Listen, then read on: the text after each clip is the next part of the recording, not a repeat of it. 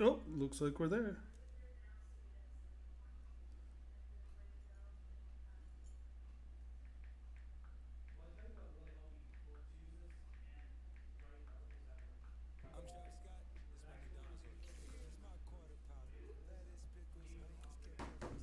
Well, I'm getting an ad.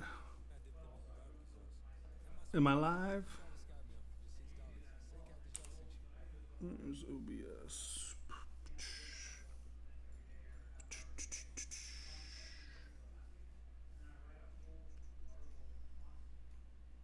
Oh, hey, hey. Sorry, guys. All right. I was having problem. OBS wasn't broadcasting. It was sending out my text signal, but it wasn't broadcasting.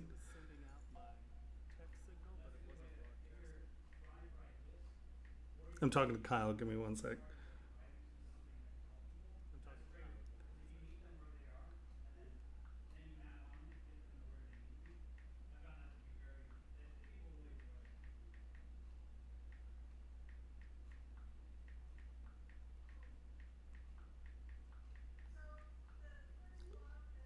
All right, Kyle. Sorry. I don't know if that was me or if it was.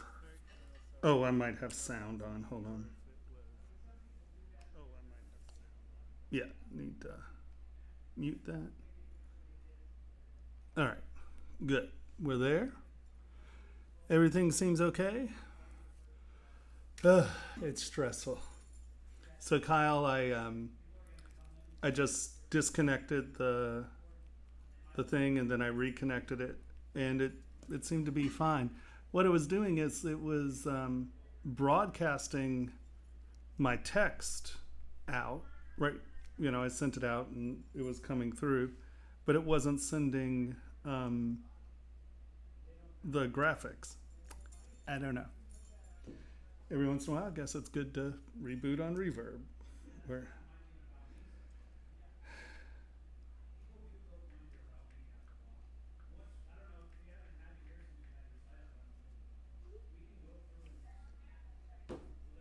so I'm a little late. Sorry, guys. Is the reverb okay now? Was that my little thingy bob? All right.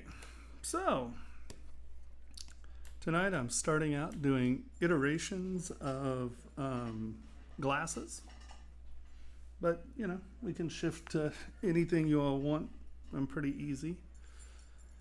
Uh, I'm doing very well. How are you doing, Saint? Or is that Street? All right.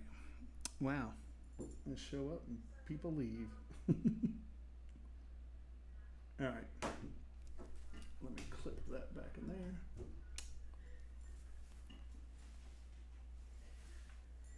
Stretch. All right. Now we're ready. My heart rate's blowing up. It stresses me out. I'm like, whoa, I'm blowing it.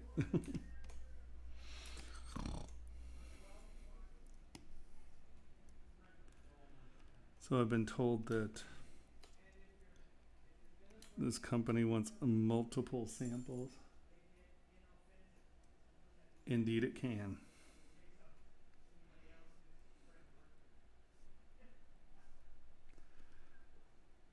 I don't know why people need more than one style to do a bid. People are weird. What do I know? What do I know? Hello, Tariq. Hello, Saeed, Rupert, Henry, Mike. How do you get proportions for the glasses? How does it fit into the frame? Well, we use these lenses, which are a standard lens for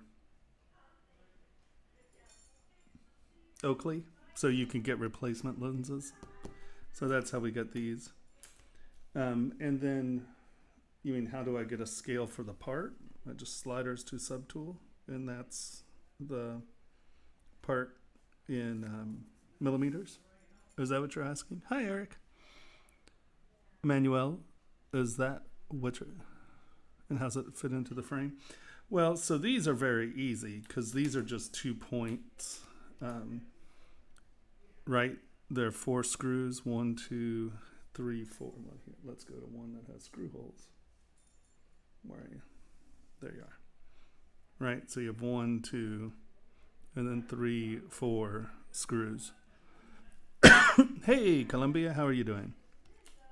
So these are very easy because I just use the lenses to Boolean cut the channels for the lenses, and then they're just mounted with 4 screws.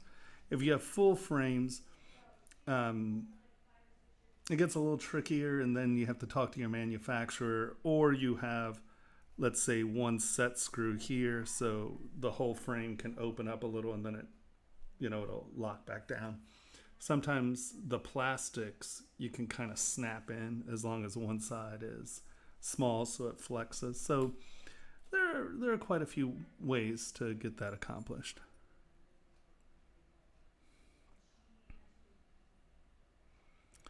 I have not plated I have not plated any of my prints. I know you can, and in fact, on Forum Labs they have an entire webinar. I'm pretty sure. I know they definitely have instructions, but they have a webinar on plating because they contacted me about it months ago, and I was like, I don't really plate. We cast, so plating's not something we wind up doing much of. But new things are happening, and I know that they're definitely looking into that. So I know they at least have one resin, if not a few resins, that are capable of plating.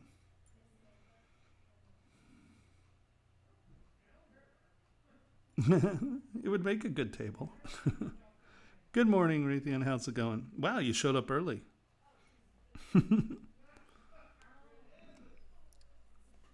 Oh, good point. I guess I can turn on Discord chat. Huh. Where's Discord? Discord.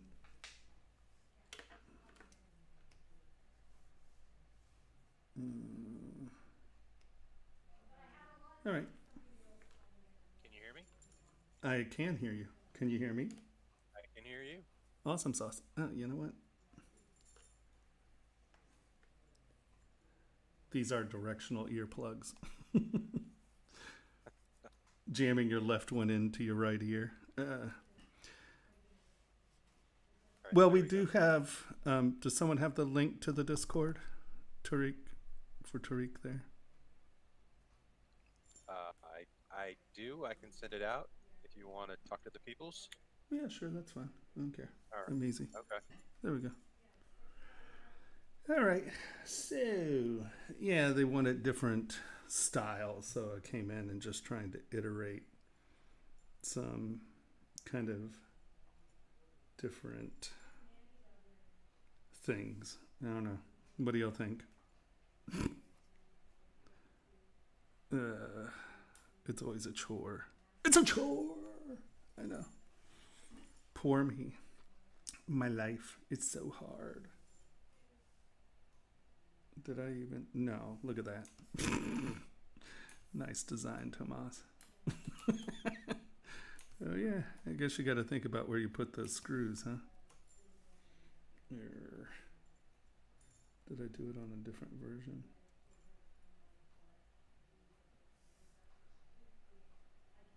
That's interesting. Those screws are bigger. I wonder if I'm just using bigger screws on this.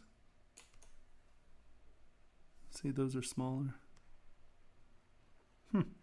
Interesting. Oh, no, those are fine. This is just cut out to cut a fat. These are designed for the one I'm using right now, so it's cutting out a core. The screws look like they're the same size, though. All right. I do not use a mouse. Who says that? No, bad. Woohoo! You go, Henry. You're going to love it. That's what this is. I mean, it works fine. I have no problems with it. That's exciting. So what I'm seeing here is I need to fuddle futz with this design because someone didn't consider the screw here. Someone's asking, do you later boolean with the glass shape and the little pieces? Yep, that's exactly what we do. So these are set up, that's why I was saying that these are set up for a different part. Here, let's come down here to those. Boop, boop. See, these were actually set up to cut like a big flat channel, and then that is the screw size.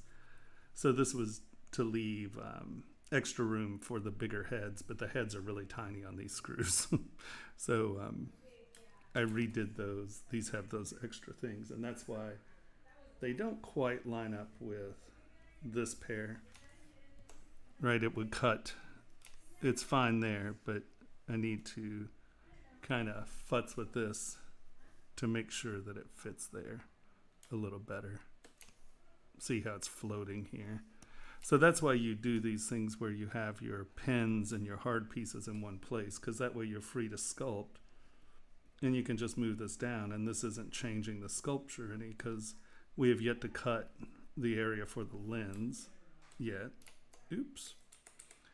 Make sure before you do this, though, that you do not have your infinite Z turned on, because that will not help your case out much. All right. Rupert Enberg is asking a little bit about your process. You work in so many there's so many points during the modeling phase. What is the best process to then move to export for printing? Oh, so yeah. So I assume when you say many points, we're talking about my model sizes that I use. I can have 50 to 100 million polys in my models. So after you have your model sorted out, actually this one has been decimated. So I would decimate it, and then, has this been decimated, or is this a... Yeah, see, this has been decimated down to 1 million polys. And so once you have it decimated down, check mesh integrity. All right, close holes. And then I'll hit, you can hit analyze because that's part of ZBrush, but also I just use the Kitco Metal plugin to test my water tightness. There we go. So I know that this is a watertight shell. And then I also know what its volume is and what its cost is in metal, right? So in silver, this part would cost me about $7 in metal, just metal. You're going to have to pay for casting and mold making and all of that. But in silver, this is a $6 part. In 22 karat gold, it's a $730 part. Big difference. Yeah, so that's sort of how I would go about getting to it. Like, you can analyze as part of ZBrush. So you can go to analyze, you select its size. It says watertight. It gives you that, and it gives you the volume. And then it gives you surface area. Surface area really isn't that big for us, but the volume is big. You push save, and this saves as a Excel file, and then you send that with them, with the model, because then if they send you parts that are like 7 inches, you're like, well, look, my model was 38 millimeters. It is watertight. This is the volume. And you can say, well, I can't fake this. So obviously any of those problems are on your side. So doing the analysis at the end and sending it with you, or sending it with the model to the manufacturers, is super helpful, because you can always say, they're like, well, you don't have scale, it's too big. You're like, no, actually, if you look right here, it's giving you the proper scale. You just don't know what you're doing. So that, or you blew it when you sent it out, but that's a whole different issue. Now you've got Tarek Morgo asking, how do you get them to exact size as you need it in ZBrush? Or I suppose I'm wondering, how do you know stuff is the exact size when you're in ZBrush? Well, once again, ZBrush has scale, right? If you come over here, and I've pulled it out to here, but if you come over here to Scale Master, excuse me. Sorry, the smoke has really thrown my allergies for a loop. So you sliders to subtool, and that tells you what the scale is right there in millimeters. See, I have it selected at millimeters. So I know that this is 38.389 millimeters. And if I need it to be thinner, you know, I just knock an edge off or remove it or whatever. But this is your scale here. And it's real. I mean, ZBrush has real scale, you know. So I just use Scale Master. I always start in scale. Like, I have a rough idea of what my sizes are, so I'm going to bring this and, you know, use a millimeter block to start out or something like that.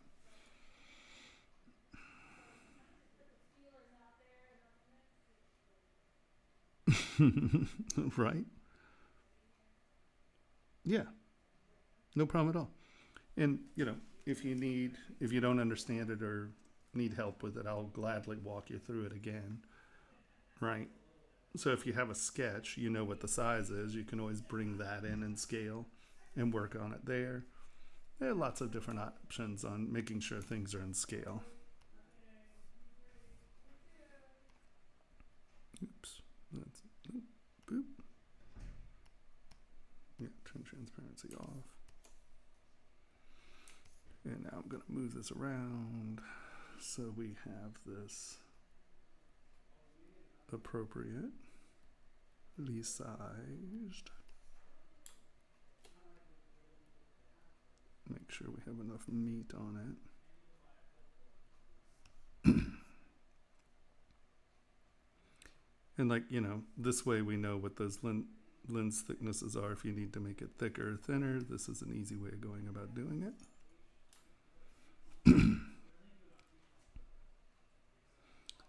Yeah, it's brutal. And we're up in Seattle, so and actually I'm about an hour and a half, 2 hours south of Seattle, depending on traffic. Well, 3 hours south of Seattle, depending on traffic. And we're getting it from Oregon coming up. But luckily we're in like this little wind channel, so it never really gets, I mean, it's much worse in Seattle than it is down here, that's for sure.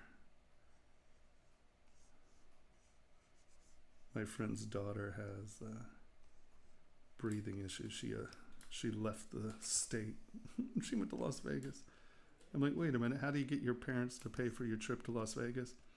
Claim asthma or air allergies. Yeah, my mom lives in Las Vegas, and she's saying they're getting it there too. Oh, really? She's not going to be happy when she gets there then, is she? All right, there we go. Was X not turned on? Nope, sure enough. So like on this is already decimated, so I really can't sculpt on it. And you've noticed I didn't have symmetry turned on, and it's missing there. But because this is the base model, and it's been decimated, it only has one shell. Mirror and weld works really well. Someone wants to know how you're going to wear test them. Print them and wear them. It's simple.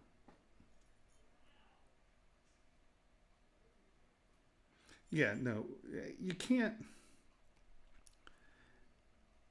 really design for hold on. It's very difficult to design for manufacturing if you don't have a printer. Because if you can't put it on your body, try it, wear it, fit it, see if it fits, does it move, you know, you're going to be really disappointed because you can go through a lot of it and figure a lot of your problems out in print, right? Yeah. It has clear resin, so just print them in clear, and I mean, it doesn't matter if it's optically clear. I'm just putting them on and seeing what they look like, you know. Yeah, right, all right.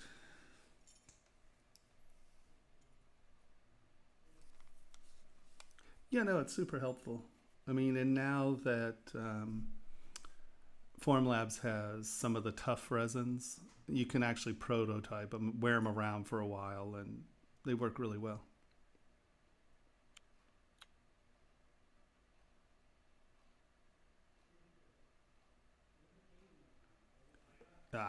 Yeah, I really want one of the big ones.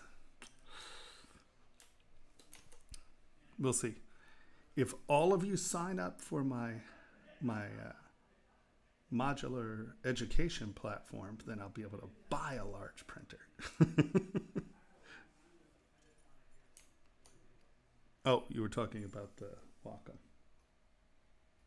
I see.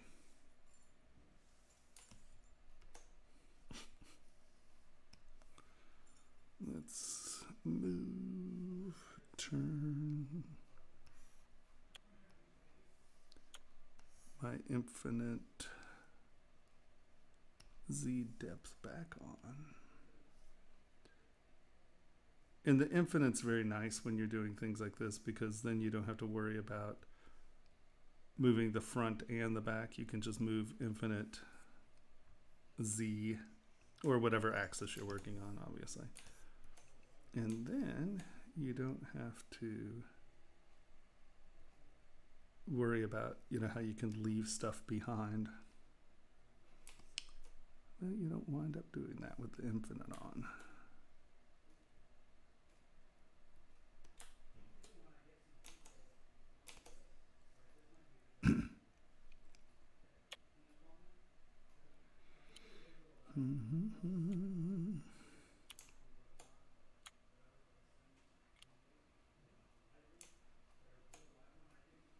Yeah. I got, Wacom makes an arm that's a lot like the Ergotron, except it's designed to hold the heavy one. I don't know if you can see that. It's super nice. Did I? Yeah, I'll unmute for a second because this is too much to type. I didn't want Wacom's arm because it only mounts via clamp to the edge of a desk instead of through a hole in the desk. Yeah, sure. Yeah, and my desk won't work with a clamp. Yeah. No, Ergotron has that mount. I think that when for my desk in Spain, I had this arm, and all we did was we went out and got a steel clip that had a hole in it, and I just drilled a hole and just dropped my thing down into it. And Jimmy rigged that bad boy. And it worked well. The one thing I will say, because I've had the Ergotrons and the Wacoms, and for the 24-inch, the Ergotron's fine. But if you get the bigger one, the Wacom definitely has a stronger spring set in it, and it deals with the heavier.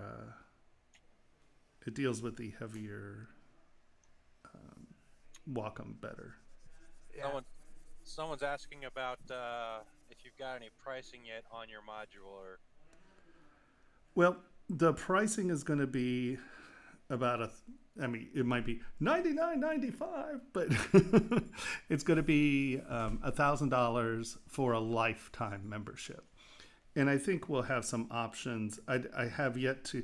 These are some of the things we're still trying to sort out, and some of the business stuff in the sense of how to be able to keep track of payments, where you can make it in 3 payments or something like that. I'm not trying to make people poor, but I think $1,000 for a lifetime membership is a pretty darn good deal, because we are going to grow this sucker into something that's actually quite interesting. We have lots of very good and interesting plans for the site. So I'm thinking $1,000 for a lifetime membership.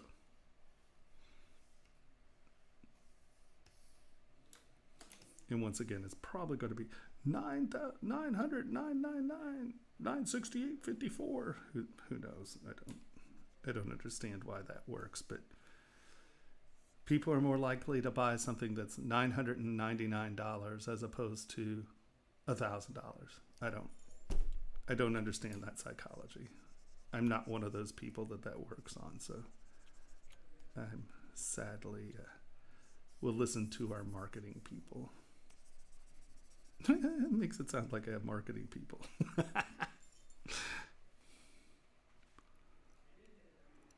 Ooh, what I see? Oh, you got a question in Spanish I have no idea about.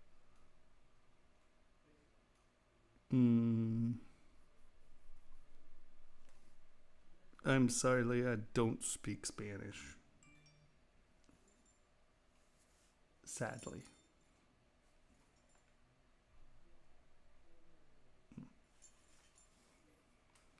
All right.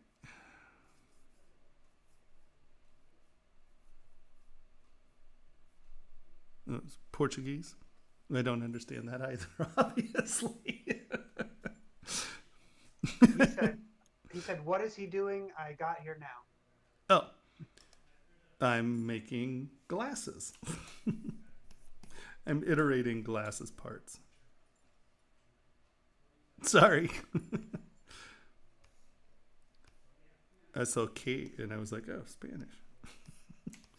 Tony would be yelling at me. My business partner is, well, he was born here, but his family is Portuguese and he speaks Portuguese and he goes to Portugal and the whole shebang. So he'd be like, Tomas, how do you not know? Because my poor brain can't spell its own name, let alone track Portuguese. That's why.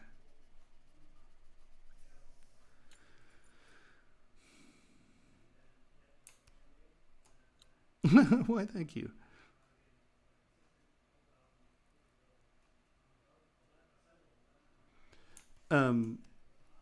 No, hopefully, I mean, so there are a few things that could keep this from happening, and some of it is just purely business. Like, can we start the site without having, the certain reselling numbers and stuff like that?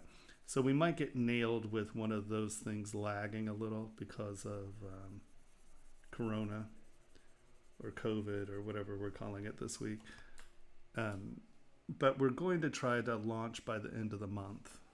That's the plan. We got a question with the glasses. Are you going to do versions with the complete rim correct in the middle and side? Yeah, we will do full frame glasses. In fact, we have a few designs for full frame glasses. It's just that it's much easier to size and sort out glasses like this, where you can change the width of the glasses by changing the width of the lens as opposed to doing it in the frame. And we just figured for a first offer, this would probably be a quicker solution to the issue. But yes, we have designs that are for full frame glasses. Yeah, there's lots of social media of my art, actually. I'll put some link. Cool.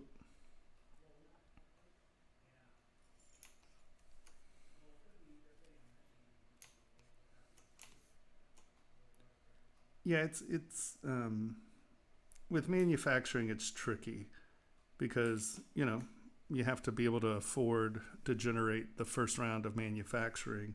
So you have pieces so people can look at them, try them on. And so often you will make decisions based on, can I afford to make a bunch of those for the testing? So that is definitely where the decision to do these multi-part pieces came from. It is definitely a cost benefit issue of being able to afford our initial sampling.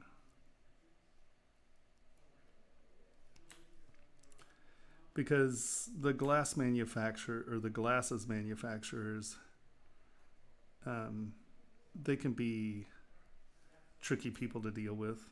They like to do things their own way, and sadly, I like people to do things the way I want them done. And so there's always conflict because no one ever wants to take the time and energy to do stuff really nice and affordably. It's like, because they have to change a process often, like a finishing process or something, often you get hammered. They'll charge you a lot of money to change one of their processes, like their finishing and stuff like that. Because most of the time my stuff needs, well, it's not really special finishing. You just can't run it through standard mass finishing because you'll polish off all my surfaces and you won't get nice detail. And sadly, detail is something I'm kind of fastidious about. So that's always my conflict with manufacturers, is that, well, for the most part, they're lazy. And I get it. I mean, who wants to rebuild their shop every time they try to make something new? But at the same time, some of them have become extremely lazy, where they look at it and they have to do something that's even a little different from what they do. And they're like, nah, we don't want to do that. And you're like, well, come on. So it's a constant fight with manufacturers to get them to do what you want them to do. Yay. Hey, Tony. Oh my God, you sculpted for Jurassic Park? Yeah, for a couple of them. Someone's asking about Jurassic Park. Oh, they're just saying, oh my God. Yes, I did. 2 of them, in fact. Hey, Tony. Yeah, I'm glad to see. I got to go. Actually, you missed it. We had someone speaking Portuguese, and I thought it was Spanish, and they were like, no, it's Portuguese. And I was like, oh, I'm lucky my business partner's not here because he'd call me dumb. So now. Someone's asking, is polishing and or other parts of casting going to be part of the program? Oh, yeah, of course. Yeah. And what's really nice, I mean, so, okay, I'm going to be deadly honest with you. We're going to have at the beginning, enough there where you're going to get your $1,000 worth without a doubt. But it's going, like by the end of the first year, it's going to have a vast amount of information. Like we're going to have Tony do some videos about casting. We have world famous stone setters who we're going to do videos about what you should do for stone setting. How should you prepare things for stone setting? How do you prepare things for casting? Here are a bunch of different kinds of casting and things you need to. So it's going to turn into a very large library of information. And sadly, the process that I was doing my original videos in, I've changed pretty dramatically. And we have a new partner who he made a bunch of videos, educational videos, and he made us look at kind of how we were doing things. So I've thrown away a lot of work to make sure that it's right and easy to use. But we're definitely on the right track now. And I just think that I want to get people in and going. And then with people there and starting to use it and starting to work on it and, getting in and just being able to get in and work, one, that gives us money that we can really dedicate to only doing the education videos because, for the last few years, I've had to work and do that. And I'm pretty myopic. I don't multitask very well at all. Now Tony's going to make another time. Good night, Leia. Hey, someone new Blaine. So, over the first year, the what's offered is going to grow dramatically. But we got to start somewhere. And instead of, if we wait until we get everything we want in, I'll never launch. So it's already been a few years where I've been trying to get things to work and try to get things sorted out and and it's just finally like, all right, you know what, we just need to launch something. And when I say that, it's not like, oh, it's, you know, a half-ass something. It's just I'd rather get it up and going and get people in there and get people excited and start to get the community up. Because also, as soon as I have more students, we can start to leverage them to get like discounts on printers and stuff like that. Because the more people we have within the community, I can leverage that community to get things for them. And yeah, so it's time to just start and get this thing up and going for sure. Farzi's asking, how can I learn the terms in ZBrush / marmoset / blackout and or VDM double action? Yeah, I have no idea how to learn all those different terms. I mean, really, it just comes down to get in there and use them. You know, I'm sure all of them have user manuals that have glossaries if you're looking just about specific terminology. But the real key is just getting in, digging in, and starting to acclimate yourself to the verbiage and vernacular that each of those programs use. Some of those programs are big and complicated, so I imagine your terminology learning is going to be, you know, a fairly steep curve at that point. But I don't know. I use ZBrush and I still don't call things correctly. So yeah, just make cool work. That's the key. Who cares what you call the stuff? And you've got someone asking, do you work mostly in orthographic view? This isn't really orthographic view, is it? I mean, I guess. Yeah, this is the. So like you can, I mean, you snap to view, so that's left, right, top, front.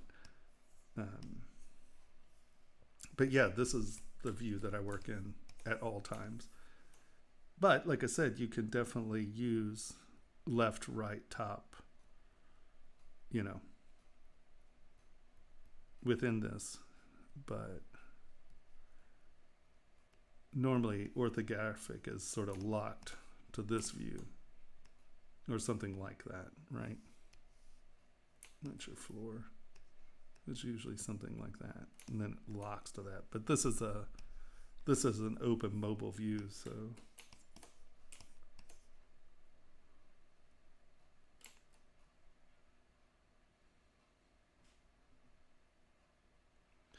I would say that I think you could probably just Google it, you know, just, you know, Cinema 4D terms and uses, you know. I know that it's just a glossary. You're just looking for a glossary of terms. Michael Pavlovich might be able to help that too. Just watch him.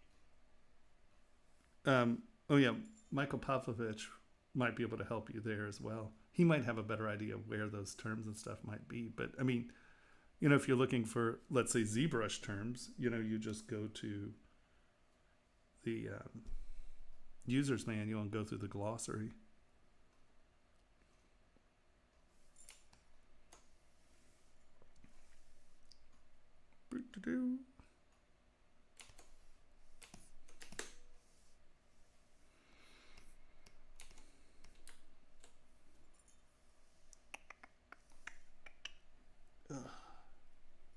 My back is all cranky today. I must have slept oddly on my back. At least it's not exploding today. Man, it sucks when your back goes out. That is not fun at all. Just say no to back blowouts. No. Oops, that's not clay tubes. No, actually, I'm feeling okay now. I mean, I'm still stiff, but I'm not. I can't. Let's put it this way: I don't need to drag Brandon around for me to be able to get my computer out of the car. The joys of trying to get stuff out of the car when your back is torqued.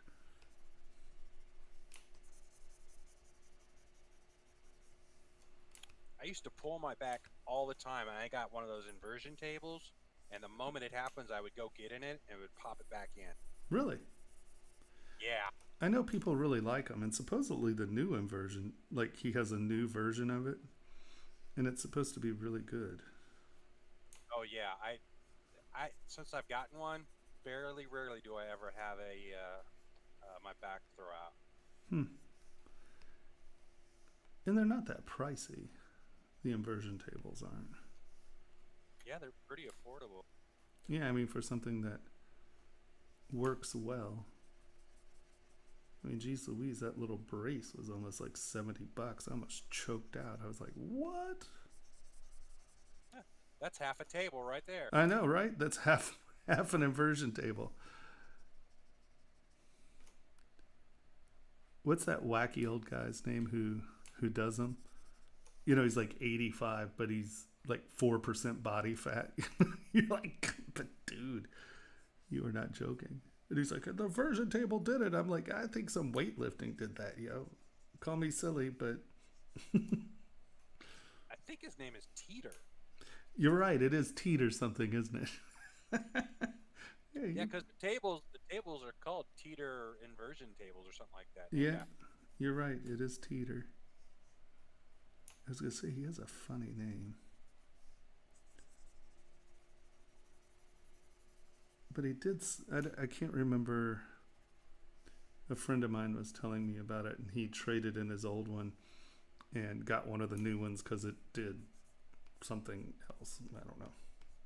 He was like, oh, if I'd only known, I just gave mine away. Yeah, the old ones used to be just a slab, and then your feet lock in and you teeter, and the new ones are kind of like this form, like your chair forms around you, so it keeps you more in place. So when you teeter, you don't like slide all over the place. It keeps you more in. Nice. It locks you in.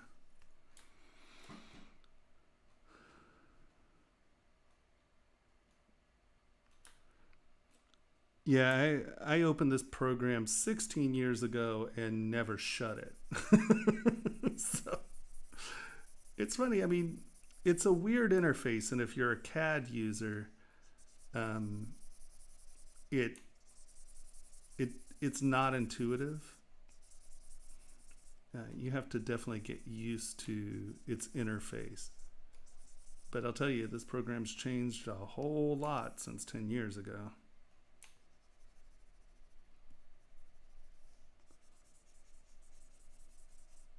Changed much for the better in 10 years. That is for sure. It is a weird interface. It's a little bizarre. I think that the interface is the one thing that gets in people's way when they're trying to learn ZBrush, because it's weird. It's just a strange interface. And a lot of that has to do with, it has a lot of stuff that's a legacy that like people just, I mean, you never use them anymore, you know? But he keeps them in there because there are 5 or 10 people on the planet who still use it that way. And he's not going to they're not going to design it where you can't use it as you originally did. So, there's some good to that. But at the same time, it turns into a weird interface. You've got someone asking, what is the on/off button? Where's on, off? You mean, where do you see anything that's on and off? I'm trying to look at my interface. Can you tell me where the on and off button is? It's probably Lazy Nizumi. Oh, you mean this button right here? Yeah, that's Lazy Nizumi. This is a plug-in. It's not actually part of the menu. I made a space for it because I use it. It's a program called Lazy Nizumi Pro, and it sets up guides. So you can see that You can hold down Control, move this ellipse someplace, and then I can draw a circle on the surface. Or, you know, it has all kinds of things. It does, you know, isotropic. It does fisheye perspective, right? It does forced perspective, so you can set your perspective points. Spirals, French curves, yeah, all kinds of stuff. It's a beautiful plugin. Yeah, no, it is the Photoshop plugin. And what's funny is that it can be used with basically anything. I mean, that's what makes it great, is that as long as it'll snap onto the window, it'll lock on to pretty much any program. So you can use it for all kinds of stuff. It's a super great program. Have you spoken to them about getting commission for sales? I haven't spoken to them about getting commissions, but I have discussed him where I might be able to buy like 100 seats. Because what I want to do is I want to make sure that it comes with my my class. It might be that there's just a code, you know, where you can get it at a really good discount. I have a few people. There are a few tools that I'm working on getting good deals for. Like, I was talking to Pablo about getting his clay brush set, and he was like, well, I'll just give them a great deal on the brushes. So yeah, I've been discussing that with people. You've got someone asking, is there a page where you might have some more information about the course? I posted your ZBrush, or your normal class, and then the Kajabi. Yeah, if you Google ZBrush Jewelry Workshop, because once again, I think the Kajabi link might change.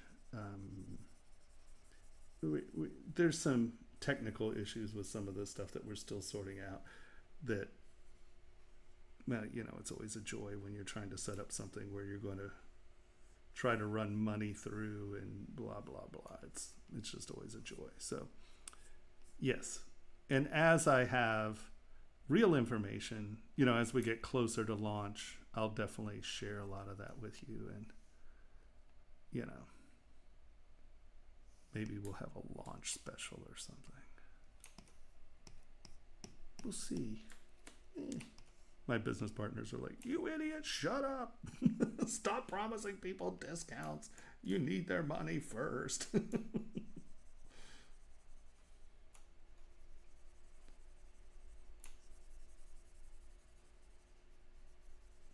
You know, I have high hopes. I think that it'll do well because we're going to be offering quite a bit of stuff that really no one else out there is doing, but you just never know.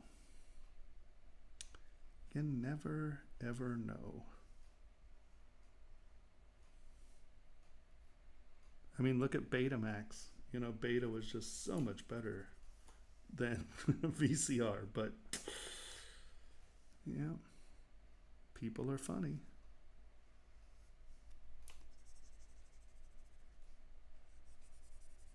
Yeah, and smaller. I know, right? Room. Yeah.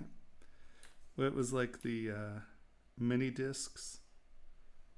Sony really had the mini discs, which were awesome. I had a mini disc recorder and I had my little mini disc set up. It, you know, in the States, the mini discs never hit it off either.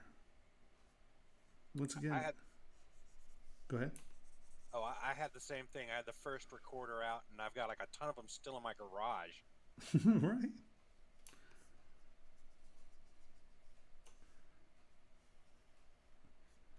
Yeah, they were awesome. Yeah, I was really sad they didn't take off. I know, they were awesome.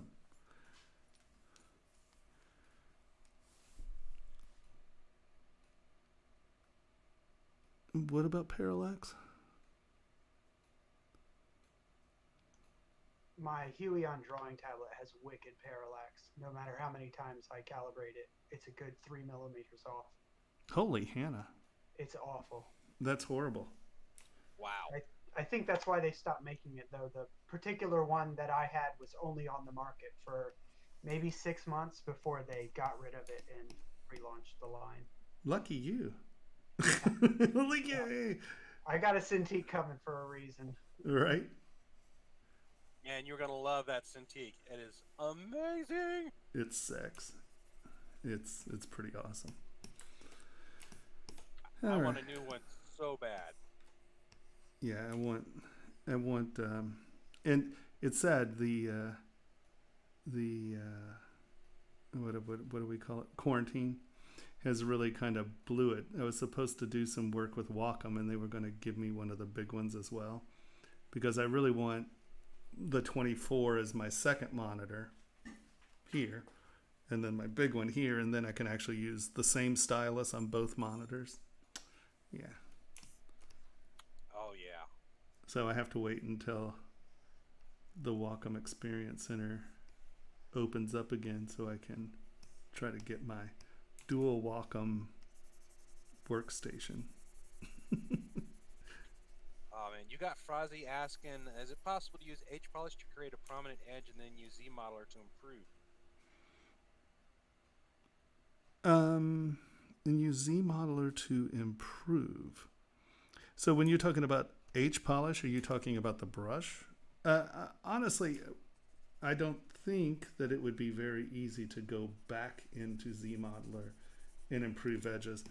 I mean, SK Trim Polish works perfectly good to get hard edges. I mean, you come in and it'll give you a good polish. There's a dent in my model there. That's weird. It's been bothering me all night. Someone's asking, do you use Ringmaster for base mesh? I do. I actually generated one of each of their models and created ZTLs. So I can just import the pieces as ZTLs. But that's just a workflow thing. And it's now actually called Ring Utility, I think. What's it called now? Yeah, I think that's it. Ring Utility, yeah.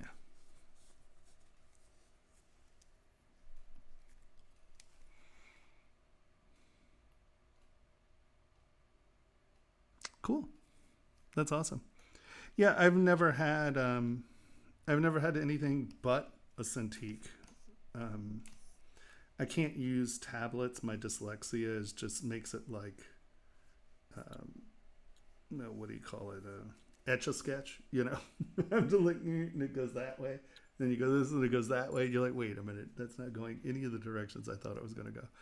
So I kind of had to, once I saw a Cintiq, I was like, okay, I got to own one of those. And I actually bought a Cintiq before I really had a computer to use it on. I was just like, nope, I'm going to use one of those one day. And what do you know? I did. And I understand the Huons are nice. I know they don't have the pressure sensitivity that the Wacoms do. But unless you're really persnickety like me, a lot of people don't even notice. I do. I'm really kind of weird about it. But and I was confronted at a trade show where they were like, "You're just making that up." And I did things and I showed them the difference and I was like, "Do that." And they were like, "Oh." So, but I mean, once again, I'm sure it's a perfectly good machine.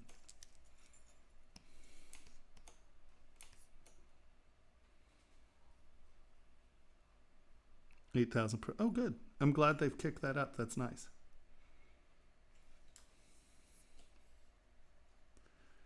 Because I think for ZBrush that's important.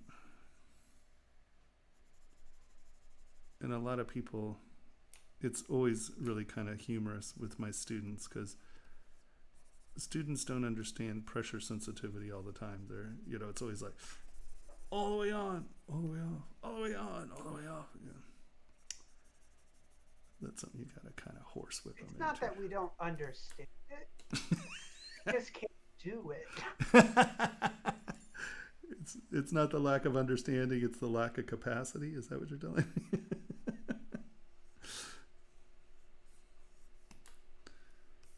That's funny. Yeah, see, I got a 27 UX. It's like 7 years or more old, so my screen doesn't have that texture that you guys do. No. So I don't go through the nibs as fast as you guys do. Yeah, I know. Actually, that is one thing that I will admit that was nice about the UX. Is the texture was nice. But what in the hajibis is going on there?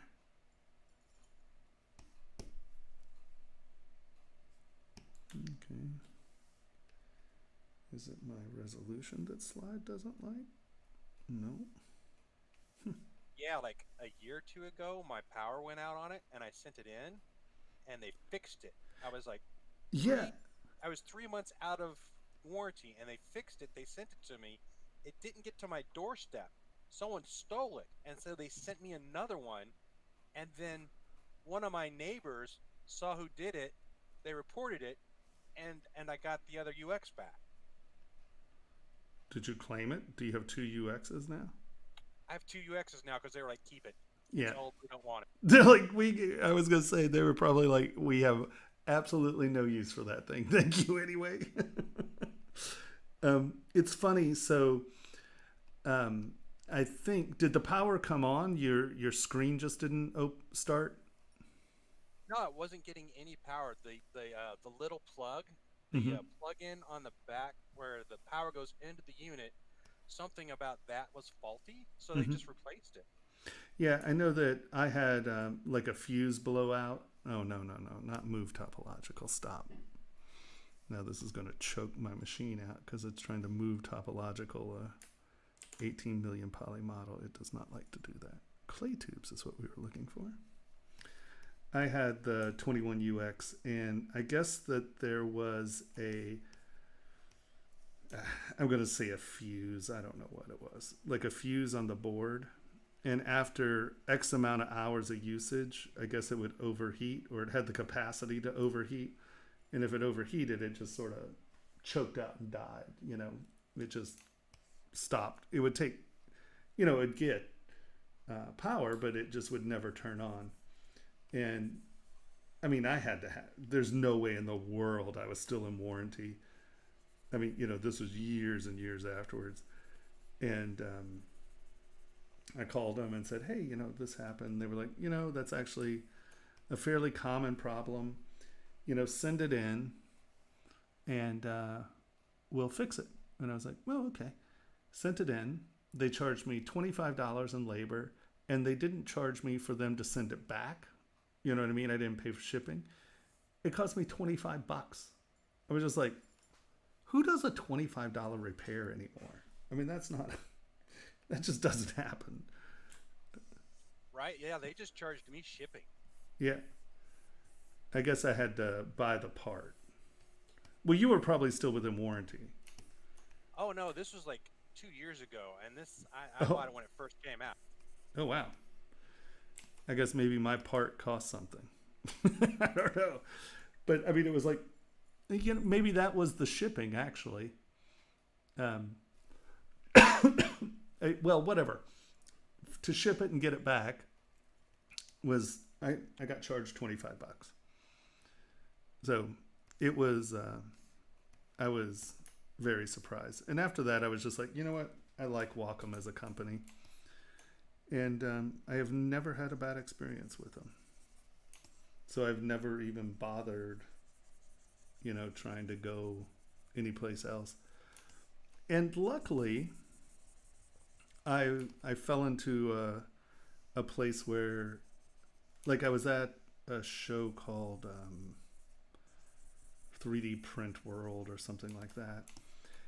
And they asked if I would demo for them at a trade show. And so I went to a trade show and just sat there with the computer and, showed people stuff. And they gave me a new Cintiq. And then, they gave me the Mobile Studio Pro. And then I needed a new Mobile Studio Pro, and they sent me a new Mobile Studio Pro.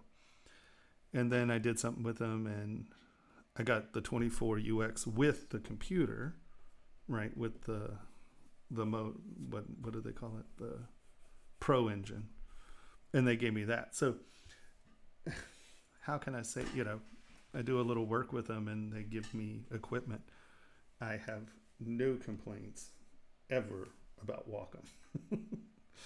And they're just a genuinely nice company. I don't know if people have had bad experiences. I'm sure somebody's had bad experiences with them because, let's face it, everybody has a bad experience with someone sometime. But I've never, ever, ever had a bad experience with them. Yeah, neither have I. I'm sorry, mine is a 24 HD. That's right. Oh. But still, it's way out of date. Yeah. I had a UX, 21 UX. I think Tony still has his 21 UX. They're all nice. Well, that thing's just a piece. I don't even think they make drivers for it anymore. Yeah, they don't. Yeah, is that what it was? But it's still a lovely piece of history. Yeah, I use it as a monitor. Yeah.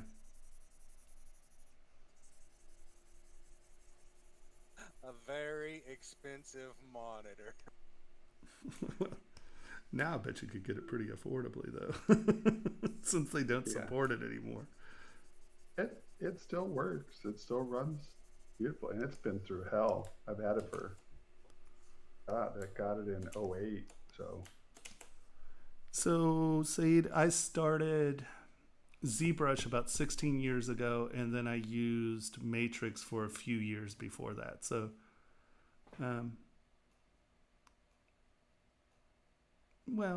since 2003, maybe, something like that. So, a few years. One or two.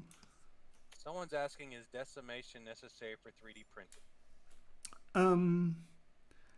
Well, no. You could decimate it, or you could just have very low poly models. But it is the most effective way of taking high poly models and turning them into printable models. Let's say you decimated a model, or Dynameshed a model down to 1 million polys. That'll print fine, as long as it's, watertight and such. But decimation just allows you to do a few other things that are very nice. It allows you to get the models very small. And I tend to like to send the smallest model I can out, because you never know. Some people are running their printers on telephones, they're like, I can't open this model. Literally, I got a text from someone saying, you need to make that model smaller because we can't open it. And I'm like, how can you not? In fact, you have already opened it and printed. So decimation allows you to get very nice. Your resolution stays better with decimation.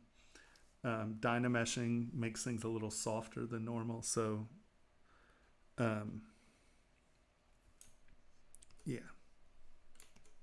I would suggest decimating. Someone's asking, how many years of experience you have in the 3D industry? Yeah, and that's what we were talking about just a second ago. All right, I read out of the line. Sorry. Yeah, I see how you are.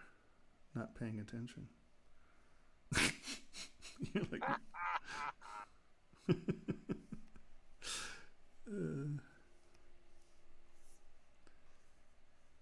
if anyone would like to join us on Discord chat, someone throw that back up there. In case someone wants to ask a question. Got it. There you Yeah.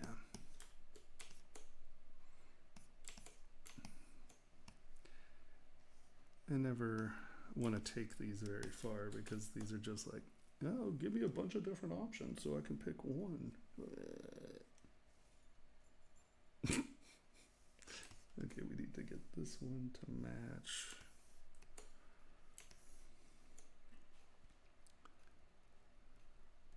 yeah, if you haven't noticed, I feel very joyful about making people 1,000 options for them to pick one.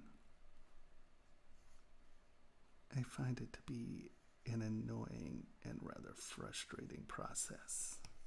So does it preserve the details with low amounts of polygons? Someone is asking. Yes, that's exactly what Dynamesh does. Or I mean, Jesus, that's exactly what decimation does. Hold on, let's see if we have something here that I can show you. Here you go. So this model has been decimated. And I probably sculpted this in the maybe 12 to 18 million polys is where I sculpted this at. And then you can see that we decimated this down to 1 million. And, you know, we're getting a little, you know, tessellation here. But I mean, you know, that's less than 0.5 mil. That's going to be polished off anyway. It still retains a ton of surface texture. So that's 1 million polys, right? And then this one I'm working on right now, oh, you know, this one is 18 million polys. This one is 18 million polys. So chances are this one was at about 18 million polys as well when I was working on it. So I went from this to this, and you can see I moved this around, so that's what caused that stretching there. But you can see, honestly, it retains a lot of detail, you know, and it's 1/18 the size. Now, you're not going to sculpt on this. Well, you can, but that's a whole different process. Yeah. Does that make sense?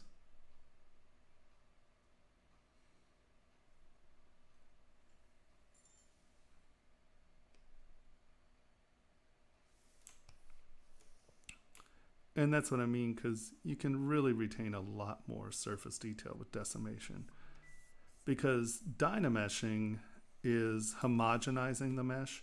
It's going to try to make it a nice, even mesh, where decimation is going to try to put geometry where it is needed to retain more detail. So let's look at the back of this, right?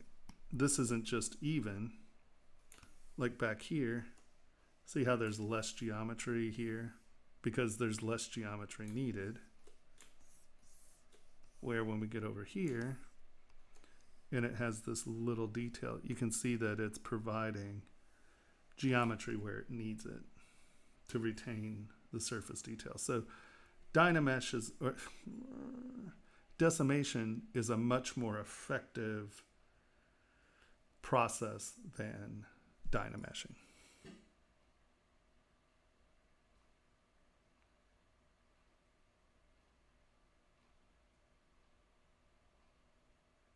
Yes, that is also a very good. It's a very. Yeah, here. So hold on. Let's just. Let's go to which one of these has the most surface detail.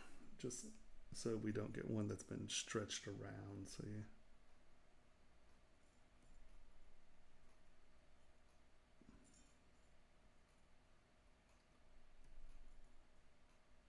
Okay, let's take this guy.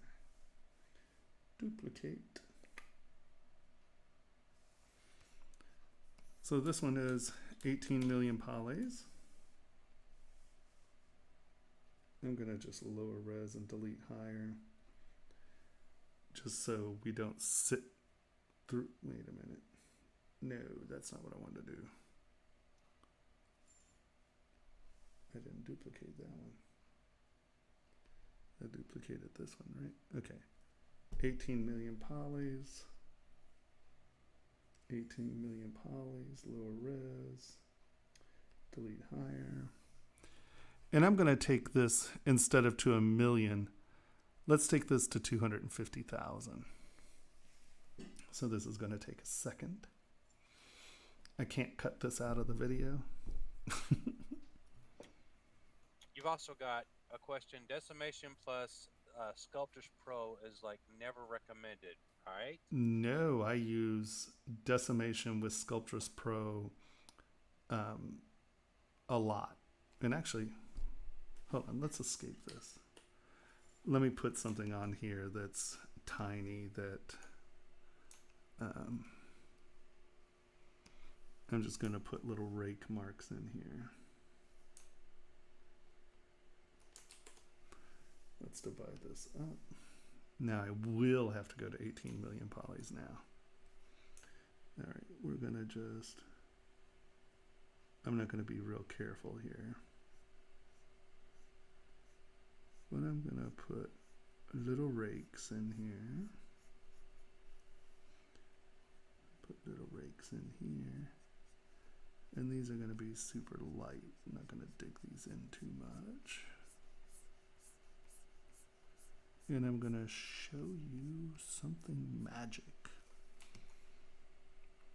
All right, that looks good. See how fine a detail that is? That's super tiny. In here, let's use this, and I'll give you another little tiny texture.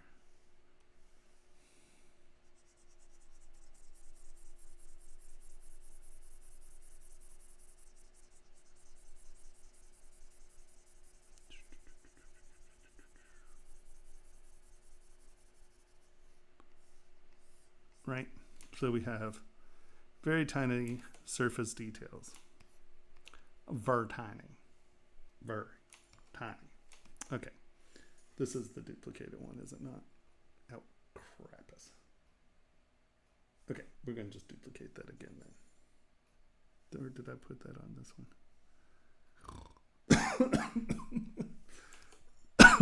No, this is my model with its history. This is the one I do not want to touch. This is the new one. Hide that. So 18 million. We have a bunch of different textures on this that are very fine. We're going to take this model. No. We're going to duplicate this model. Boop. We are then going to go decimate. So we're going from 18 million polys to 250,000, right? It's a very dramatic difference. So, boop. Am I doing it to the right one? I am. All right. So now we're going to wait a minute.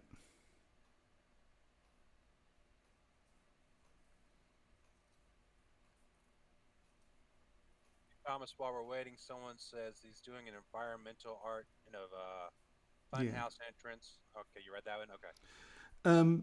Yeah, so, I mean, do some psychotropes. I'm sure, like, did you just, like, Google, like, clown laughing or open mouth laughing clown and see if you can find something that's not, like, just do a Google search on, like, actual clown faces and see if you can find one that's interesting. And, you know, I would probably do it that way. I, on the other hand, have a very twisted mind, and I would probably just sit down and make something weird. But I'm old, and I've done a lot of things to make my mind weird. So weird isn't something I struggle with. I'm pretty good at weird.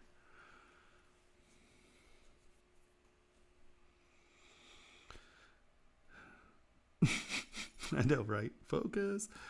You struggle with normal. Yes, I struggle with normal. Weird is very easy. How do you get the middle piece of the sunglasses to be to scale on the face? Well, we took measurements from a number of sunglasses or glasses that are built like this. So we had a basic idea of what the general size was, and then I just built to that scale. I do use transpose with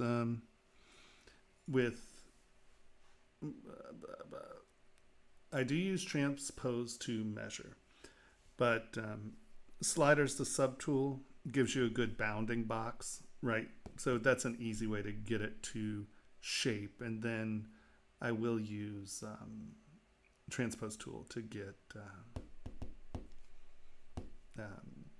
like if I need to know what, like let's say I know that this needs to be 2 millimeters, I will then come in with transpose tool to do that. Yes.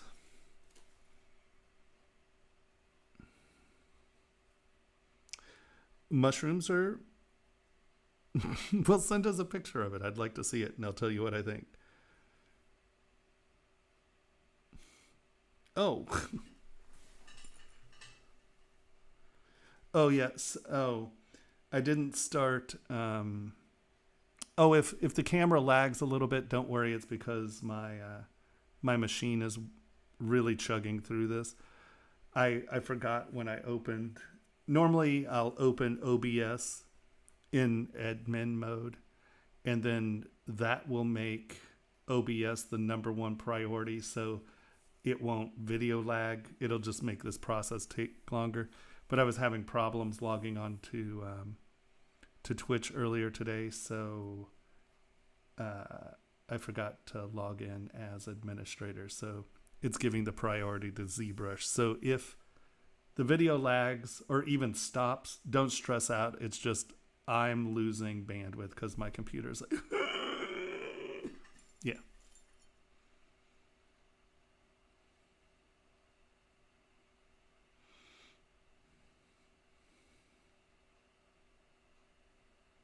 Can you all still hear me though? Yeah, they can hear you. Okay. Sorry about the video lag. I'm taking a 18 million poly model down to 250,000, so it's thinking. Oh. It's so funny. I've been recording videos, and for the education platform, and I have a very nice mic at home.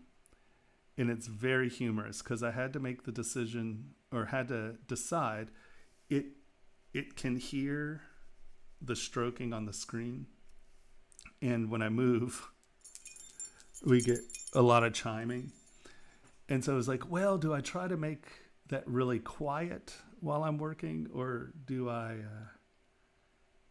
leave that stuff in there? Yeah, you're all getting videos with ear chiming.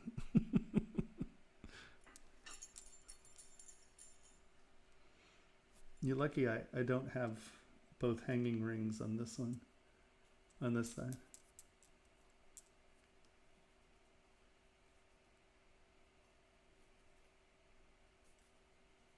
What?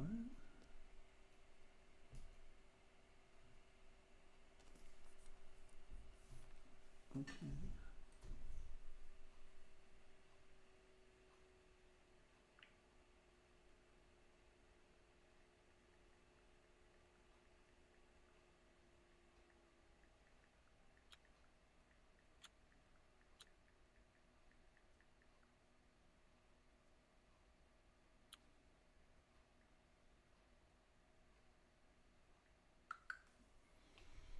All right. Oh boy.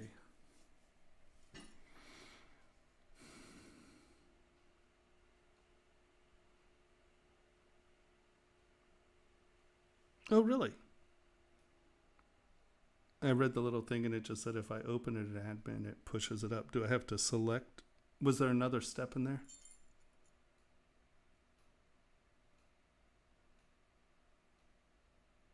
Hey, Rupert.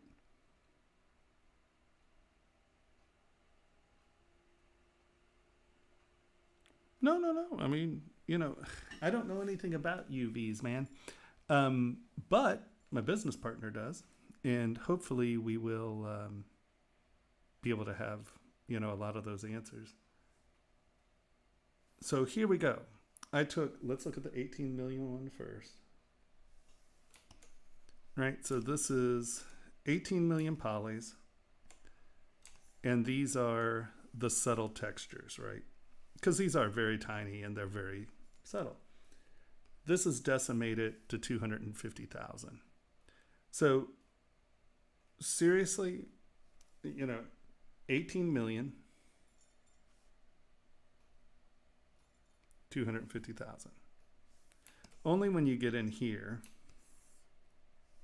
can you really see the difference? Right? You can see even at 18 million, this is so small that you're not really getting super clear textures, you know. Let's look at this again.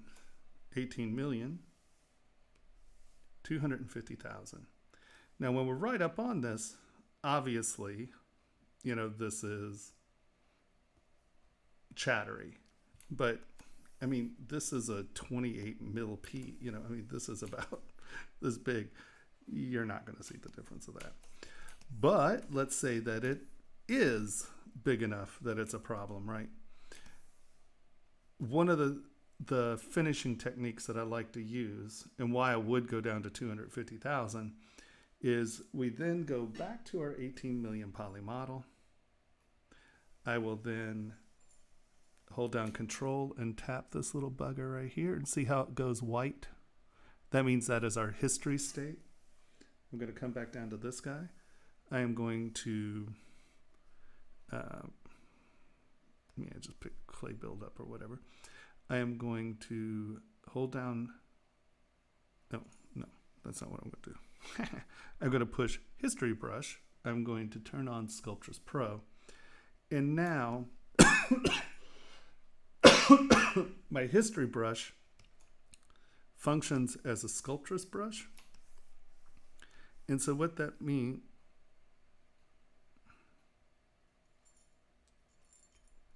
symmetry's on. It won't work with symmetry. You have to do it by hand in both directions. So what this allows me to do is come in, and with history, with Sculptress Pro, you can see that I'm sculptressing it back towards the original geometry. And it's like, okay, well, I need a little more. I'm just going to make my brush smaller, and I can brush it in, and I can get that accurate geometry by just brushing in extra geometry. And you can see that it's adding the geo where I brush it on. And so if it's very important that this is going to be seen and we need it to be sharp, it's simple enough to just come in and apply the original texture back to it. And I have the Z intensity set at 13. Let's kick this up to 100.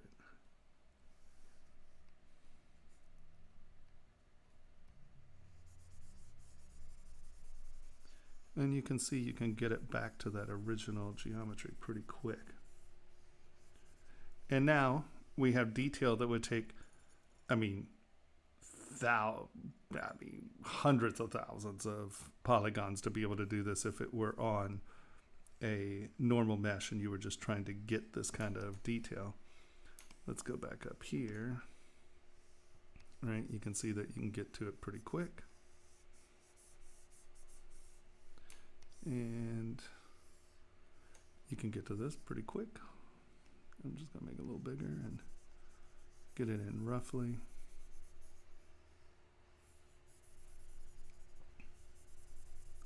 So Sculptress Pro with history and post-decimated models work really well together. The other kind of cool thing is, right, I was pretty not very picky, and I stroked up on this, and I'm like, oh God, I really want that clean. Well, I actually have a version of this model that doesn't have the hash marks. You can come here. I'm going to hold down Control. I'm going to tap that. So now this is the history state, and I can come back here, and I can just, I have to turn symmetry off. Nope, wrong one. One sec.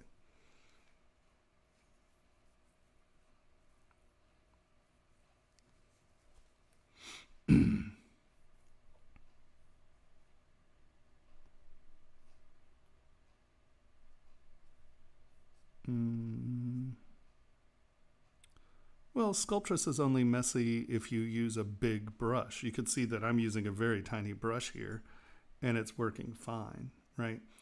Remember, Sculptress changes. Okay, hold on. Let's go to this guy, right? So we made the one that has no texture, right? Our history position. We're going to come back down to the guy. And now I can use this to clean up these edges because I have the one that doesn't have the hacked out edges, right? Someone's asking, which do you use more, history recall or morph target? Now I use history more than morph target, for sure. Because it allows me to hop around to very specific places, right? You can see that I can just come in and touch these up. And I have now chosen basically two different morph targets, right? Because we were kind of going to the one that had no texture, or the one that had texture, and then I can just hop over to the one that has texture and come back in and clean these surfaces up that way. Does that make sense?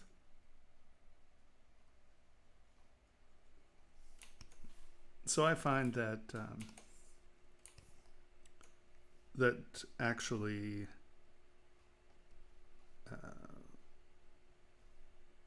decimation and the history brushes work very well together. And see, now we have clean, sharp detail. The texture is only where I wanted it. You have a lot more control here.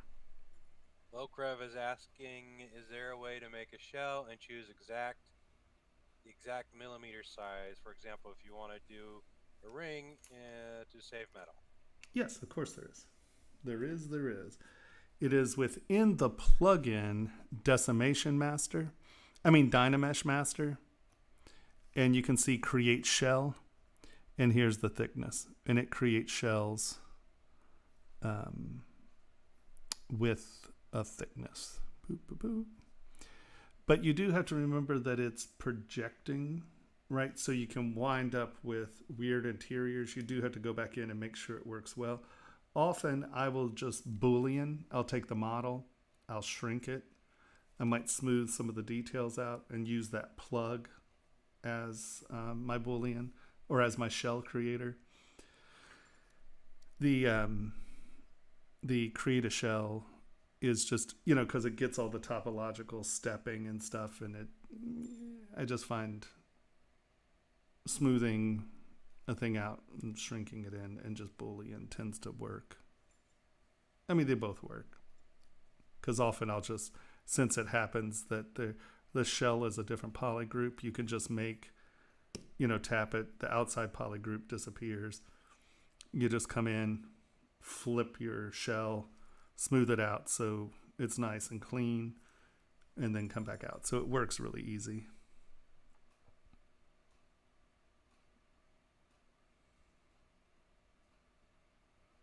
Oh no, you definitely have to, it has to have an opening somewhere, and then you just use the cutout, you put it back in and solder that in, and then it's a hollow shell.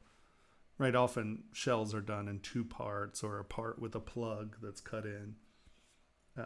No, you can't cast a shell that doesn't have a hole in it.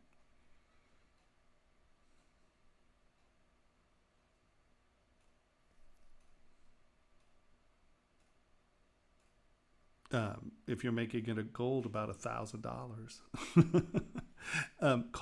Metal costs is usually why people hollow things out, because gold is dramatically more expensive than a lot of things, and right now gold is insanely expensive.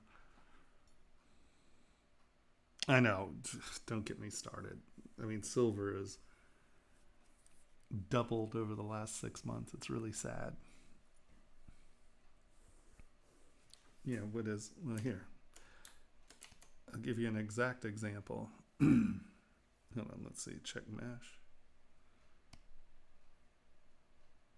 Fix mesh. Close holes.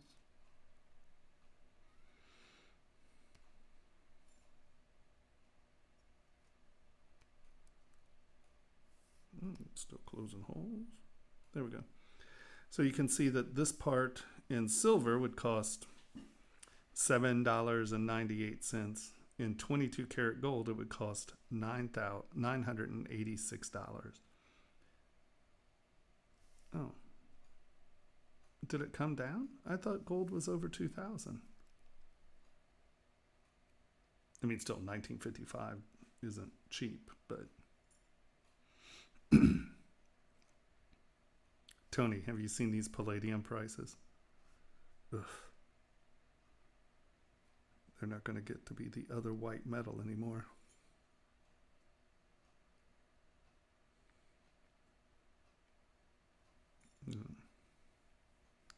They shifted a little. They got 948, 2710, and 1955. And this should be spot quoting.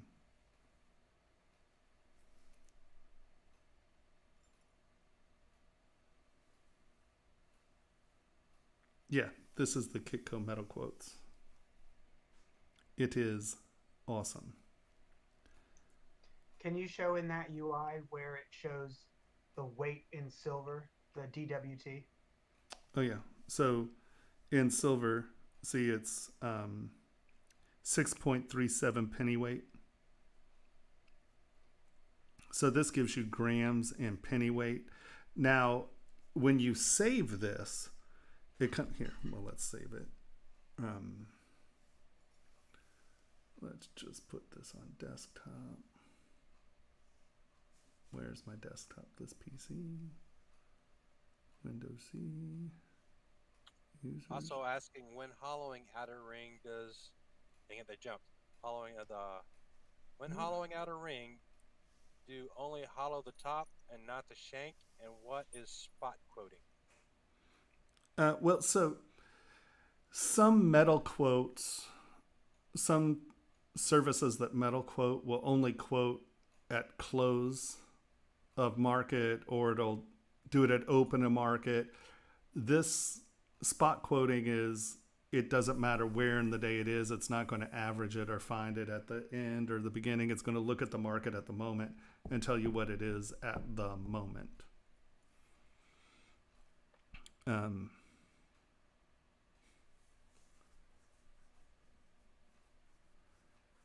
Yeah, about 7 years ago, they were really pushing palladium, and it was cheap. It was half what it is now, easily. They were trying to take over the other white metal role. I tarnished all my palladium pieces, and they hated me. All right. It was about 700 an ounce when we were doing that. Yeah, it was about 700 an ounce. Man, they gave a lot of palladium away during that competition.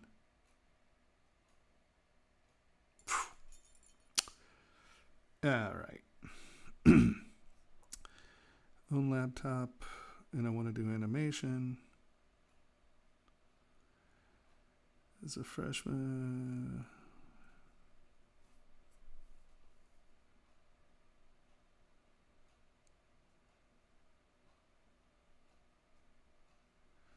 Well, I mean, if you're doing animation,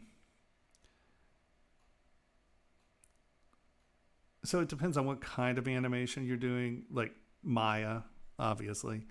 And then a lot of people are using Cinema 4D now, and people use, well, that's for games. 3D Studio Max, a lot of people use for games. You know, I don't really animate. I'm actually making physical objects. But I would say that, because there's so many weird little animation programs now that people can use to do specific kinds of animation. But Maya's the daddy of it all. Yeah, I mean, it completely, see, it's tricky because it completely depends on what you want to do. You know, do you want to make your own films? Do you want to work for a studio? Do you know, and I'm not the best person to ask that question. We might have someone in chat right now who could help more, right? I mean, I know everyone I know uses Maya.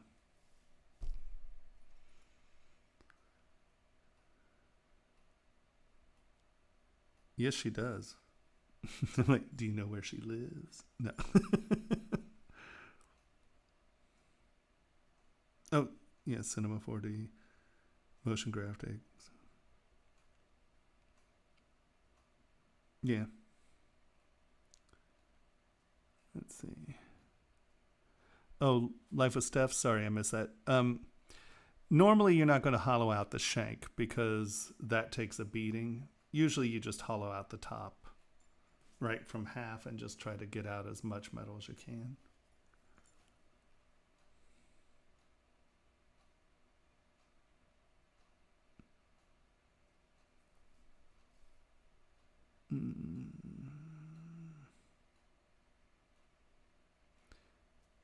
I hope that helps a little. I mean, I'm a manufacturer, so I have lots of other issues than animating.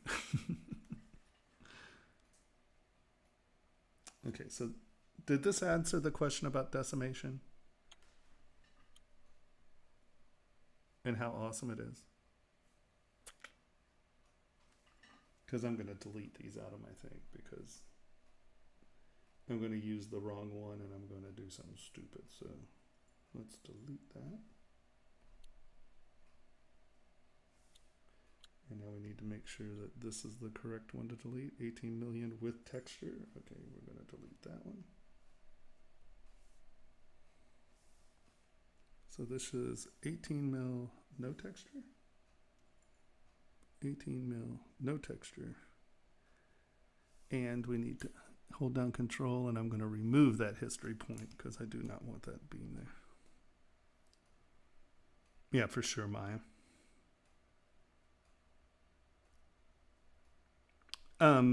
So Much Monsters is Joe, and he is absolute awesome sauce. He's mostly doing game stuff, I think, though, like game assets. I could be wrong. He might be doing some animation stuff as well. But I think he does a lot of stuff with gaming assets. I know that he does a plugin that is for going to Unreal Engine, something like that. And then he also has a whole thing about making character skins for Dota. He's super cool. He's a good friend. He's nice. I like him. And his So Much ZBrush plugin. Ta-da! So Much ZBrush is an incredibly useful tool. I use it a lot. It's good stuff.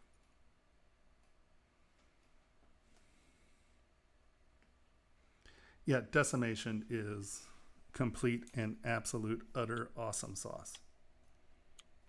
Okay.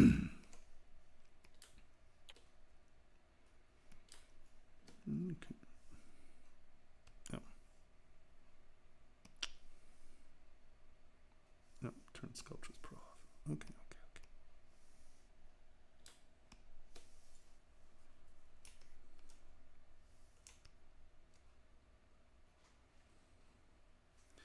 Yeah, Maya is the, if you're trying to do animation like Pixar kind of stuff, that is Maya. I'm sure they use other things as well. I don't know. That's one I can't speak to too well. I can call a friend and see what he has to say. He worked at Pixar. Someone's asking, did you see Blender 2.9 feature? No. I don't use Blender. I don't know anything about it. I've opened it once, maybe twice. It's not something I use. I mean, from what I understand, this last update has really made it a more powerful tool. But, I mean, Maya's a powerful tool as well, and I don't use it. ZBrush is my tool of preference, and I don't really see, I'm not going to learn another program that does what, ZBrush does. It's just not worth it to me. I'm way too busy to be learning 15 programs. I can't do it. I can barely. It's taken me 16 years to get to this place in ZBrush. I don't think I'm ready to start another program. That's a frightening thought.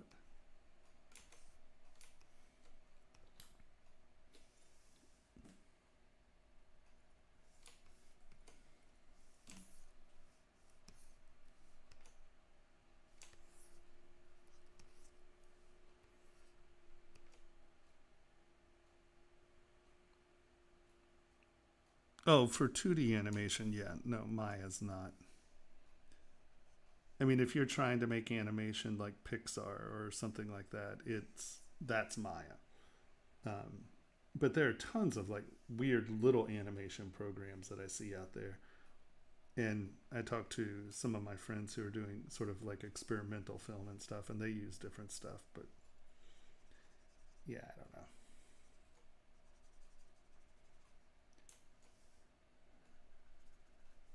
If I were animating, I'd drive myself nuts. I used to do a lot of stop motion. And that was cool. But Someone's asking, what is your Dynamesh resolution with this model? this isn't a Dynamesh. This is a quad model. And it is 18.35 million polys. I use Dynamesh to change a model, or let's say I want to taper or twist something, I'll Dynamesh it and then twist it, and then I'll Z remesh it back to a quad model. I want to work in quad models. So many people just wind up with models that are one shell, and you can't do some of the stuff that's part of my workflow if you have a single shell. I really depend on quad models with a lot of separation in my subdivisions. I want 6, 7, 8, 9 subdivision levels, because that way, right, this is 18 million polys, and let's say they changed their minds and they really want this to be smooth, right? So if I come in here and I use smooth, a high poly model you can't smooth, right? This is nice because I can sit here and smooth out some of the surface stuff without losing my substructure, but I can't actually smooth this. So what do? I lower my resolution. I come back in and I just smooth it. Higher res, smooth, higher res, smooth, higher res. Okay, you got someone here asking, Smooth. besides the information from Kitco and ring size, what else would I have to consider before calling a casting house to see how much it would cost? I got get something cast. I called a local, and they told me I should know how much it would cost if I was running a jewelry store. And I'm just trying to get my first little ring casted. A jewelry store told you that? A jewelry caster told you should know what it costs? That's asinine, because you don't know people's hourly rates. Really all you need to know, you have an idea of so Kitco's fine because it tells you what your metal costs are, but that has nothing to do with what the ring's actually going to cost you. I had a ring just cast for me, and it was sterling silver and titanium. The metal costs of titanium was about $8, and it was about $20 worth of silver. But that ring cost me $900 to get one made, because titanium is very difficult to cast, and then it's difficult to finish. So it's very tricky. It completely depends on who you call. Honestly, you should be able to send someone a model and they should just tell you what it's going to cost. And it completely depends on who's doing it. If you go to casting house and you're a one-off person, you're going to have to pay $600 or so just for the first mold, for the first, it's going to cost you $600 to $800 to get a single part cast from them. Because honestly, they don't want the one-off business, so they're not going to, you know, it's not cheap. You know, you can probably find a caster around the corner who's going to charge you, you know, let's say 20 to 40 bucks for a mold, and then metal price times 2, and now, you know, you're paying 80 bucks for that part. It really depends. There's no way in the world you're ever going to know what a part costs before you call those people, because it's 100% dependent on who's doing it. Because lots of people charge a fortune for stuff because they don't want it. They don't want that business, really, you know, because one-off can be a problem because a lot of people doing singular models and who are new don't really how to make their models solid and easily castable. And so the casting facilities wind up having to redo the models like 4 times. And, you know, it costs them a lot of money to produce work by people who don't know what they're doing. Not saying you don't know what you're doing. I'm just saying it's how considerations of pricing is all I'm saying. So if a jeweler said that you should know what the cost is, they just don't want to work with you, because there's no way for you to know what the cost is until you know their rates and stuff. I mean, that's an absurd statement. I mean, that's absurd. Someone's asking, do you know something about Cassandra software, 3D game movement? Okay, Saeed, I'm going to say it again. I don't use other programs. I have no damn clue what that program does.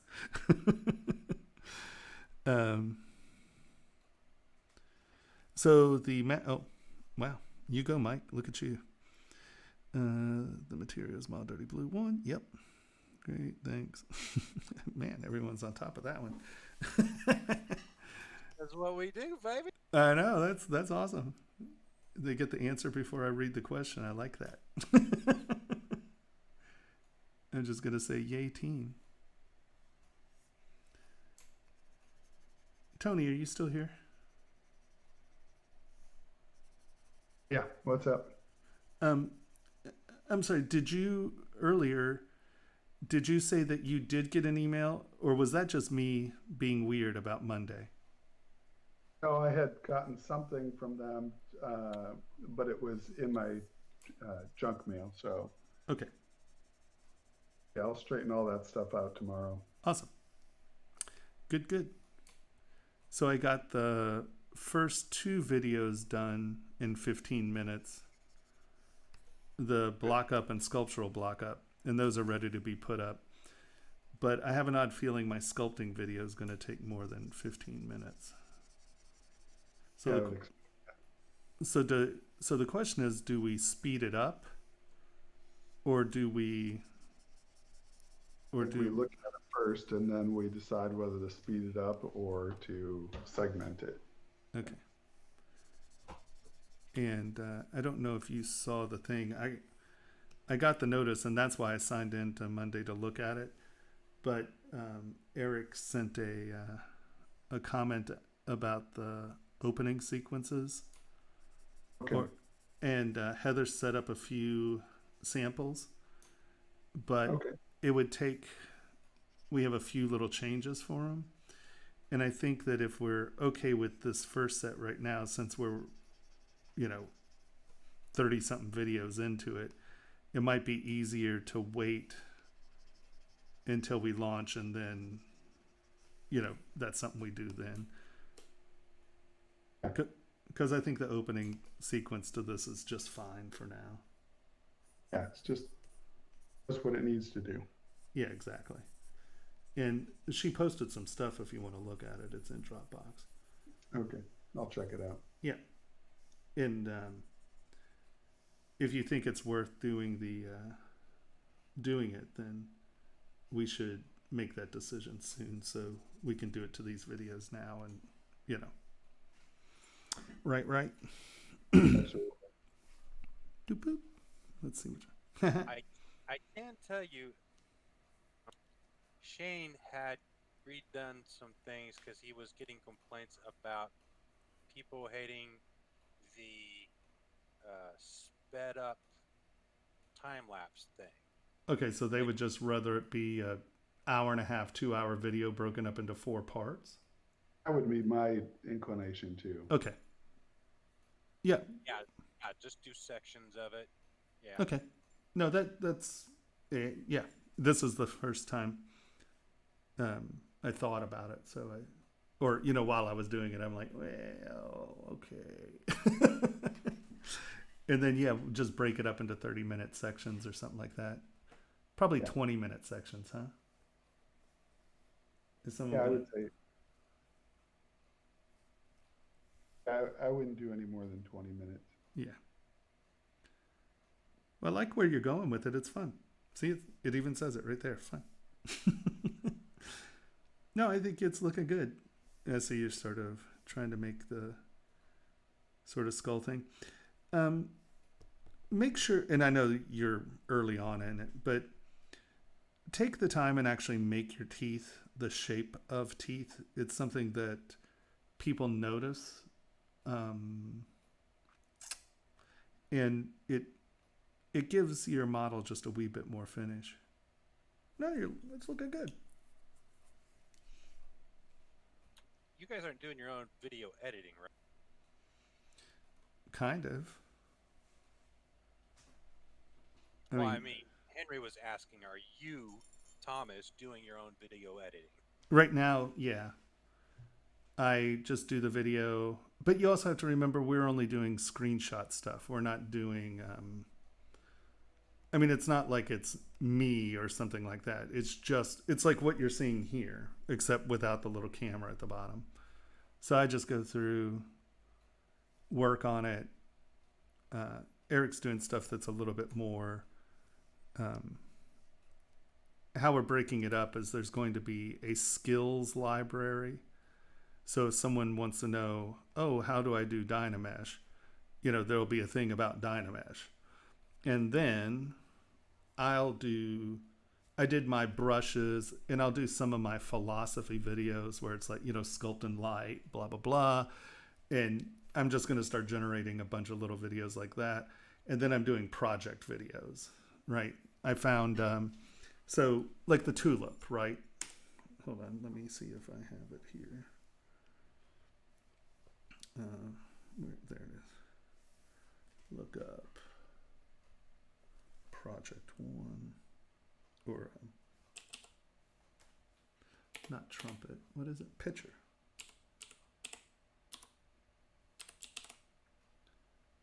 Yeah, project. Oh look, see there they are. Block up reference image. Yeah, I think Shane just did all. It seems like the first ones you watch, he did the project and then voiced over it afterwards. Mm-hmm. And that was his format for a while. Yeah, I literally just yabber through it and hum and chirp. So instead of the lily, we're doing this as the first project. That I did for Brandon. Right, so that's the first project instead of the lily. Right. Very cool. And I just yabber through it. See, they're right there. Isn't that exciting? Woo! All I know is while I was looking for a plant, there was something like a lily that had some of the same technical issues. So it's simple to block up, but it has complex surfaces. I rediscovered the pitcher plants. Man, they are cool. I really want to start collecting pitcher plants, but I kill things. I'm really actually kind of a horrible plant keeper, but they are so cool. I'm right there with you. I mean, look at this guy. I don't know you guys if you all know pitcher plants, but look at this.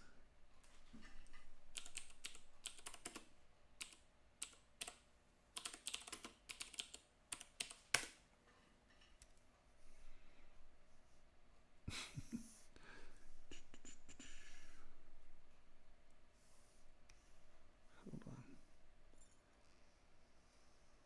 Where's there's one of these is just, look at this guy. I mean, come on, that is just cool.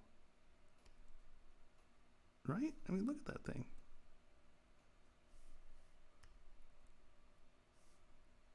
How rad is that? I mean, it's like, Those are nice. right? I mean, they are so cool. And I love they have all kinds of different shapes. You get little peanut looking ones. I just love that thing though. That thing is so cool. Look at this guy. Right? Who doesn't want those in their house? I mean, they're like, well, I can't say what they're like. But like they got little fins and stuff. They're rad.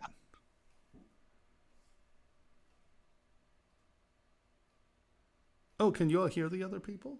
Oh, that's nice. Yeah, they can hear us. Oh, okay. Cool. So on Discord, it is still just me. I'm sitting here.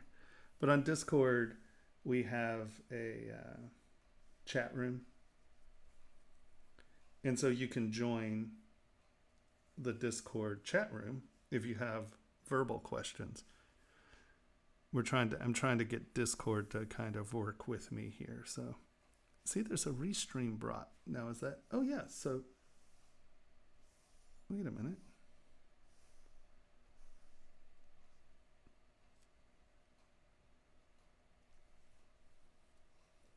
No, so that's not working with this one. That's my restream, right? Yeah, I think that's attached to your personal Twitch. Okay, that explains it then. I was like, wow, restream brought. Nope, no restream brought. So yeah. Yeah, no, they are cool. Hold on, let me hide you. And actually, if you look, there are also some that are just like these little cylinders. I can't remember what these things are called. They're zephylonites or something. If you just do, yeah, nephthalines. And they come in all different sizes, and they're just, some of them are really cute. Look, the fang one's pretty cool. Has these two fangs.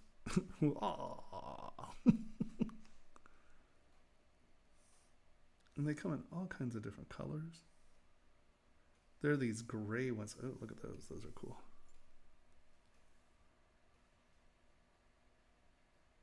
They're just neat. We got someone asking how to make an STL file tutorial, please, for printing.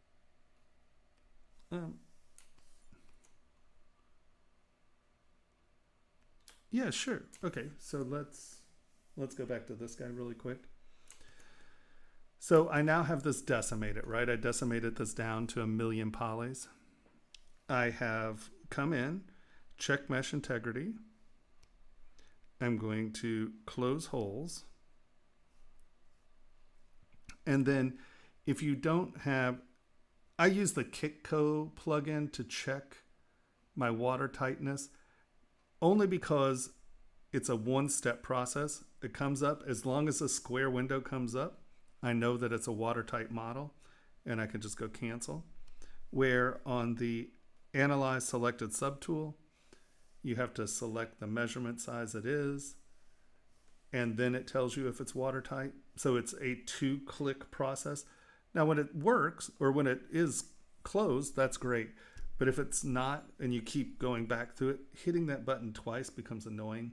So I tend to use my Get Metal prices, but Analyze is part of ZBrush. You don't have to download the Kitco prices. So it gives you your measurement.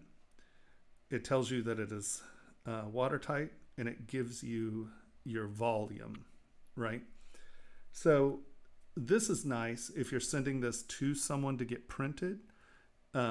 Send this analysis page because it tells them the size and water tightness. And if they say that it's not watertight, or if it comes back 5 inches, you can go, well, I sent this thing with you. How come you didn't do that? And so that's one good thing, but we know this is watertight now. So no, I don't need to save that, cancel. So now all you do is you come up, you go to 3D Print Hub, you hit update size ratio, insanely important. 99.9% of the problems where people are like, oh, ZBrush has no scale, or ZBrush changes the scale, or ZBrush scale sucks, or ZBrush isn't real, it doesn't have scale, blah, blah, blah, is because they don't push this lovely button called update size ratios. Very important button. And so we see that it's 38.39 by 21 by 14. You click it. And so you can see here that what we've done is this is the size of this tool, or this subtool.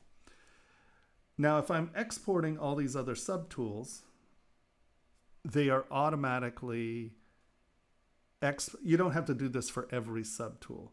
But I'll warn you, a lot of people do this. They hit update size ratio.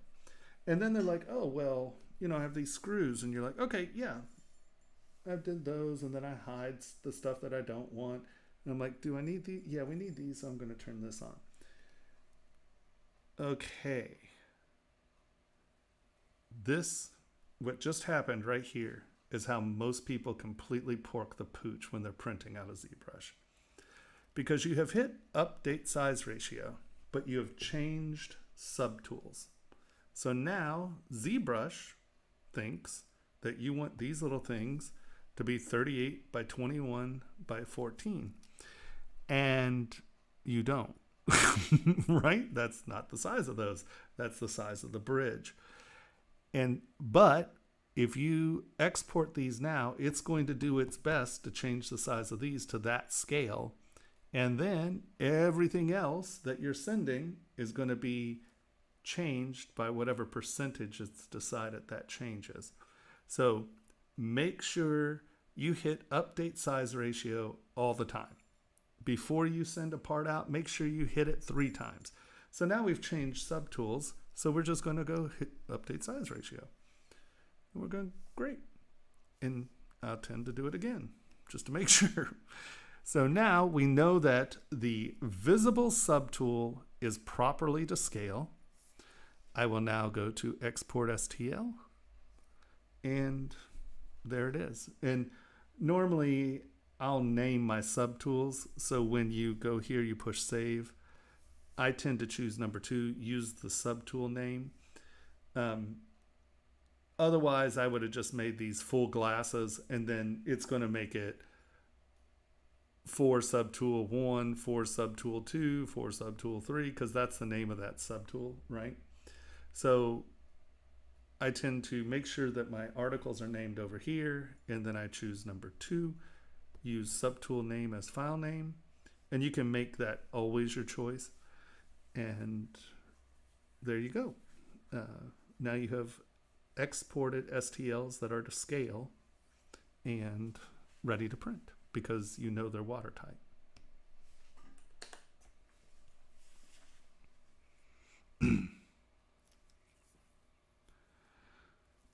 Someone's saying in your Kajabi there's a picture on some of your work. What is the piece on the last row at the bottom? Third piece in the last row. I have absolutely no clue. Let's see. Oh, you mean this stuff down here? Actually, this is students' work. So what is it? Third piece in the last row, reading left to right. What is that piece? That was probably just a design project. Can't be a ring because those are just finger traps. I mean, maybe it was for an earring. It was probably just one of the projects where I was like, make something. Or maybe they thought it was a ring and then we went through and edited why that's completely unwearable. But it's a beautiful part. I assume that's what you're talking about. Yeah. That could have very well been just one of the design projects, not something that was attempted to be a jewelry piece. Right? That'd be my, yeah, this is student work.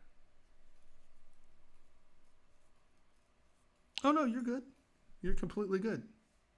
I knew what part you were talking about. At least I thought I did. All right. Oops.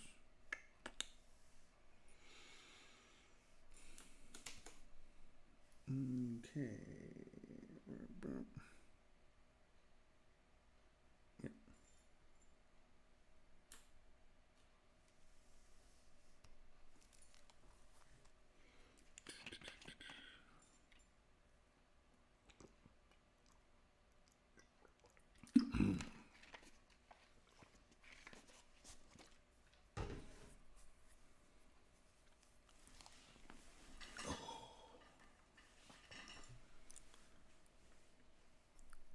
Ah, the joys of being old and fat.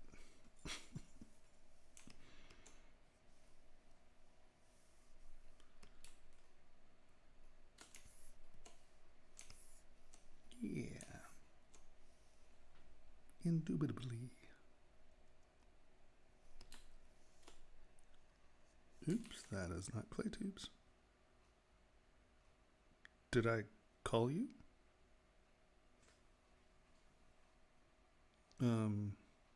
I don't think I did. Do I know your number?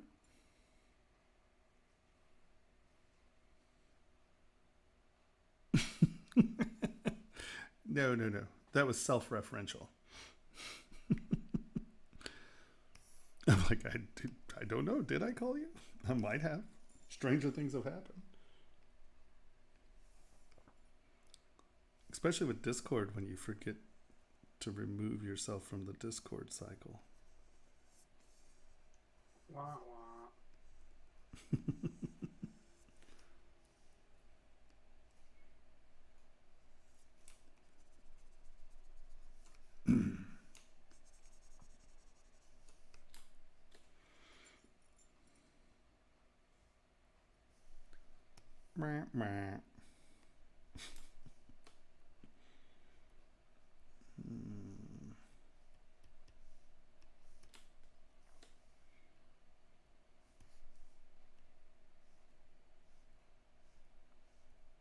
The Discord, having Discord up is nice. Because I'll tell you, it gets really interesting when you sit and talk to yourself for, 4 to 6 hours. Just hearing another human's voice, you're like, oh yeah, that's awesome. That's most of my life is just sitting by myself. Well, I don't mind sitting by myself, and I don't mind not talking while I'm sitting by myself. That doesn't bother me at all. It's sitting and talking for the, that much time. It gets tricky. I can't say I'm good at it yet. Well, it also goes to weird places. Yeah, I'll still never forget my first class, the first time I ever streamed a class. Well, I wasn't streaming, it was on the webinar thing or whatever. But I had never experienced just sitting around and like talking to myself while trying to get, points across. And, when you start sculpting, I don't know, I do it pretty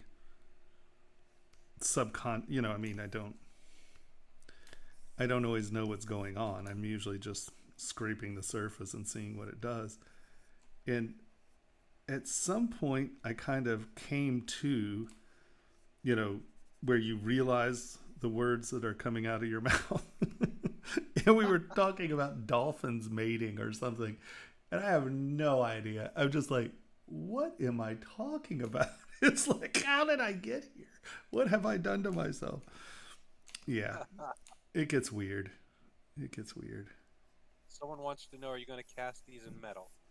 Yeah, these will probably be cast in titanium. Cast in titanium, gold, and silver. I think those were maybe steel.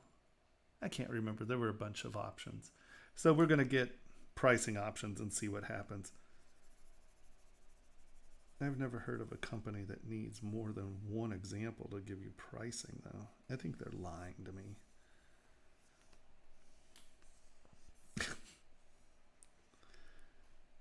I didn't call this company, so I'm getting it secondhand through business partners, and I've discovered that business partners don't always know what's going on. Someone's asking, do you use the cylinders that are going through it for modeling, bullying? Wait, the model for bullying or for blocking? Oh my god. All of the above. These are actually the screw sets, right? You can see that here. Hold on, let's hide this. Boop. So this is the cut in for the screw head. Hold on. Are we ready? I'm going to start Thorthoft.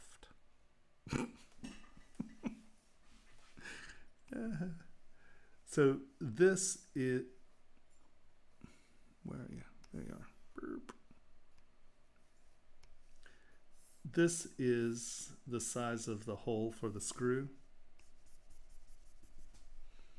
And then this is the clearance it needs for the head and the little bolt. So this way I know there'll be a flat surface for the, I guess technically that would make that a nut then, even though it does have a screw. If it has a bolt, is it instantly a nut? These are things that I do not know. Right, so I'm using this to cut the holes into this, and you can see I know that there'll be a flat surface there and a flat surface there. And on these, obviously I'm going to need to change the position of them. But this also prevents me from getting into the lens, right? I can see that I only have X amount of distance from the lens, so we can turn this off for a second. Right. So these positions have a lot to do with where the lenses are, because I can go deeper into my metal on this, but if I do, I'll be, you need enough metal that, whoa. Come on, you. Right. Does that make sense? So it's a guide. Like these are the screw hole sizes for the pins here. So they're guides. I can always, this way I always know that my geometry is right. So I set up cutting guides. But as I'm sculpting, it also allows me to come here and see what needs to be where, right? And I know that I want at least a millimeter here and a millimeter here, so this allows me to come in and just, kind of move this around to make sure I have my thicknesses. So they are all of the above. They're referencing their guides. They're also going to wind up being the Boolean cutters for the parts. So, I'll probably come back in and take a large brush and kind of cut that back so it'll look like it's finished off after the Boolean cut, right? So it's not just flat and sharp there. It'll have a nice round surface, so I can finish my Boolean cuts here, and I know exactly where they are, and yeah.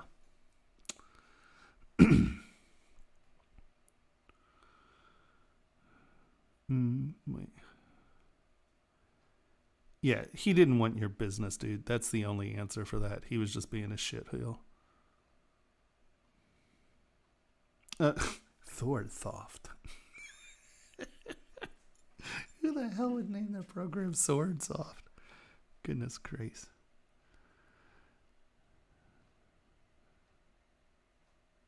Yeah, exactly. The next time he tells you, well, you should know, then, all right, so you're going to agree to my terms? 25 cents a part. Thanks.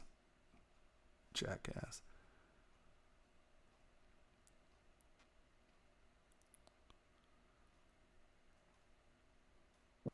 Someone's asking, how do you make your guides like ghosts? That's transparency here. See ghost, transparency. So if you don't have ghost on, it's transparent like this. And then you turn transparency off, it's solid. So transparency and ghost. Zsa.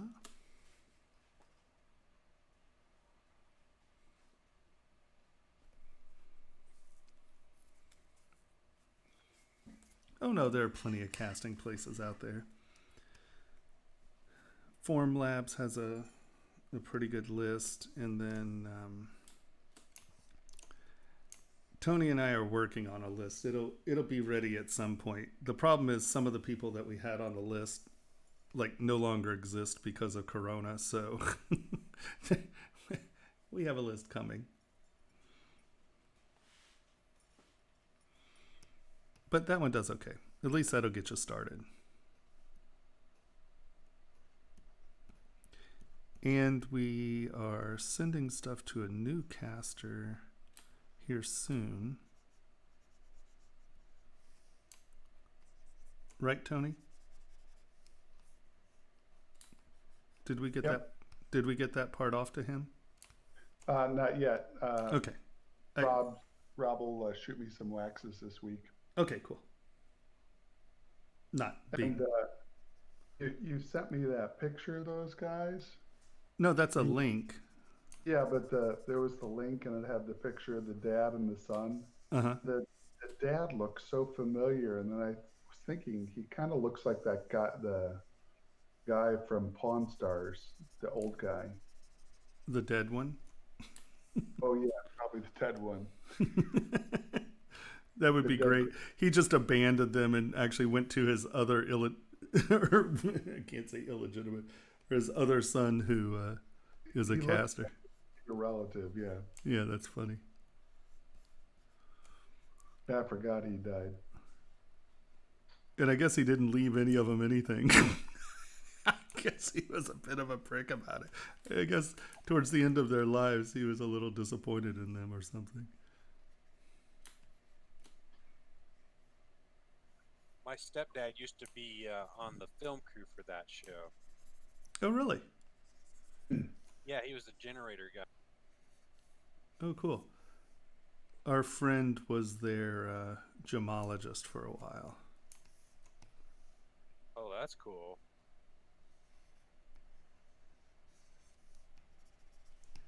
It's so funny. Have you ever been to the pawn store? Oh, their store? Yeah, I used to work like 2 or 3 doors down. They make it look like a nice shop. It's such a little shithole. It's funny. Oh, yeah.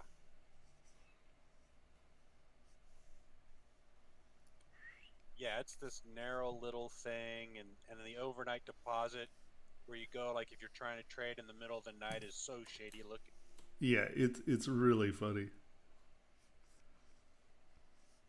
And I don't know, it's just funny how they have the little merch area set up, and you're just like, you guys are funny. Like, I want a t-shirt with Chumley on it. Didn't you make a Chumley pendant? Yeah, a pave Chumley pen. That was hysterical. Oh my God, it was ridiculous. That's awesome. Oh, it was absurd. They got it for him for his birthday. And I mean, hell, it had to have like 2,000 diamonds in it. And it was gold. They had to pay a fortune for that thing. Because Jim is not the cheapest individual in the world. The person, the shop. Depends on which side of Jim you're talking about. Well, because he can be the cheap. Well, he can be the cheapest person in the world. Their work is not cheap. Yes. We got someone asking, I heard that there's some kind of resin in which you can cast very complex models because it kind of vaporizes. Well, there are plenty of resins that you can cast complex models in. Really, the key to that is having a good printer. Now, once you have a good printer, if you really want high resolution models, you're not going to cast the printed object. You're going to make a mold of that and cast it in jeweler's wax, because all of the resins are resins, and even if the resins claim not to be resins, they're resins. And all resins have the same problems. Some just have them worse than others. Formlabs is working on their version 3 of the castable, and it's supposed to be 30% wax, so it should cast better. And like EnvisionTech has resins that, cast well. B9 has resins that cast well. But at the end of the day, if you're casting a print, you're casting a resin, and you're going to wind up with all the problems that casting resin has. So if you, like what we do is we do a casting, they make a silicone mold, and then you just cast it in jeweler's wax, and you'll never have a problem. It's just that extra step. But that also makes it repeatable. So if it does well, you can make thousands of them, because you have a mold to inject into.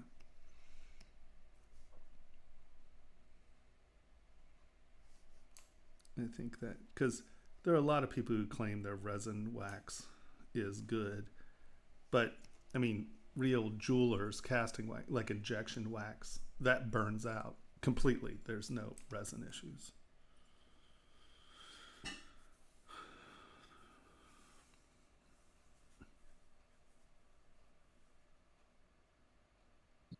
We got someone asking, is it normal to find casting places that will do polishing, casting, stone setting, Yeah. all in one place? Yeah, I mean, if they're going to cast it for you, most of them will do the polishing. And if you're finding a jewelry place that does it, they'll almost always do the setting for you. But you can always find a local setter. I mean, as long as you live in a real city, you should be able to find a local setter if that's a problem. And then, are there any other vital plugins? Lazy Nezumi. I would say Phi Matrix is a pretty good one. Where is it?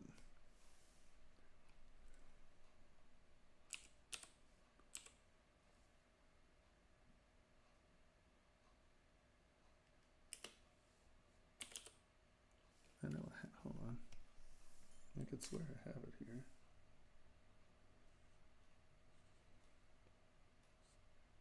Henry's got it up there. Yeah, Phi Matrix. And what it does is it gives you grids that are based on like the rule of thirds. You can also get your right, you can get triangles, pentagons, your phi grids, and this is a really nice way to, so like this is the golden ratio spirals. You can get golden ratio triangles, pentagons, diagonals. You can do Fibonacci grids, and you can get them to go both ways, right? But this allows you to kind of look at your model on the Fibonacci or the golden ratios proportions. And often if something looks odd, you can just toss up one of these grids and look at it. I don't use them to design because now I'm pretty much on for the most part. I mean, it's funny when you get used to design proportions. It's true, ones that are good usually fall into some of those. Only because I think, these aren't magic numbers. It's just the monkey sees this way. And I mean, there's an underlying math to the universe, so it makes sense that, math works, right? And then within Pixologic, do I have them here? There are a few. IMM draw size is a really good one. No, I don't have them here. Let's go to Pixo real quick.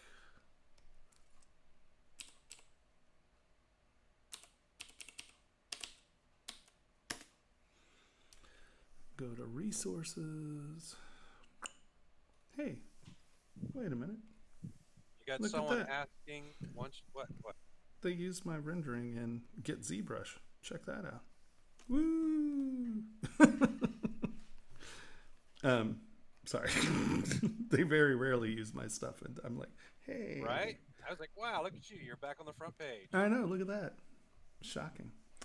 Go to support, go to resources, go to plugins. So they have some really good ones now. So Quick Scaler is great because if you know the percentage change of your models for your casting facility, like we know roughly to start at about 3%, you just go to Quick Scaler and you type in 3% and boop, it'll change 3%. Layer brush depth is really good because you can set it at a thickness and that layer will go down that thick. So if you know you want 1 millimeter trenches, you type in 1 millimeter and it'll make that layer brush function as 1 millimeter. That's very helpful.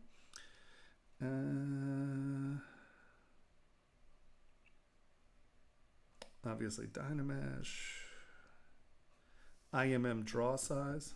Oh, this is new. Precision extract. Oh, that's cool. So, oh, that's brand new. Precision move. Wait, these are new. They added these since the other day.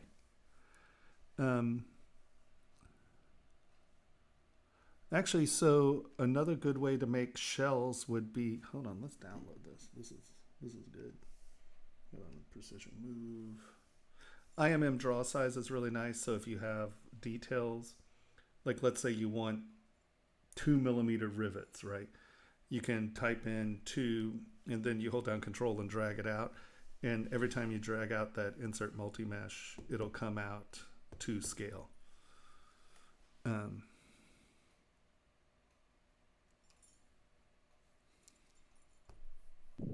Stefan is asking, you showed us a way to export a file that you send to your jeweler, the file to the caster to make sure they got the size correct. You know what I'm talking about. It was a while ago.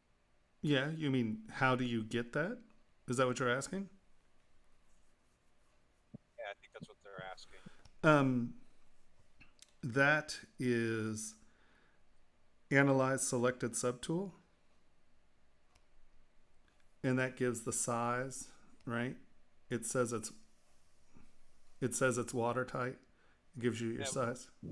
It was a text document. Oh, well, you can save that as a text document, right? So we go here. You push save and it saves it as a text document. Now, the other one is get metal prices.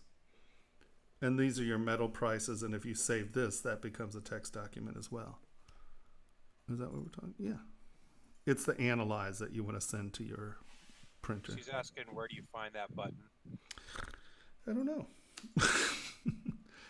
Oh, transpose. So in your transform menu, right here, analyze selected subtool. So that's in your transform menu. Wow, what's that? Oh, look, I didn't know there was a draft analysis button. What? Oh. All right, we're going to have a new UI soon. All right, hold on. I didn't even know that was going to hold it. Preferences, enable customize, transform, draft angle, inverse draft analysis, pull direction. All right. So hold on. I'm going to drag these bad boys out and find a place for them later. Oh.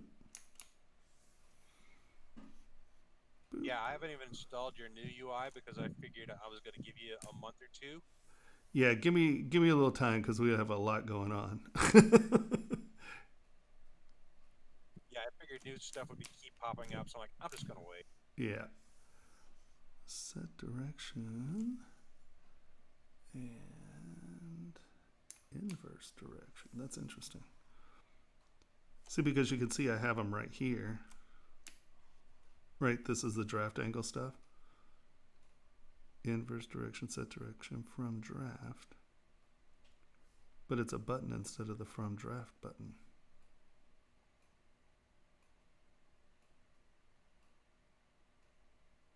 Oh, what? That's new. Look at that. It keeps it live. You don't have to keep sending it. Oh, that's nice. Holy Hannah. That right there, guys.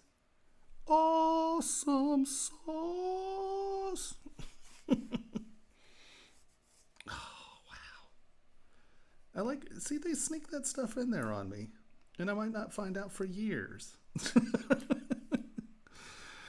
So draft angles are for when you're doing molds and you don't want undercuts. And here, let's boop, boop. So we've set direction to going through. And if it's red, it's an undercut, right? That means that it's, right, it won't release. It's going to fold up under.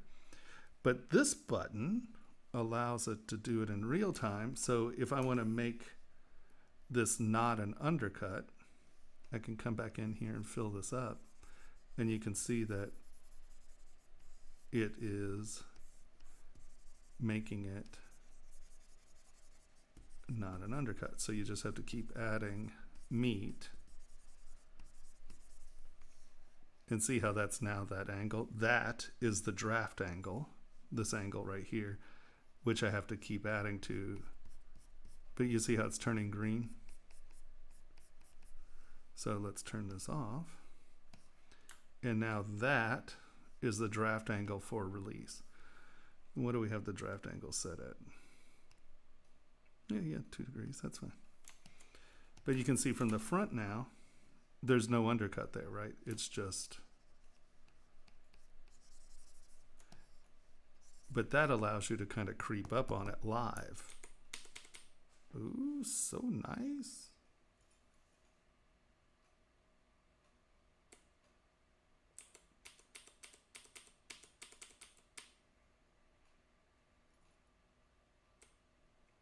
So an undercut is if you're making a mold, right? If it undercuts, then the mold won't release. Here, let's go back to Thawthord. You have a mold. So this is your part. This is an undercut. And this is your mold wall. Okay. So when you pour plaster into this, that undercut keeps it from being able to be pulled out. Oops. Does that make sense?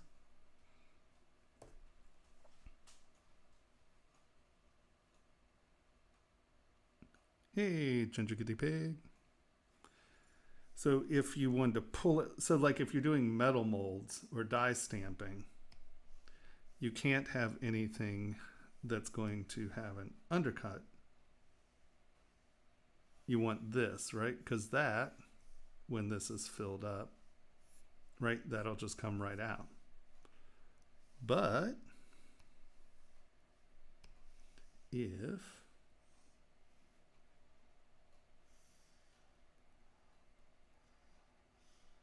you fill this up, this traps, right? So you can't just pull that right out. And that's why people use silicone molds, because they're flexible and you can work that out if that's not too deep. But that's what an undercut is. So it's saying that it's showing you that you need a 2 degree angle. So that's going to read red until you fill that out to there. And then that'll be green too. And of course, the back will always read red.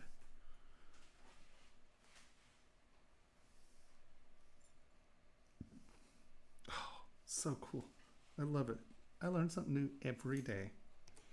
And I'm going to say something to Paul and be, Paul, that's so cool. When'd you add that? And he'll be like 4 years ago. I'm like, oh.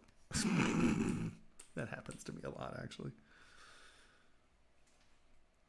Because you play with something in beta and then they actually round out the tool and finish it when they release. And often I don't look for things that I didn't see in the beta. So that's exactly what it is for. That's exactly it. Those negative angles are undercuts. So you just type in what that angle needs to be. And then when you put this on, you're going to see anything red is under that 2 degree cut. Right?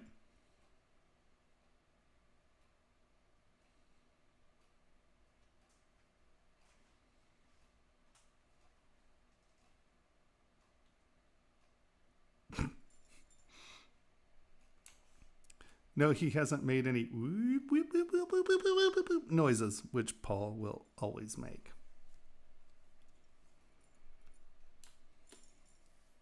So cool. I might have to yell, Lisa needs braces a few times. Yes. And he will definitely say Lisa needs braces. That's true. Lisa needs braces, yeah.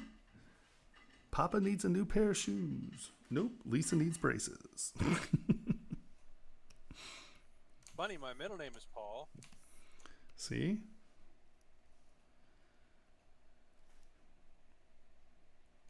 So technically, it is a Paul. Yeah. It's appalling.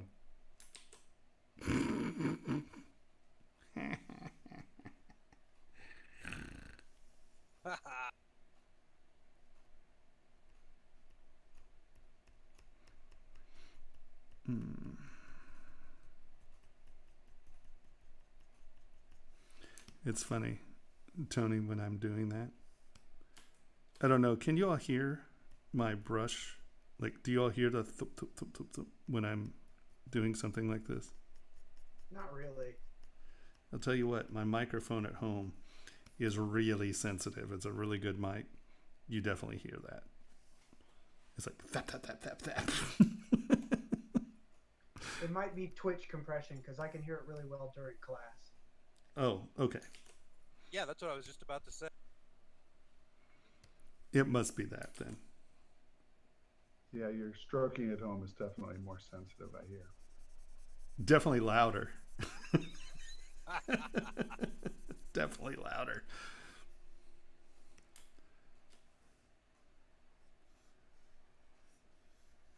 Yeah, I actually used the class video to regulate my stroke speed.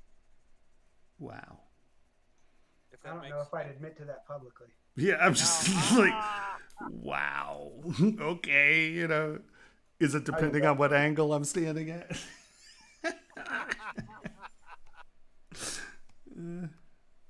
Wow. I'm a stroke regulator. That's lovely. Maybe I shouldn't allow you all to talk. Isn't that a Sade song? What's that? Isn't that a Sade song? The stroke regulator. stroke rate. I'm a You can stroke also- regulator. Boom, boom, You can also tell when you're pressing down in class. You can tell when you're pressing down harder on your stroke. It makes a different noise. It really does. When I put a little elbow grease behind it, it definitely.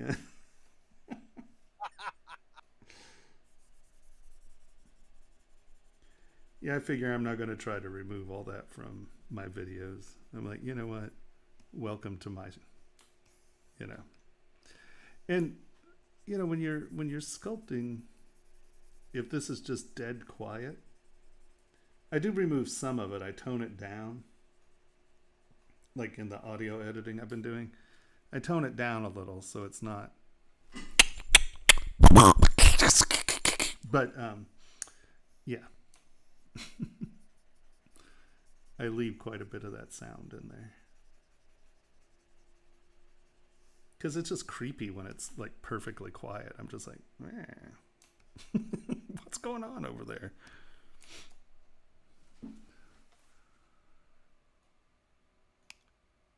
Do you mean this one right here? So this is Lazy Nezumi. Pro. I don't know if there's not a Pro version. So Lazy Nezumi, and this is Thorthoft that I used to draw on the screen.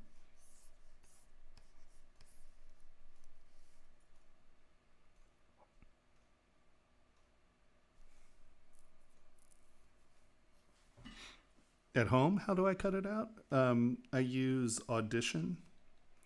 Adobe Audition, and you can take a sound, you can take a sound print basically and have it remove it from the audio track completely in one swoop.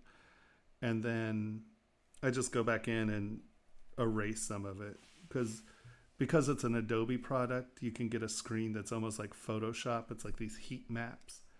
And so you can tone it down by making the yellow a little bit more red, and then you can erase. It has a healing tool.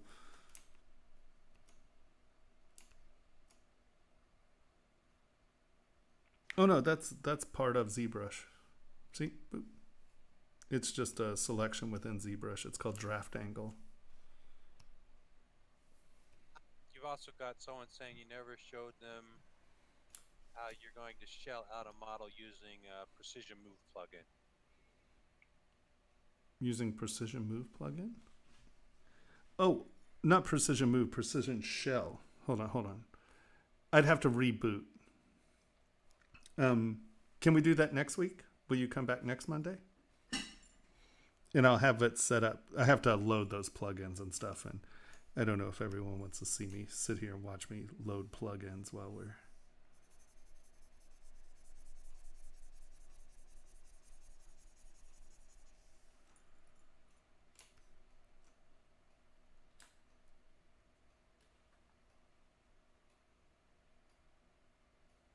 Is that fine? Can we wait till next week, or are you not going to be able to come back next week? So I should. She said she'll write it down, or he'll write it down. It's fine. Okay. So basically, what I was going to say is it looks like a new, so that precision extraction, why I say that's cool is because let's go, well, here, we can just do it right here. What that's saying you can do is just mask this. And I mean, you can select, I'm sure you can select the whole thing, just mask it.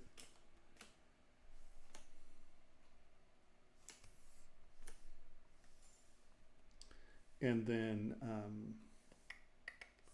you have your extract button here.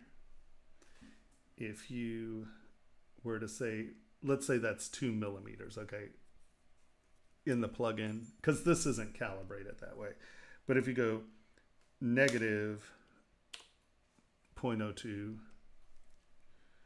negative 0.02, enter, and then we go extract. If it works well, this is going to be pretty sexy.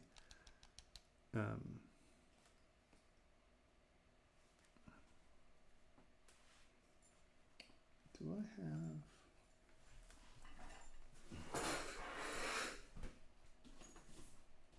Someone wants to know your thoughts on scanning, 3D scanning. It's awesome. Sadly, scanners that are high resolution enough to use are expensive. I love scanning. Actually, I'm looking forward to the new iPhone because they're supposed to have the new LiDAR on the back. And even if you can get something that's roughly the right, that's pretty good. This is a Audio Technica. It's not a P48. It's like a something 2000, like AR20, well, probably AT 2200 or something like that. My microphone at home is a Naumann TLM 103.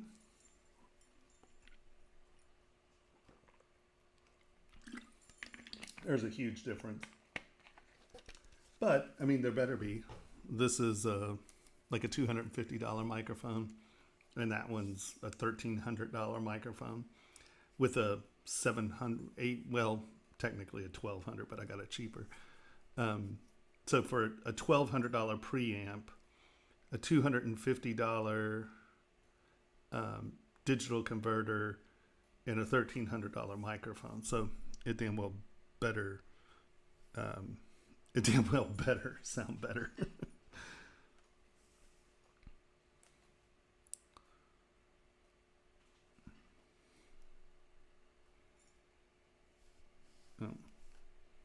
Oh. Yeah, you better cut records with that.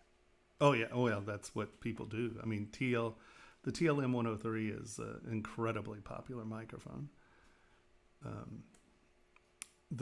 I was thinking about getting a UA, or is it the UM85 or something? That's a $3,800 microphone, but that's like what Jimi Hendrix used to record those things, and I was like, I don't need that much. I was given a choice of 2 microphones, and I selected the one that wasn't $3,500. Okay, so what do we have here?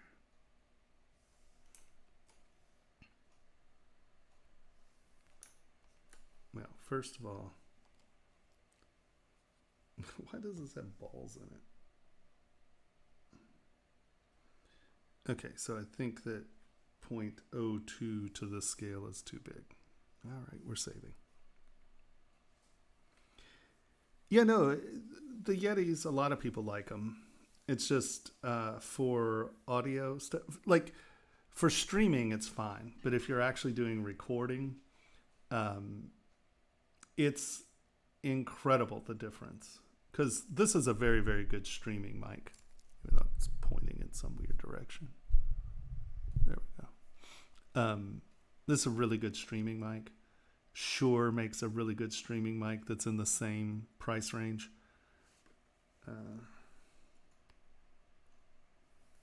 Hold on. So you can see where this got weirded out.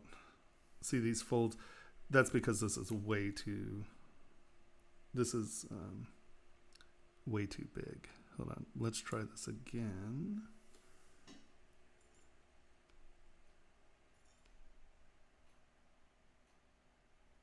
No, this is the extraction. Where's the extraction? That's the extraction.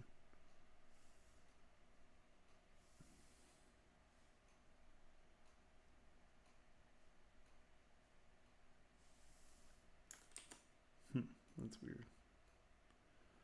Okay, let's undo this real quick. We'll do this at lower res and a much smaller number, and I'll show you what the extraction should do.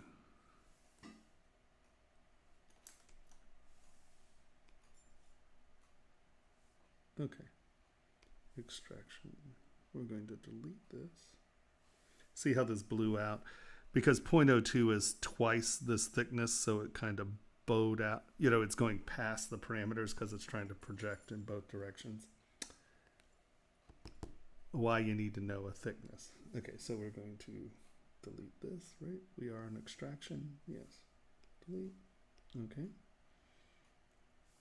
Let's take this and lower the res a little. All right. And now we're going to make our extraction negative point.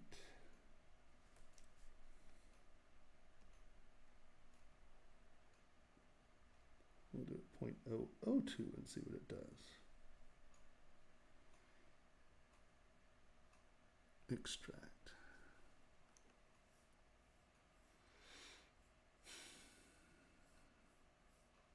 Because this isn't calibrated, this is hit or miss.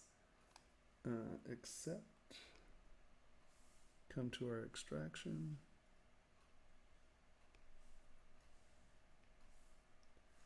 So that's the part. Oh, that's interesting. The extraction soft.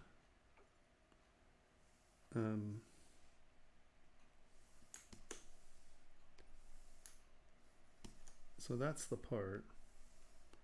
That's the negative extraction, and this should have thickness.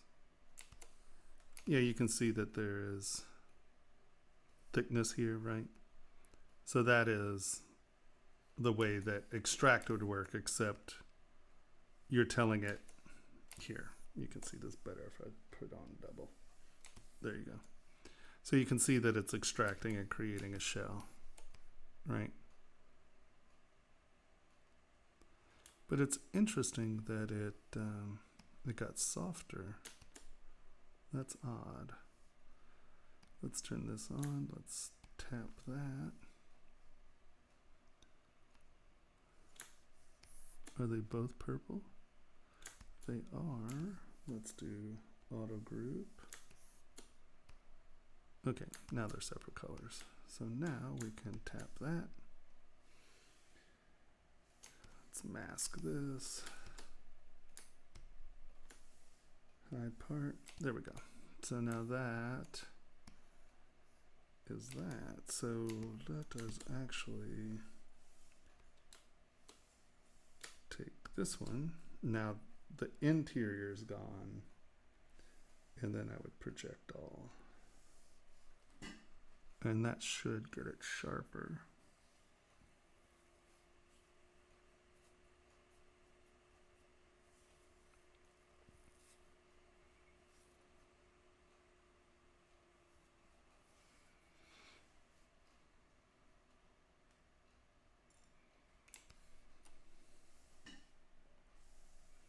There we go.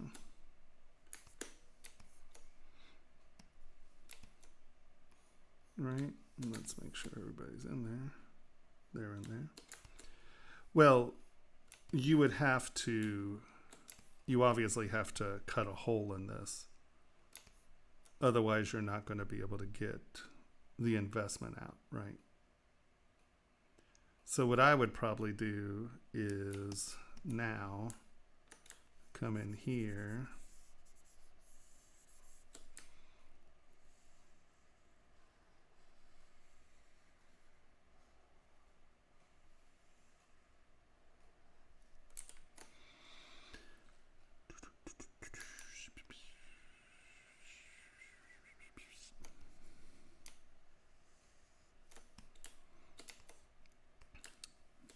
Extract.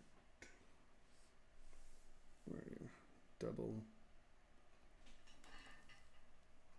point .0004 extract. That was a little much. 0.005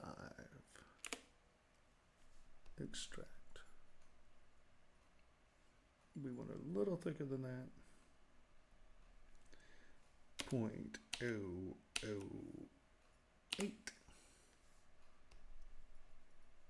All right. Accept. So now you have this.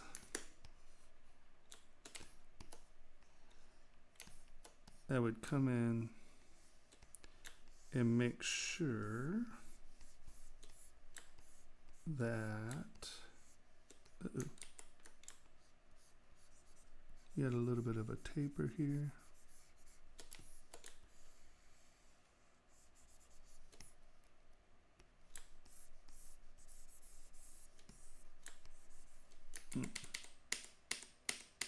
I'm silly. There's an easy way of doing this.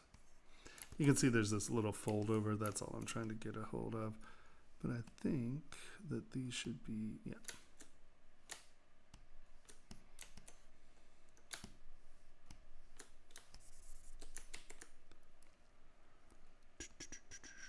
Smooth. Oh, no. I'm trying to get this guy. There we go. Smooth out your edge. Well, damn it. I just want the green. There we go. Smooth out your edges.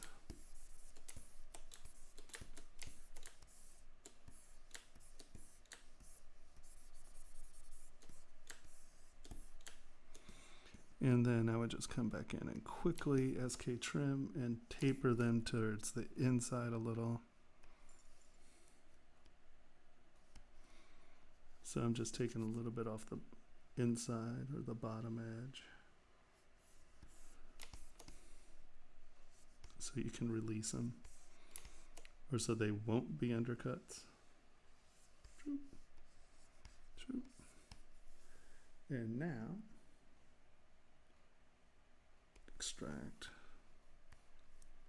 I think that's going through. Yep, it's going through. So now I would take these two and we're going to drag them up here. Put them in a folder. Drag that, put it in a folder. Make that start. Make that negative. Boolean.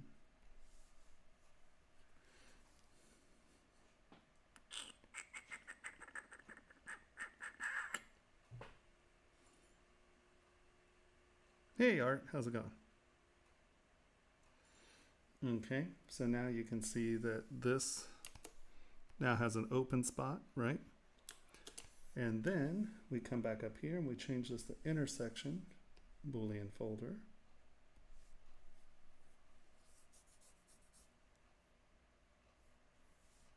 Is it Boolean? Boolean folder. Oh, they have to be turned on. A Boolean folder.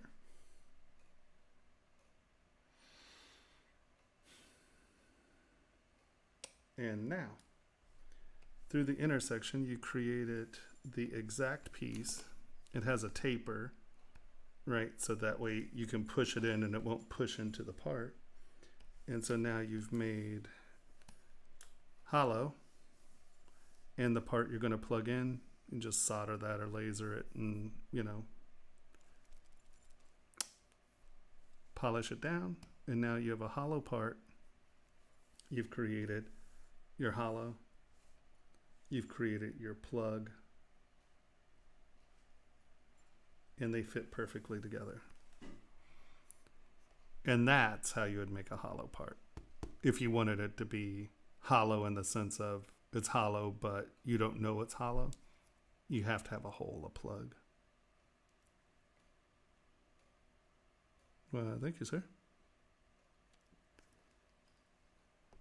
So, yeah, you have to print the plug.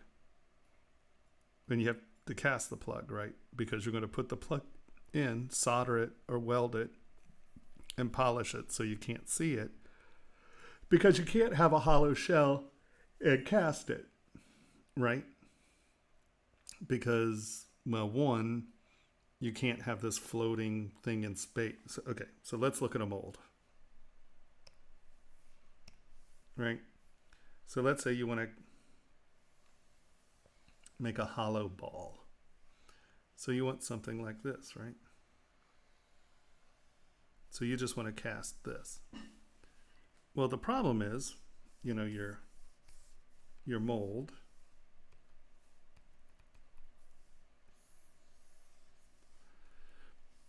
you see, you can't just have this solid piece floating around. It's got to connect to the bottom at least, so it doesn't move around. When you pour this in, it's got to fill up in here and fill this in. So when you pour, you're only pouring into here. So you can't have a completely hollow shape and cast it. So usually people, you know, will cut this out. And so now you have that.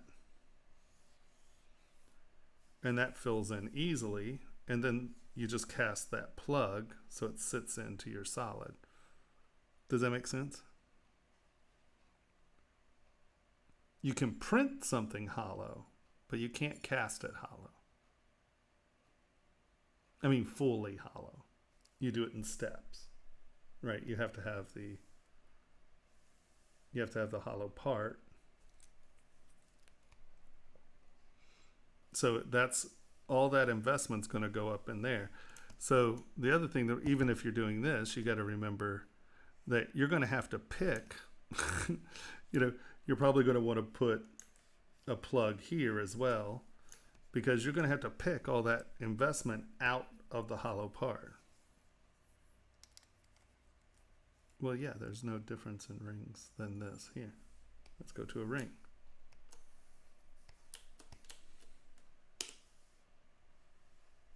Have a ring.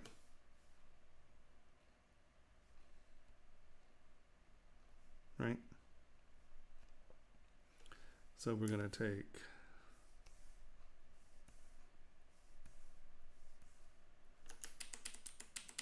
I have an easier way of doing this. No, no, I don't. Hold on. Let's go to a star. That's not a 3D object. That's why I always start with stars, because they're usable objects. Boop. Shoop. Shoop. Shoop.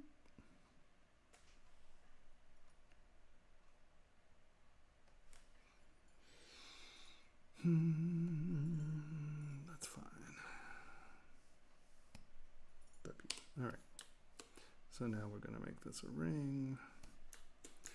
I'm going to give it a little bit extra. Turn symmetry on X.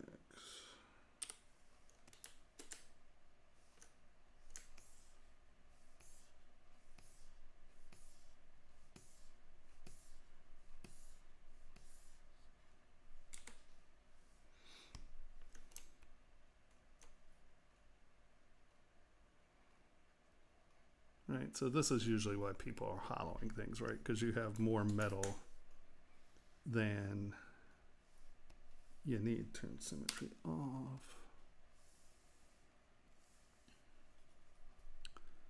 Taper.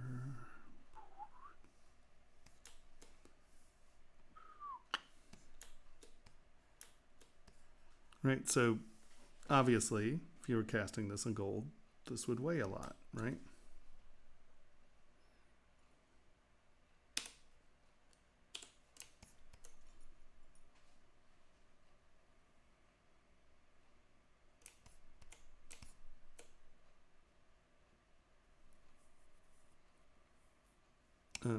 Okay, so, right, if this were solid, let's check metal price.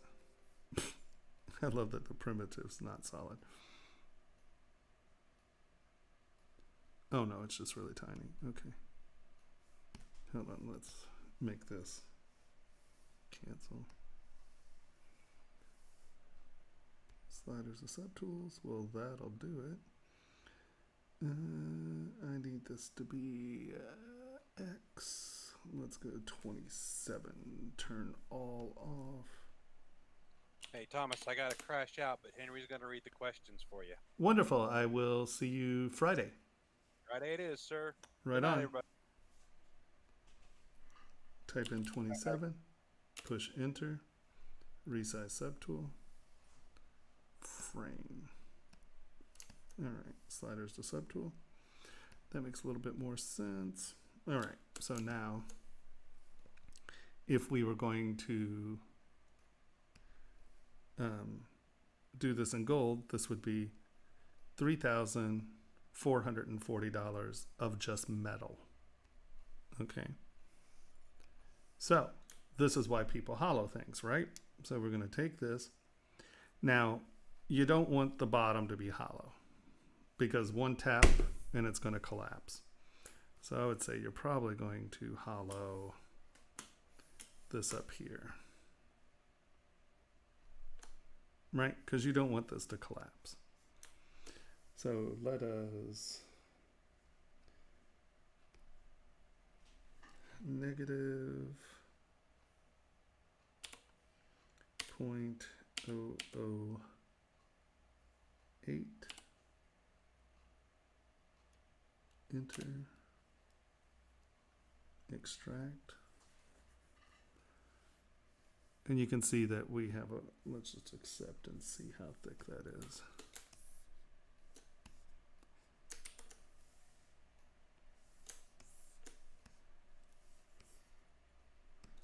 No, that's actually pretty thin. But you can see how it, because of that edge, we get this weird pumped out edge. We're going to undo that. Take extract, delete. I'm going to make this negative 0.00, negative 0.0.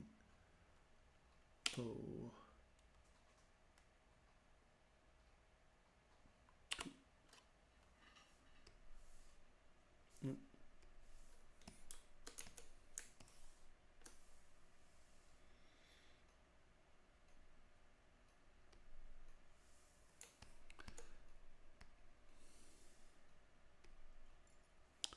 It's really weird that we're getting that toss off on the edge. That's okay. We'll make it work. Except, let's look at this for a second. I don't know why it's insisting on doing that, but watch this. This is magic. You're going to love this part.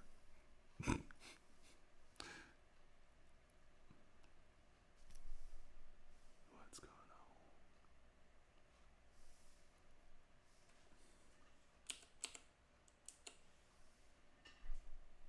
on? Oh, it's because it.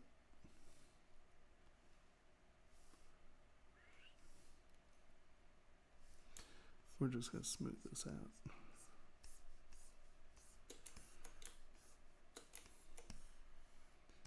I'm obviously not being careful here. And now the next thing we're going to do is we're going to smooth out the inside. Let's make sure. Auto group.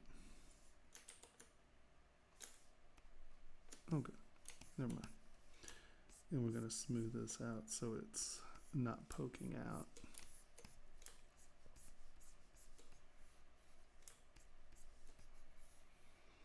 All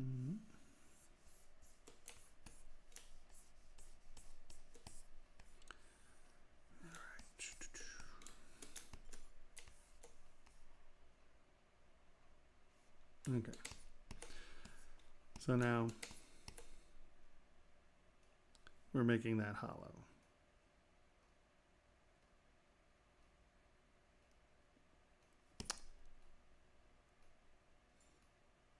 Yes. Okay. I think we need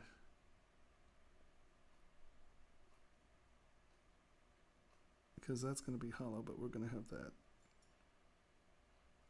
here. We also need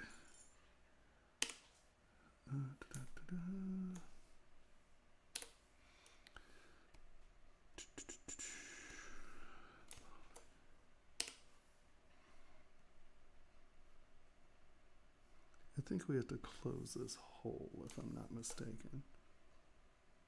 Nope, that's going to be some. No, this should be fine. I'm getting ahead of myself there. Even though I think that might fill that up, so we'll have to cut that out. Yeah, we definitely need to cut that. Okay, sorry, give me a second. I'm thinking about this as I'm doing it, so. All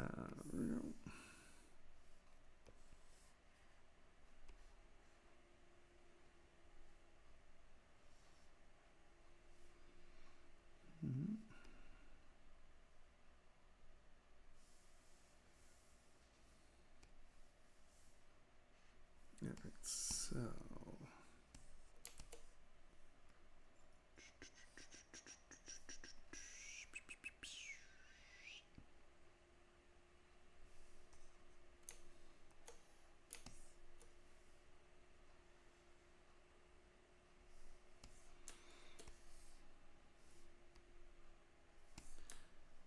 because we don't want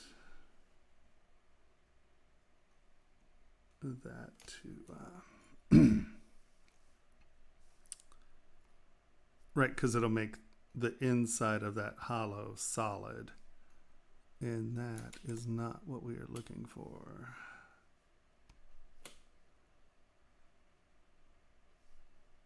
We're just trying to get that cut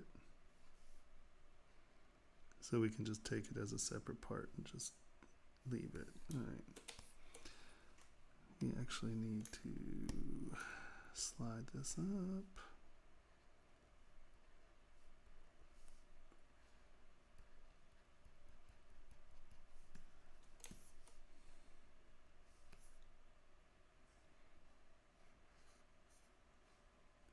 Okay, and now we're going to take that and mirror and well. All right. I think this will do it. All right, oops. Aren't you a pain in the butt? I don't know why that became larger. We're just going to push it inside.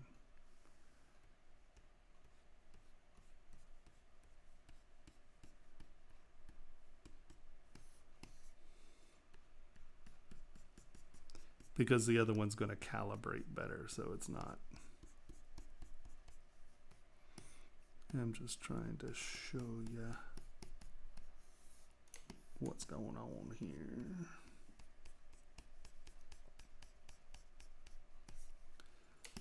Make sure to push this stuff in.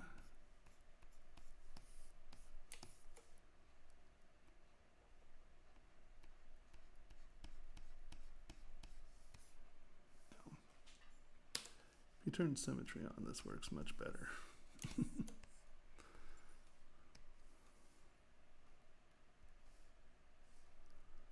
And now we're going to take that, push that in.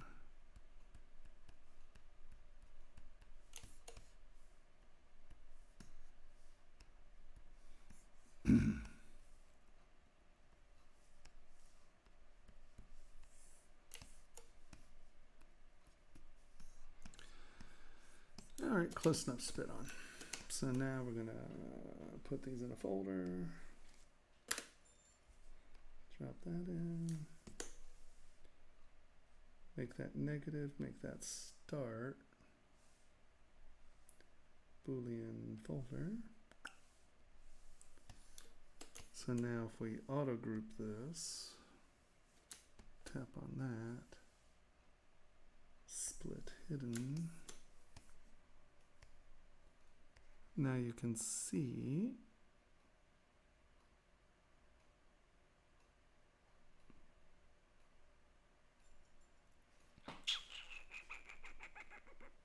oh, I used the outside shell too. Damn it. I was okay, this is doubled. I was just supposed to I see what I did wrong. Never mind. All right, hold on. Let's try this again.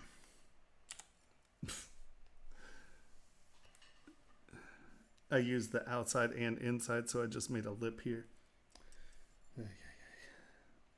That's why it was sitting on that surface, because, well, that's exactly what it was supposed to be doing. All right. So we have this guy, we have this guy, hide that. Let's undo this. Oh, actually, let's do this first. Nope, can't do that first.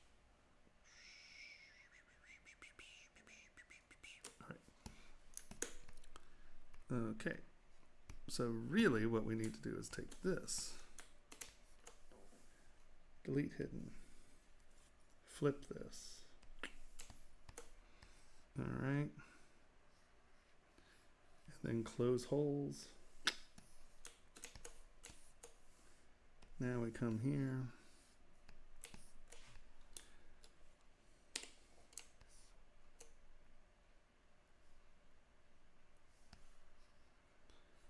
And that has those lips, so we're going to have to push this down.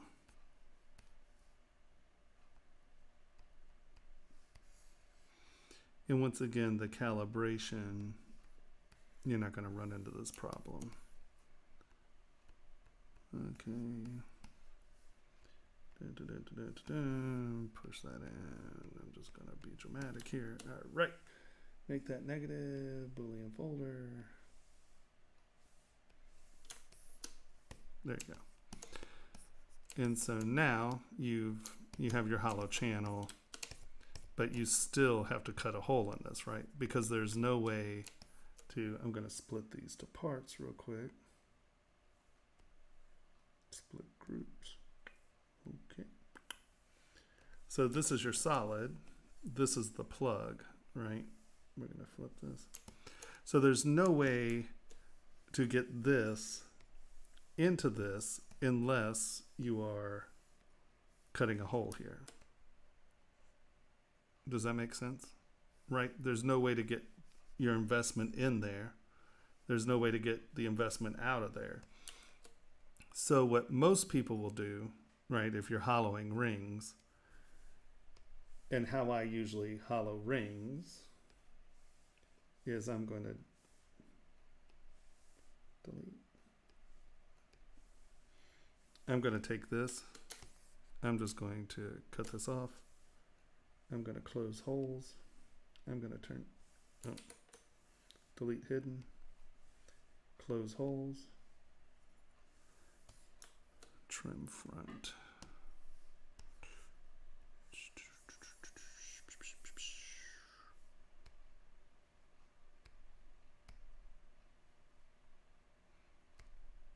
Okay, it is a solid, that's important. And so turn this on, come to you.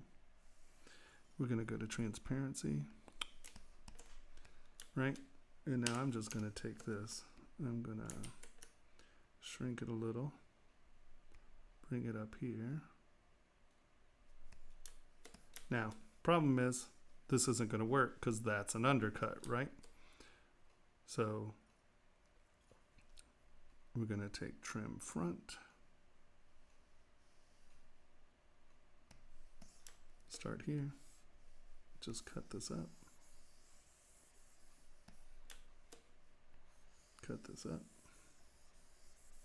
right? So now that'll come out. You gotta start all the way down here actually,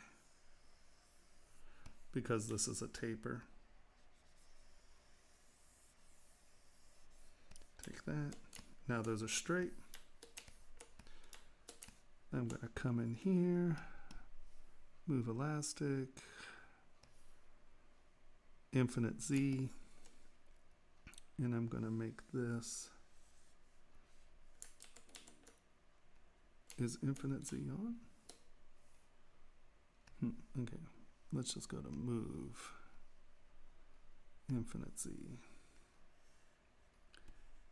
I'm going to make that a nice smooth transition. Once again, being careful of undercuts.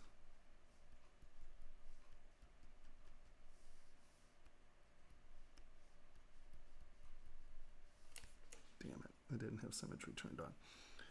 Mirror and weld X. Oops, wrong direction.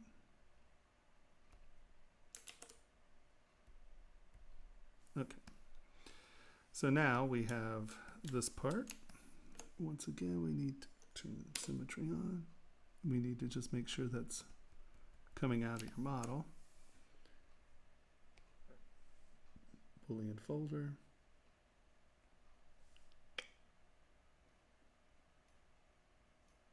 So instead of, no, they weren't turned on. Instead of trying to create a shell, I find that making a plug,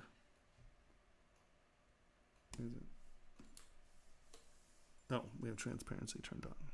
And that turned on. Okay. Boolean folder. Right. So, oh, that has to be negative. Delete. Okay. Turn everybody on. Negative start. Boolean folder. And now you've hollowed out that ring pretty dramatically. And, you know, you can come in here and clean things up and blah, blah, blah, blah, blah. Mesh integrity, close holes, get metal prices. So instead of 3,400 or 3,400, we've cut over $1,000 out of this ring by doing that plug alone. Now, if you want to have a gallery in there so you don't see that, now you come back in and you can, honestly, I would just do it. Come on. Well, here, let's just do this intersection. Feels like I'm right back in class. Right? We just learned this. I think we just went over this. We did. Yeah, transparency. And so move infinite Z. You can bring this down.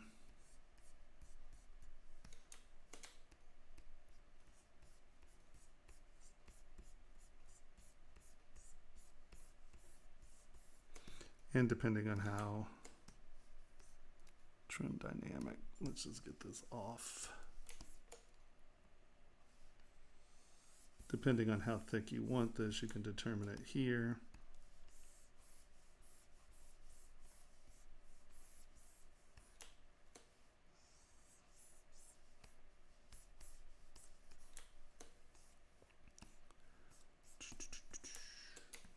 All right. And now make this, oh, we have to turn transparency off. Come here, make this intersection, Boolean folder, boom. So now you have your ring, you have your plug, and once again, solder them together, polish it, it'll look hollow, but you've hollowed that out. Right? Did she stick with us? Hey, Jamal from Tunisia. I've got two questions from Saeed. Okay. To sum it up, if you were going to make an ornament, how would you suggest to practice? And what are the usual mistakes in jewelry and ornaments? So you're talking about flourishes, like that kind of ornament? Normally I would just start with a flat plane. We can just do this one. Duplicate W plane.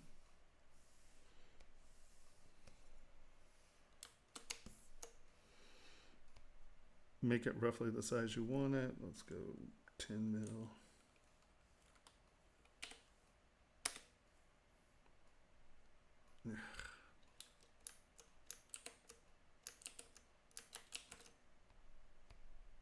Damn it.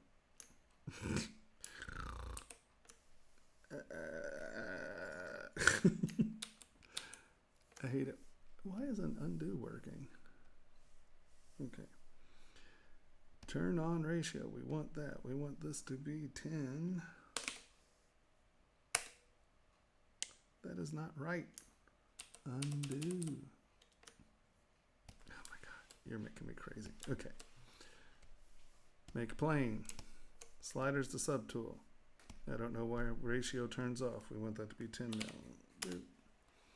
Resize subtool. All right. Right? So I assume you're talking about this as ornament. Turn that off. Divide this up. Clay tubes.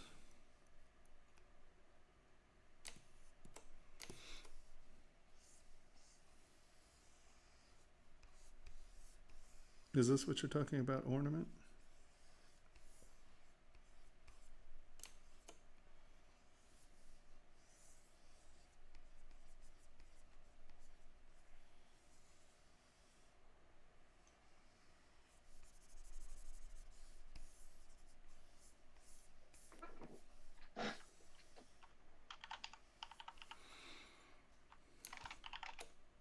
Hey, DZ.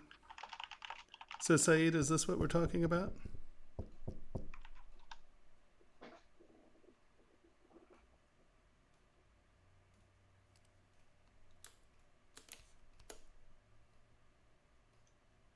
It's a definite maybe. Yeah.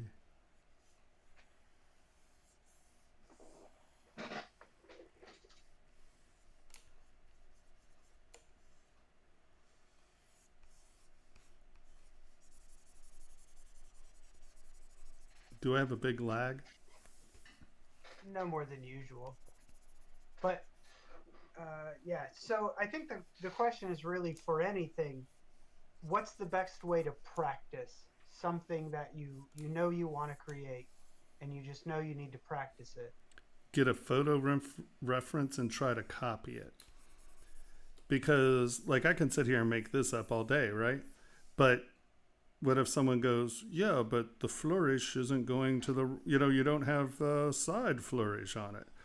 Well, if I'm just using my head, then, I can make a flourish that doesn't have a side flourish or doesn't have, the little sprouty things. So find a photo reference and try to copy it, because then you have something to judge your work against. Right? That's the best way to learn. And in the process of that, what are the biggest flaws someone might do while they're attempting to practice that way? People don't use photo reference. And then you're like, well, I could come in and go, well, this is a weird little dingleberry here, and this doesn't really make much sense. And you'll go, well, that's what I wanted it to look like. That's why a photo reference is important, because you can't cheese out and say, oh, but I wanted it to look like that.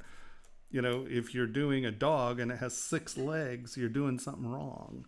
There is right and wrong. I know no one believes that anymore. The subjective universe, but whatever, man, there is right and wrong. There is truth and lies. At least in my world there is, and I will judge you by those contexts. So, use photo reference. And multiple angles, if you can. Yeah. Whoa, what happened? Did ZBrush just die? It did. Look at that. Looks like it. Wow. Precision extract is pretty exciting. Well, I mean, now that you've shut off ZBrush. Wow, look. Z plugin also contains options to allow automatic Z remeshing, mask clearing, set newly created subtool as subtractive. What? That's super exciting. Paul and Joseph, that's funny. I wonder what that's going to be. Boop. Da-doop. Did I lose a bunch of work or anything? I don't think so, did we? Oh, I lost glasses work. That's okay. All that work you did hollowing them out. I mean, it really, I think photo reference is your best way to practice, because then you have something to judge yourself against, right? Like anatomy. Well, if you're just doing random anatomy, well, you can pretend that's what it was, as opposed to it actually being that, right? Delete. This is extravagant. Delete. Okay.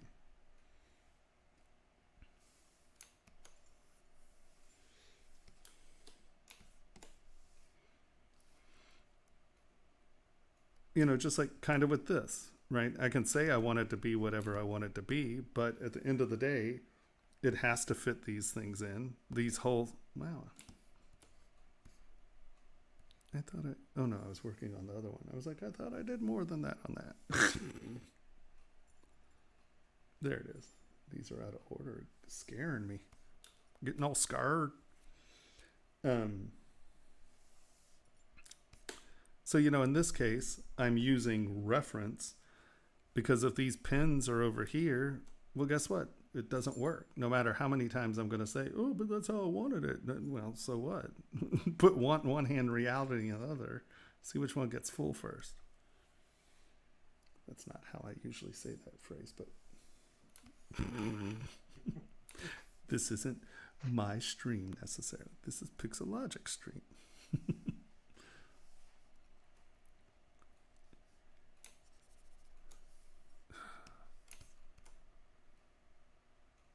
or physical references. I mean, you know,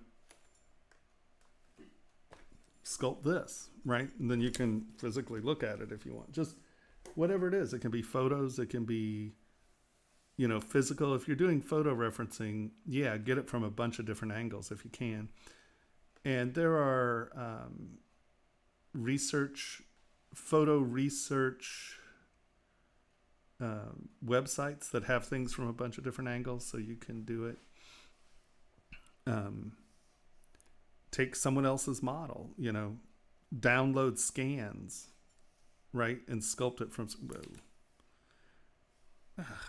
I didn't save my.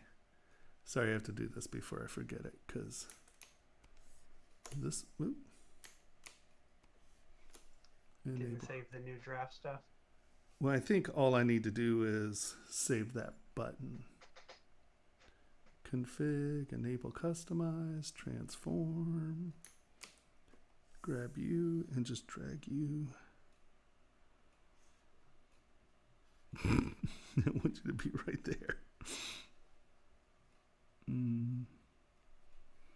Here, we're going to move fill object down. We're going to move poly paint down. Set to.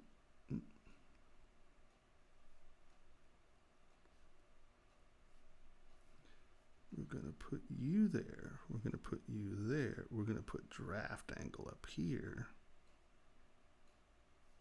We need one more down.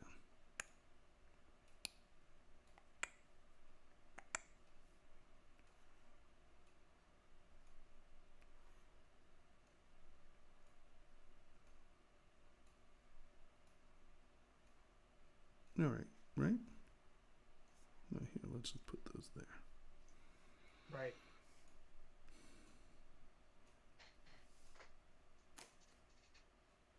Okay, and then I did something else, didn't I? Oh, this brush is all wonky. I'm missing a brush for some reason.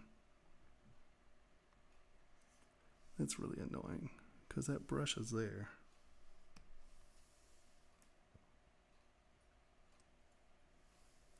Clay tube line.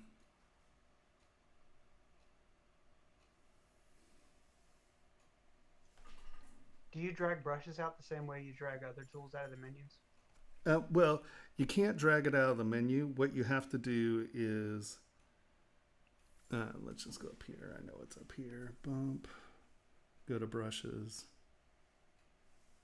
Bump. Clay. The light box.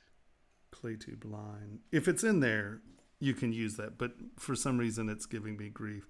So you can see that it's now down here, right? We have clay tube line selected, clay tubes here. Hold down Control and Alt. You have to pull it from this menu. And so, oh, see, look, now it showed up. That's weird. It was just hiding. What is that about? That's a weirdo glitcho thing. Okay, so the brushes are good. I got the new button here. All right. Preferences, save UI. That one's 9/12. What is today? 14? 15th. All right, save. All right, preferences, store. Okay. All right, and now we can come here and turn enable customize off. Ooh, look at that. Wait. Well, thank you very much. I appreciate it.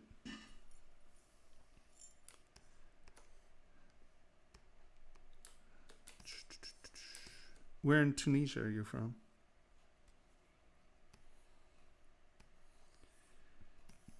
Tunisia's pretty cool.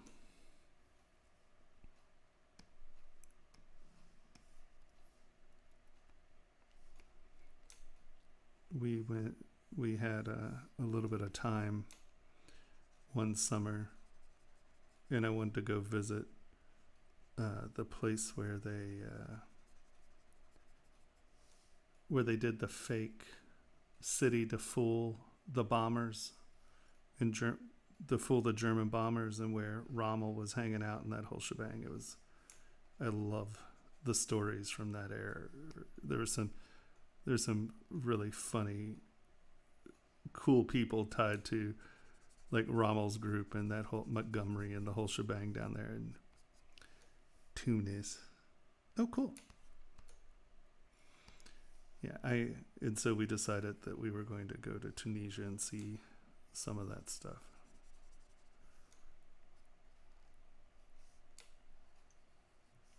Sounds neat. Yeah, back in the day when I had enough money to go, hey, I want to go to Tunisia and look at tank battles. Ah, yeah. The advantages of working in the film industry.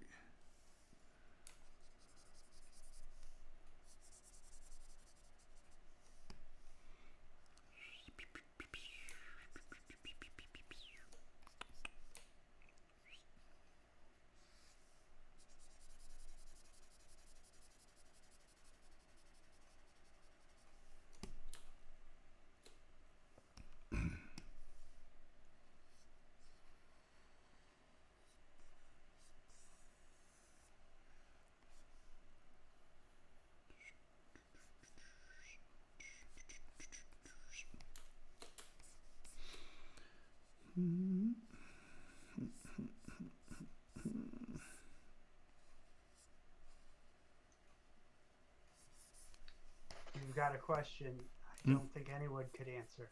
How long will it take to become a master like this? Well, it's hard to tell. It completely depends on how much time you put into it. I've been using ZBrush for about 16 years, but I would argue that I was probably able to, produce work and, use ZBrush.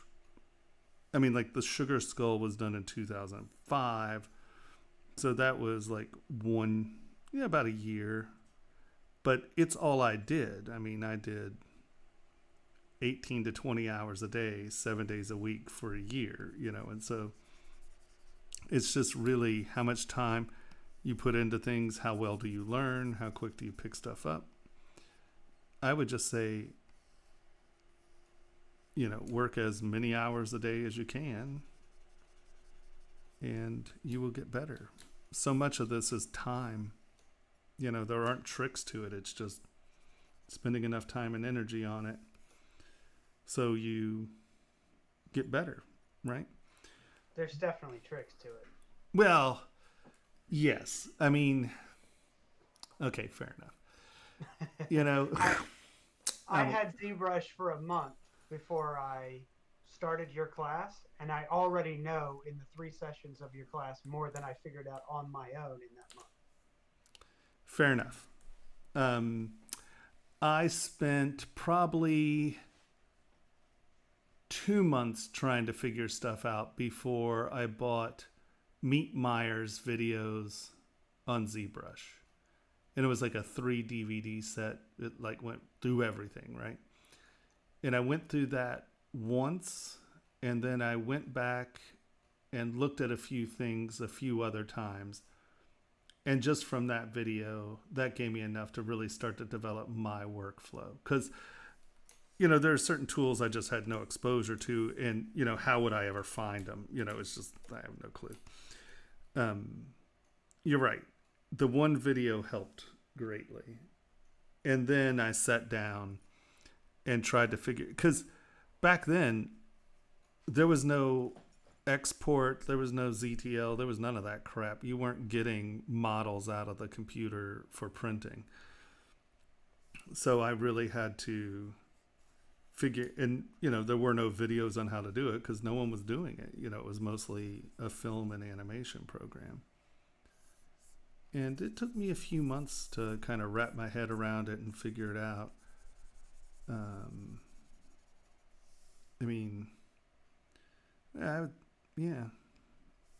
I think that it's a little disingenuous as far as the time goes, because I then reposted a bunch of stuff, but I think my first posts with the printing was 2006, Hold on, let's see.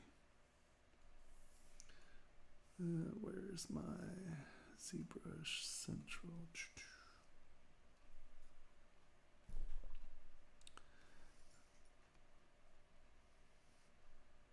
2008, but I was doing this for a couple years before I realized that I was supposed to just make one sketchbook. Hey Tony, are you still there? Is Tony still there? Yeah, what's up? What year did we meet at the summit or at the symposium?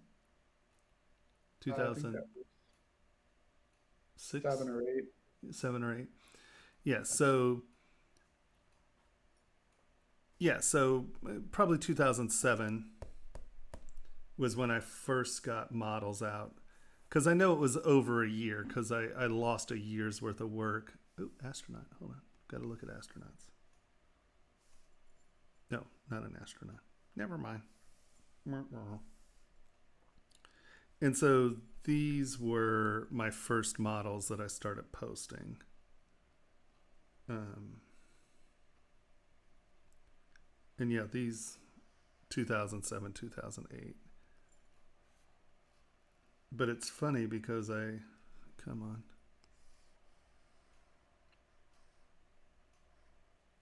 So I posted a picture. I want to say it might have been this picture. Well, I probably posted both these. Posted this picture and this picture, and then the models, and then this. I probably posted all these roughly at the same time. And people were like, "Oh, holy Hannah, those are beautiful renderings." And I was like, "Well, no, these are actual physical objects." And there's a picture in here of my mill. Hold on, it's really funny.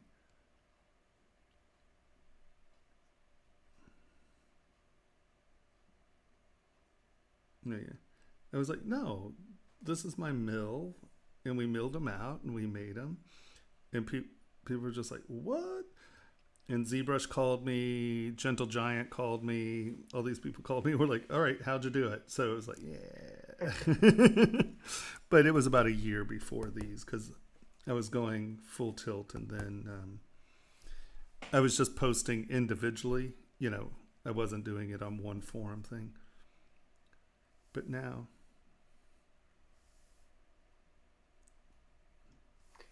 I think what's more interesting to me after watching you work for a while isn't necessarily your mastery of ZBrush. I think obviously that helps you be really good at doing these sculptures and making the jewelry and whatever, but it's really how you view the object you're trying to sculpt, mm-hmm. and your knowledge of anatomy and how you can sort of visualize taking an object you want to sculpt.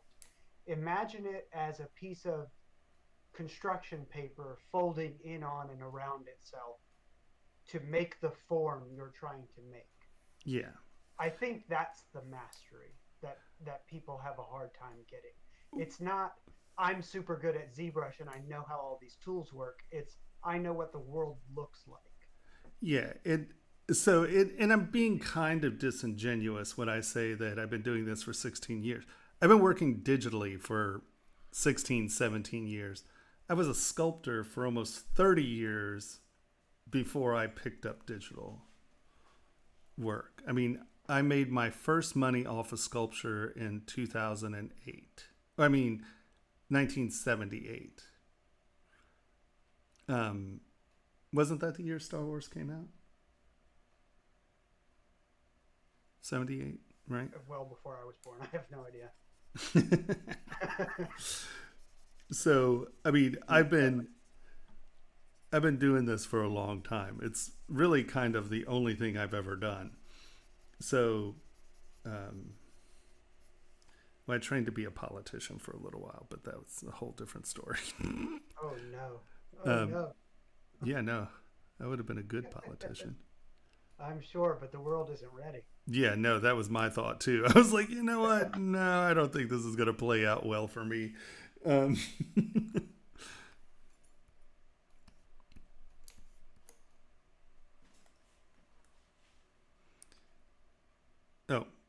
So 70, yeah, so 70, 77, 78. Yeah, because Alien came out the year after. Oh, complete. I think it's all that, honestly. It's learning to see. What he said is very true. I know people who are incredibly good technicians who are lousy sculptors. And, it's funny, we grew up when there weren't digital options to anything, right? I mean, you wanted to be a sculptor, you sculpted it. You wanted to be, sets, you made them, there was no digital option. And I think, just as a kid, I literally sculpted everything in front of me. I sketched, like at school and stuff, I sketched because you just can't carry clay around with you all the time. But I mean, even from when I was a little kid, I had Play-Doh, I had Legos, and, those things taught me to, visualize my world in 3 dimensions. And so I don't think there's a question at all that hands-on physical sculpting when I was a child is what allowed me to see. And then I've just tuned my sculpting to, so when I went to university, I didn't really think, at the time, sculptor, there was just no way to make money as a sculptor. There wasn't a reality where that was happening in my brain. And so I went into costume design in school because costume design for me was just sculpting in fabric, right? And so, I did that for a little bit. And then when I shifted schools. I graduated from the animation school at Cal Arts, but I didn't really ever make an animation. I did some stop motion work, but really they just kind of gave me a degree in the animation department because I was having such problems with, I did all the pre-requirements and stuff except making a film. Graduated from the film school without making a film. That can only happen at Cal Arts. We always joked. We said that I actually got a degree at Cal Arts in inter-school politics. We invented the inter-school department, and then I just went to the animation school. And because at the time Bob Winquist was the design teacher, and I was his TA, and Bob was magnificent. Bob was a paper sculptor, and he used to work at Chenard. I don't know if any of you know what Chenard is, but it was a very, very famous design school. And then in 1969, Walt Disney, they merged the LA Music Academy and Chenard Design School and created Cal Arts in 69. And it's a fantastic place. And Bob used to teach at Chenard, and he came over to the animation school to teach design. And his design classes were absolutely just fundamentally amazing. They were just great. And I think having really good teachers and just, it's all, like I said, it's all I ever did. So I think that, yes, without a question, I would attribute my ability to perceive from the practice of working all the time from when I was a little kid. And I think Cal Arts was a fantastic place because, well, one, you had to achieve. There were just so many brilliant people there that if you didn't want to just be one of the ding-dongs who could afford the school, which at that time, I think we were, for a semester, I think we were like $200 more than Yale. So it was not a cheap private education. Good Lord. Yeah. But I only paid for half a semester. And after my first semester there, or So they're 2 semesters a year. Yeah. So after my first semester, it's been a long time, guys. Give me a break. After my first semester, I got a full ride and TA ships. So I didn't pay anything after my first semester. And that was one thing CalArts was really good about, is that, you know, they didn't know me. So when I came in,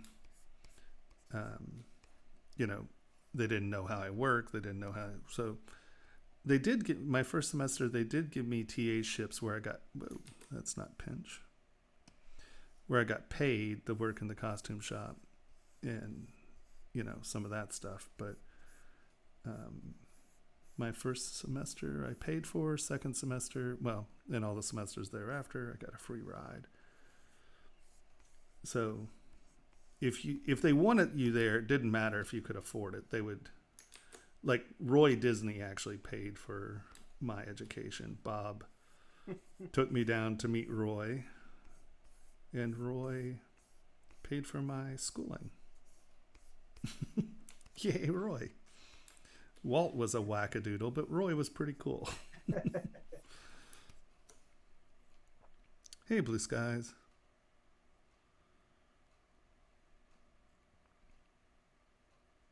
Yeah, great pleasure to meet you. Yeah, I find that in my classes, you know, I could sit down and teach you technique. Here, this is how you use this. Here, this is how you use this. But I find that it's just a lot better to get everyone sculpting.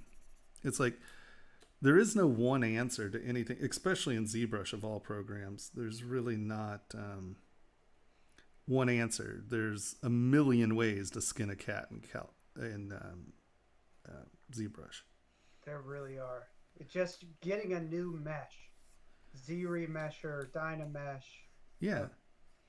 And you know, what's funny is, and it's not necessarily ZBrush is buggy. It's just ZBrush can be buggy, and sometimes it'll work and sometimes it won't, and sometimes it's random and there's really no answers to it. And new people get very frustrated, and I'm always laughing because I'm like, I don't know any program in the world that isn't buggy. I mean, I blow up programs a lot, and that's because I'm always trying to get them to do things they don't want to do. Things like Dynamesh. See, now you can Dynamesh an 18 million poly model. When I first did it, when they first came out, we were in the beta, and I'm like, yeah, that's great. And Paul was just like, what are you doing? And I'm like, what? I'm Dynameshing you know, I think it was like a 10 million poly or 12 million poly model. He's like, dude, no. He called me an idiot a lot. We have one question from Blue Sky. What pen are you using on your Wacom tablet? Just the normal one. The art pen, I think. Is it the Pen 2, the one that comes with the new Cintiqs? Yeah. Pen 2. Yeah, you're right. Pen 2, not the 3D one. No. You know, I when I was at the Experience Center, I tried one of the 3D ones, and I liked it. It's got an extra button. Yeah, exactly. It's got an extra button. You can't complain about extra buttons. But I mean, I haven't bothered to buy one, and I have 6 of these, so it's like...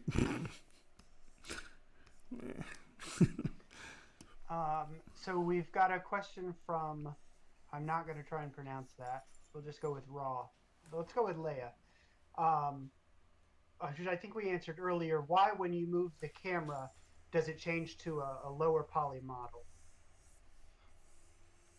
You mean like when I'm doing this, it's just so it can, so basically it's just processing fewer polygons while you're rotating around, right? It's just it's a trick on being able to have high polygon models. Yeah, it just saves CPU and GPU. So yeah, exactly. Because ZBrush does not use GPU. It only uses CPU and RAM. And that's why you can't pull menus out and have them on a different screen, because that would be GPU loading. So ZBrush, and they made that decision so ZBrush will work on, they're trying for maximum compatibility. And so that way you don't need a good GPU to run ZBrush. They want you to be able to run ZBrush on a cheap little old computer. Now, you're not going to run a 32 million poly model on a cheap old computer, but you can work on it, you know, and that's great. It's one of the sort of, you know, philosophies of usage that they want everyone out there doing something, which is wonderful. So, right, boop. That way it's not processing 18 million polys, it's processing whatever the lower geometry is.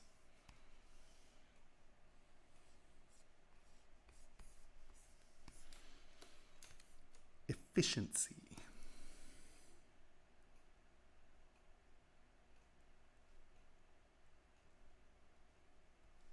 Yeah, I can't say enough about CalArts. It was really an incredibly good education. And I think CalArts had a lot to do with, you know, why I'm good at what I do, because we had really tough teachers and we had tough students. I mean, critique sessions, literally, someone would cry at every critique session because people are mean. But I think that it was funny. I was having lunch with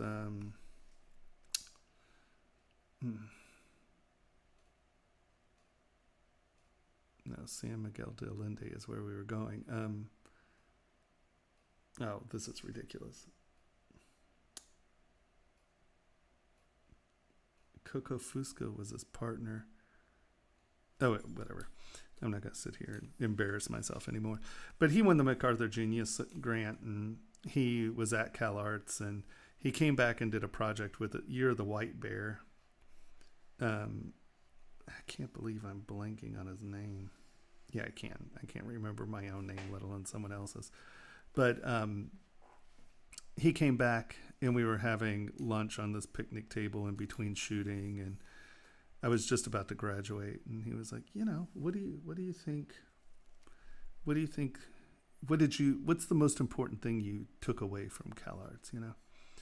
And I was sitting there thinking, and I was like, well, you know, honestly, I don't think there's anything anyone can say to me about my work that I haven't thought about, that I haven't like asked myself. And that's due to just the pure hostility of some of the critiques, you know, because you weren't allowed to get away with saying, well, because, you know, you damn well better have a reason why you do everything. And intentionality becomes a really big deal, because if you can answer questions about your work, it means you understand what you're doing. And so, you know, and sometimes, well, it looks better is a real answer, but, you know, someone's going to go, well, how does it look better? Or why does it look better? Oh, because it's more balanced. Oh, because it's more kinetic. Oh, because it's blah, blah, blah.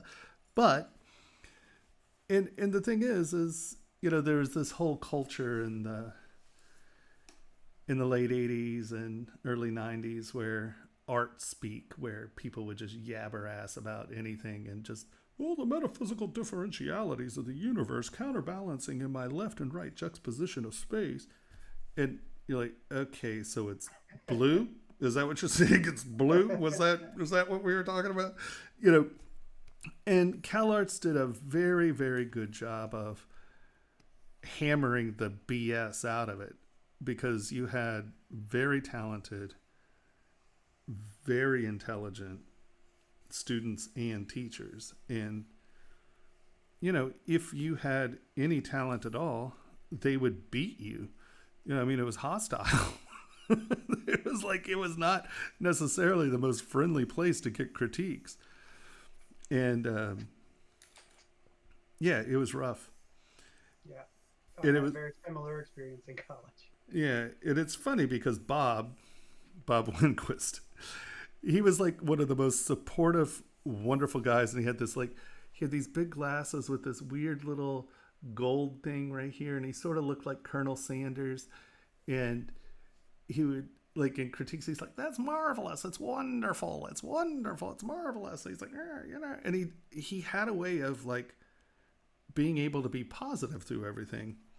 And so, of course, I'm now as TA, and we're sitting there and we're grading projects and hanging out, really. That was the best 14 unit of me and Bob hanging out, talking about design and other weirdness.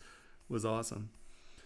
I don't know if people remember school, but 14 credits is a lot of credits to have as a TA.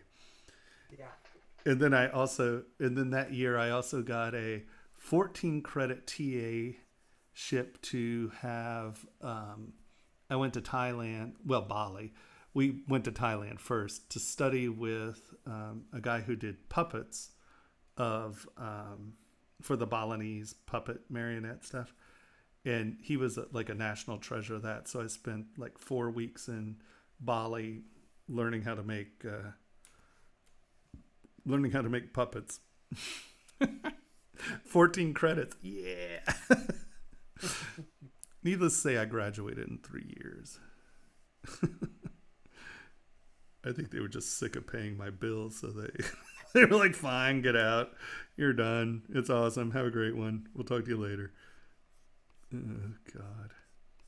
Priceless. But yeah, it was good stuff. There was a lot of expectation for achievement. And, you know, I mean, and the 3 guys I was living with, so we had one of the end hall dorms, so there were the 2 of us and we were sharing the bathroom. And so I lived with David Krentz, who was the lead designer on Dinosaur, and he's worked on many, many films and animation. And the Krentz brothers, Mark and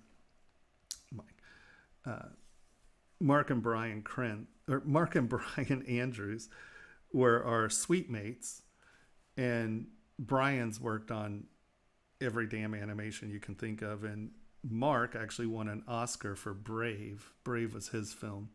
So, you know, my roommates were overachieving, animating wingnuts, and everyone I knew was an overachieving, brilliant individual.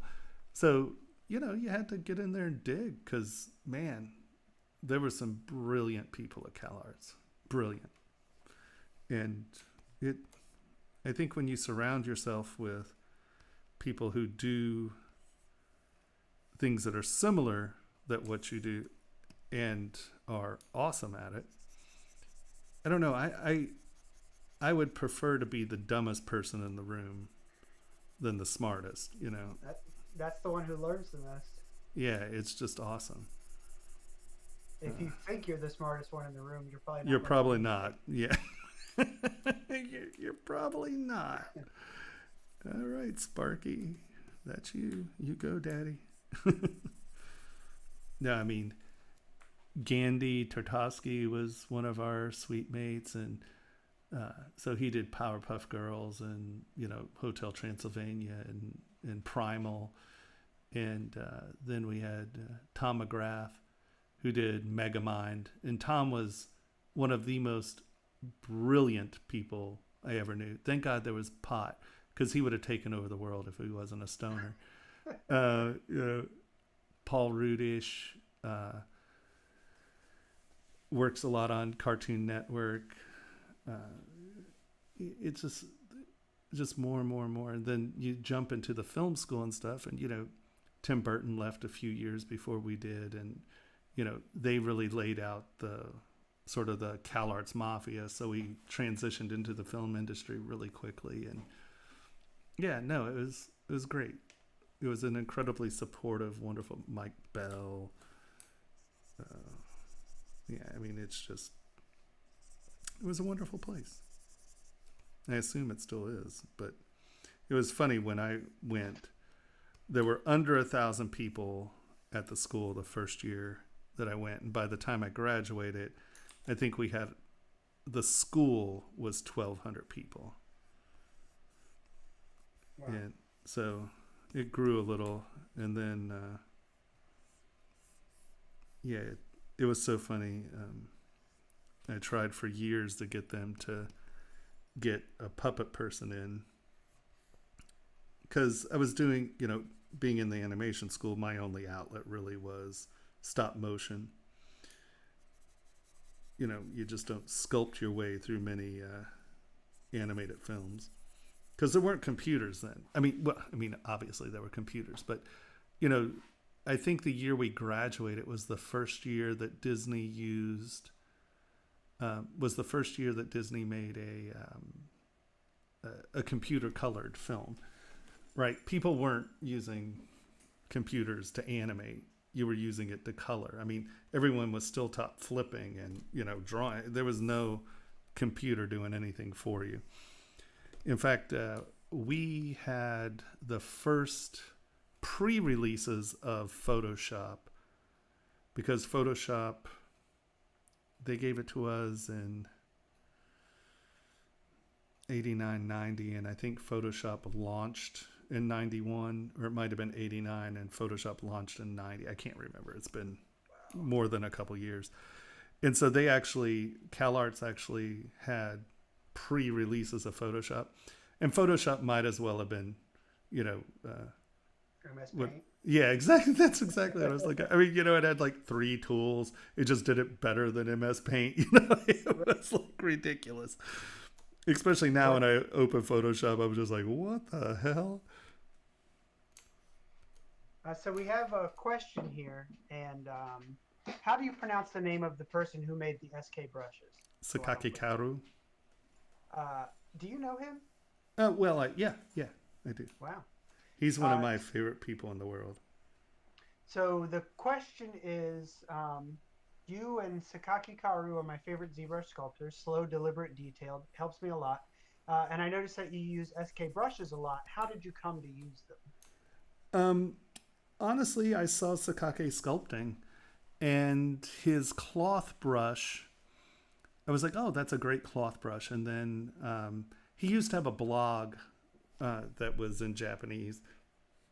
And I would follow him and see what he did. And then he posted a bunch of his brushes. And I was like, oh, yeah, that's great. And so I started using, you know, there are a handful of his brushes that I use a lot. And he actually, I kept giving his brushes to my students. So he finally put his brushes up on Gumroad because he was like, every time you have a class, I get like 15, 20 people calling and asking, or, you know, writing to how to get my brushes. So he put them up. Name one of them after you. What's that? He needs to name one of them after you. Oh, I don't need recognition. He's the smart one. The Wittelsbach twist. Yeah, exactly. Yeah, that's going to be a dance or something. Or maybe that's what happens when you're hanging on the gallows. Is that? But I met Sakake at the ZBrush Summits, and he is one of the nicest, most generous, cool, talented people that I know. And he's a fantastic sculptor. And yeah, he is actually smart enough to sit down and make brushes that work for him, as opposed to me, who just steal other people's brushes. Yeah, actually, at the last summit, I have a great picture of me, Sakake, and oh my God, come on, Tomas. He's one of my favorite people in the world. He's the head of the mint now. Hey, Tony, are you there?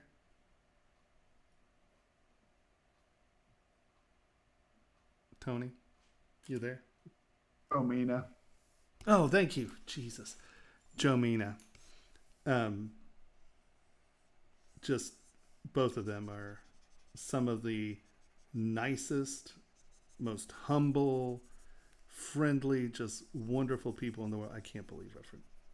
Well, anyone who knows me knows that I forget everything at some point. I have the worst memory in the world. It's really ridiculous.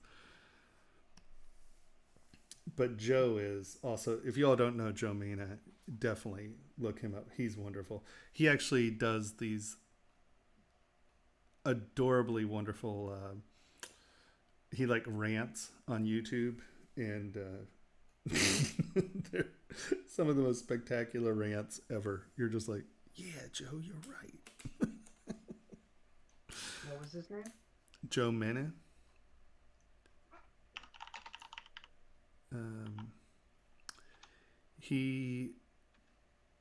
I think where most people would recognize him was he did the Michelle Pfeiffer Catwoman for Roadshow or Sideshow. Meana,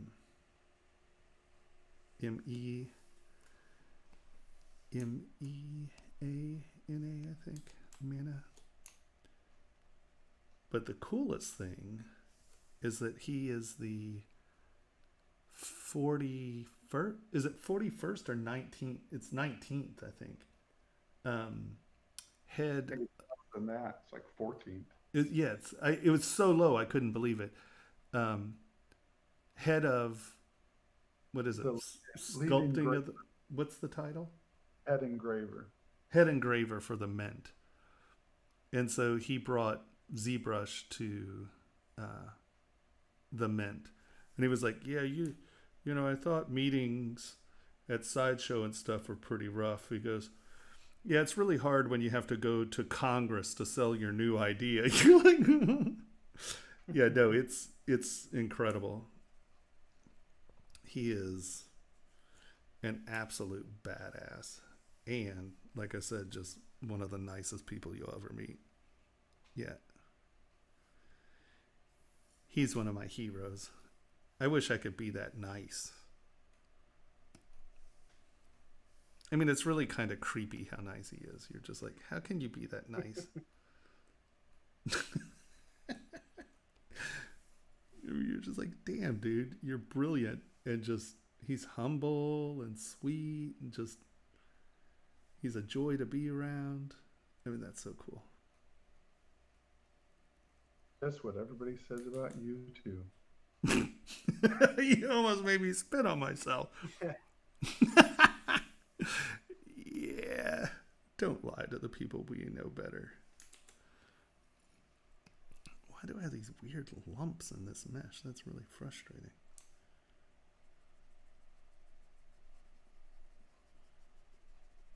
Oh well. It's going to be tiny. No one cares. Every time you open Lazy Nizumi, do you have to relink it to the ZBrush canvas? Nope. No. Once you hit Control 1, it now every time you open ZBrush, you have to relink it to the window. Okay. But you mean by open it just by doing this, or do you mean open ZBrush? I mean, if I were to kill Lazy Nizumi completely. Yes, you would have to relink it. I know it's very tough to push Control 1 every time. It's like, but we've had quite a few questions about it this stream. Oh, I thought you were just being lazy. I was going to be like you for being lazy. You're right. What was it Kermit said the other day? She was trying to get something done. It was like, oh, you're right, because pushing that button twice is so difficult. It's like, oh my god, everybody's looking for the easy way out, man. I want something that rebuilds my subdivisions. This project stuff is a lot. No, you lazy turd. Okay, I'm going to show you something, all right? I'm not supposed to show you this yet, but I'm going to show you something. Is it the So Much ZBrush? Yeah. That I haven't bought yet? Yeah. Okay, so we have our little guy here, right? 400 million. And here, let's duplicate this. Drag it up here. Let's hide everybody else. Okay, you have your guy. 4 million. You do something silly. Let's do something silly here. Where's twist? Or it's called spiral, isn't it? Yeah, spiral. You decide you want this crazy spiral. All right, so we have this crazy spiral. Ooh. Right, so now we've distorted this mesh where we're not going to be able to sculpt on it, right? Yep. See, it's distorted, it's torqued. Oh, goodness gracious. What have we done? So now you come over. Now this is funny. I'm probably going to do this backwards because I haven't opened this in a while. You're going to go Z remesh, or this remesh plus. So I want my base to be, I can pick 700, but it takes a while. We're just going to do this at 1000. And then I want it to be 5 subdivisions. Right, let's do 5 subdivision levels. So that's going to be 100. So we need to bring that down. So there we go. So that's 256,000. What was 5? 1, 2, 3. Oh no, that's only 1 million. Okay. So low res, we're picking how many subdivision levels we want. We want recreate subdivision. We don't need to dynamesh first. Remesh groups, 2 times remesh. Okay. And so you go, let's look at our mesh here, right? Actually, you know what we should do. Hold on. We're going to do this. So you found a place where you had to dynamesh, right? So we're even taking it from a quad mesh. You've used twist, and you're going to use taper. Okay, stop it. Delete lower. Dynamesh. Oh, I didn't duplicate this, did I? Oh, I did. We don't have enough. Maybe. We'll take it back. Doesn't matter. So, right, now we have a dynamesh. Right? This is our issue. So we go accept. Come over here. Lower res 1000, subdivisions 5. Recreate subdivisions. And I'm going to push Z remesh. I really should have. Hold on, let's do this. Append that. There we go.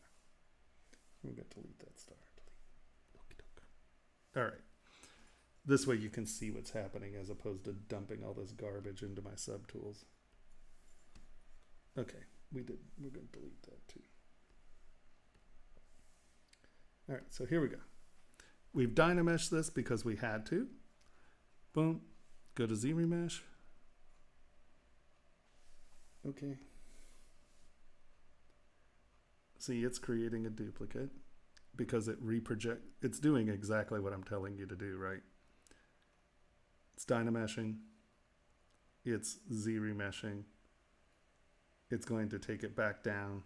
It's going to duplicate and reproject. Now, depending on how low you take this lowest res, obviously you'll get some mesh distortion, right? Because if it's so low, you know, you might have to come back in and repair some of that stuff, right? Mm-hmm. But it gives you the get that. That is what I need. I love these little things. I think it's just like sugar soaked sesame seeds. Yeah, that's exactly what it is. Sesame seeds and sugar.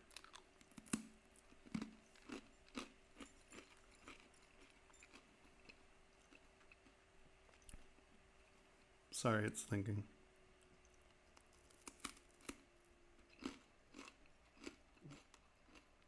While it's thinking, will you show how to get lazy Mizumi to that smaller window instead of the big one?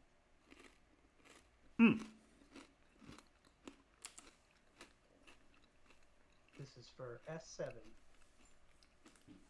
So within your lazy Mizumi window, if you go under File, see how it says Hook Window and Preset Toolbar? Just click the Preset Toolbar. That's what this is. And it gives you a few options. You can have it this way. You can have it straight across.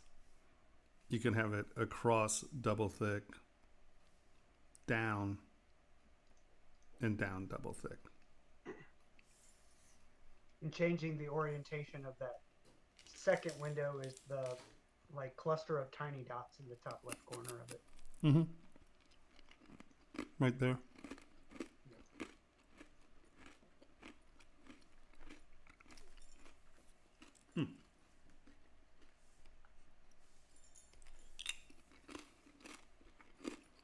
So there you go. It has lower res, lower res, lower res. It's remeshed, divided, and reprojected. Ta-da! Thank you, Joe, for being awesome. But you see it has some weird projection thing going on right here. Yeah. So you just have to look and, you know, you might have to futz with it just a touch. But that's super easy, right? But I don't want to teach you this. I want you to understand what you're doing and when and why you would do it, right? I'm totally going to do it the hard way. I just want to know that there's an easier way out there in my future. Yeah, you push that button right there.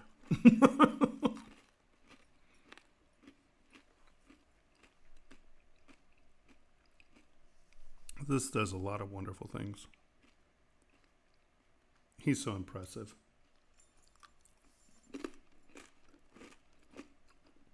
So during a stream, you can watch him, like when he was building this.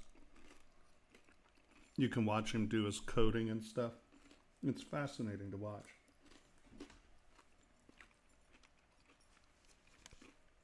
Because as an insanely dyslexic person, that right there is sci-fi to me. Never happened. At some point, I want to look into how to make ZBrush plugins because coding is my bread and butter. Really? Yeah. Oh, we need to talk. That's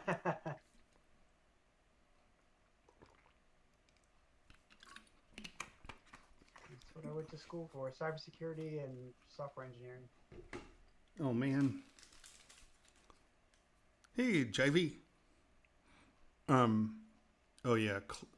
Figuring out coding. Or I think it's just scripts.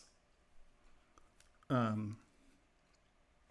think it's just all tied into these Z scripts, if I'm not mistaken.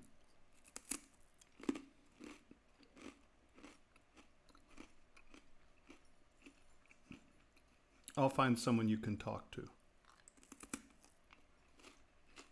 Cool. I don't know what plugins should exist or need to exist, but Well, I have an fact that entire there's a list way- of them. well, I mean, hey, that's something we could look into. You know where to find me. Unfortunately, for me. Pasha, you're blessed. I know. That's why I'm here.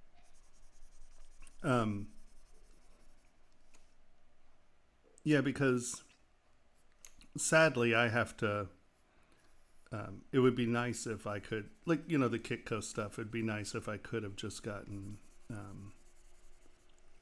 you know, just been able to do it. But, I'm dependent on Joseph and them, Joseph and Solomon and Paul. I call in and I say, I want this to happen. And they're like, look, I mean, honestly, thank God they take my calls.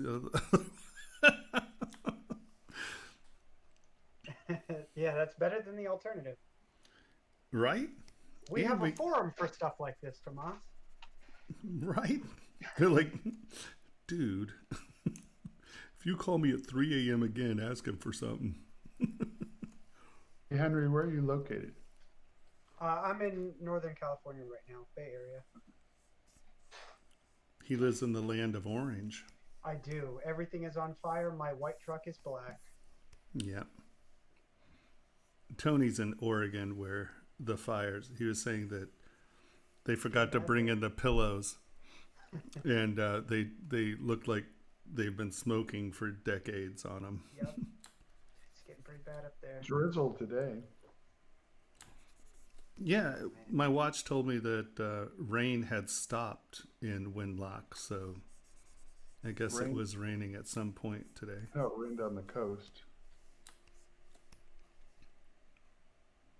That should help some. Not real rain. We need some real rain. Yeah, we need some real rain. I won't see rain till April. Well, shocking. This has been an incredibly dry year for us. We got very little rain this summer.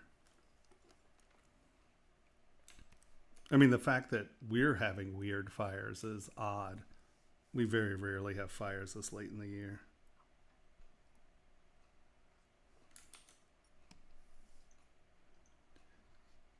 But I guess we used to be a rainforest, and now, we might as well be Marin now. We have Marin's weather patterns.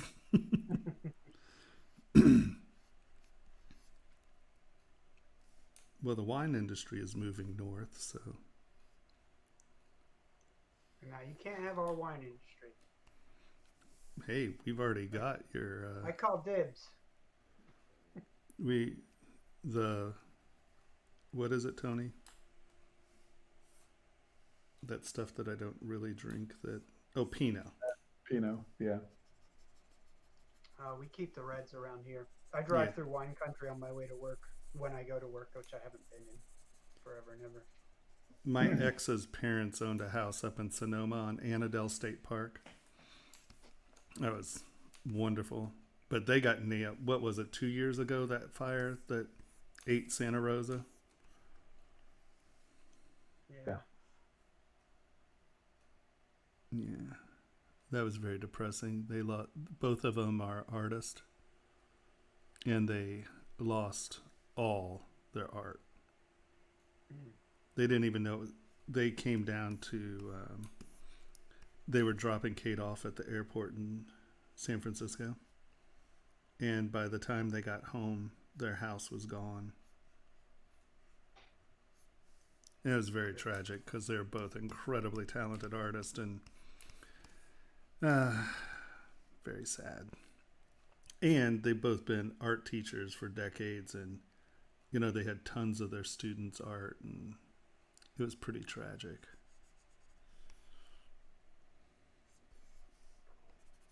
Pretty tragic.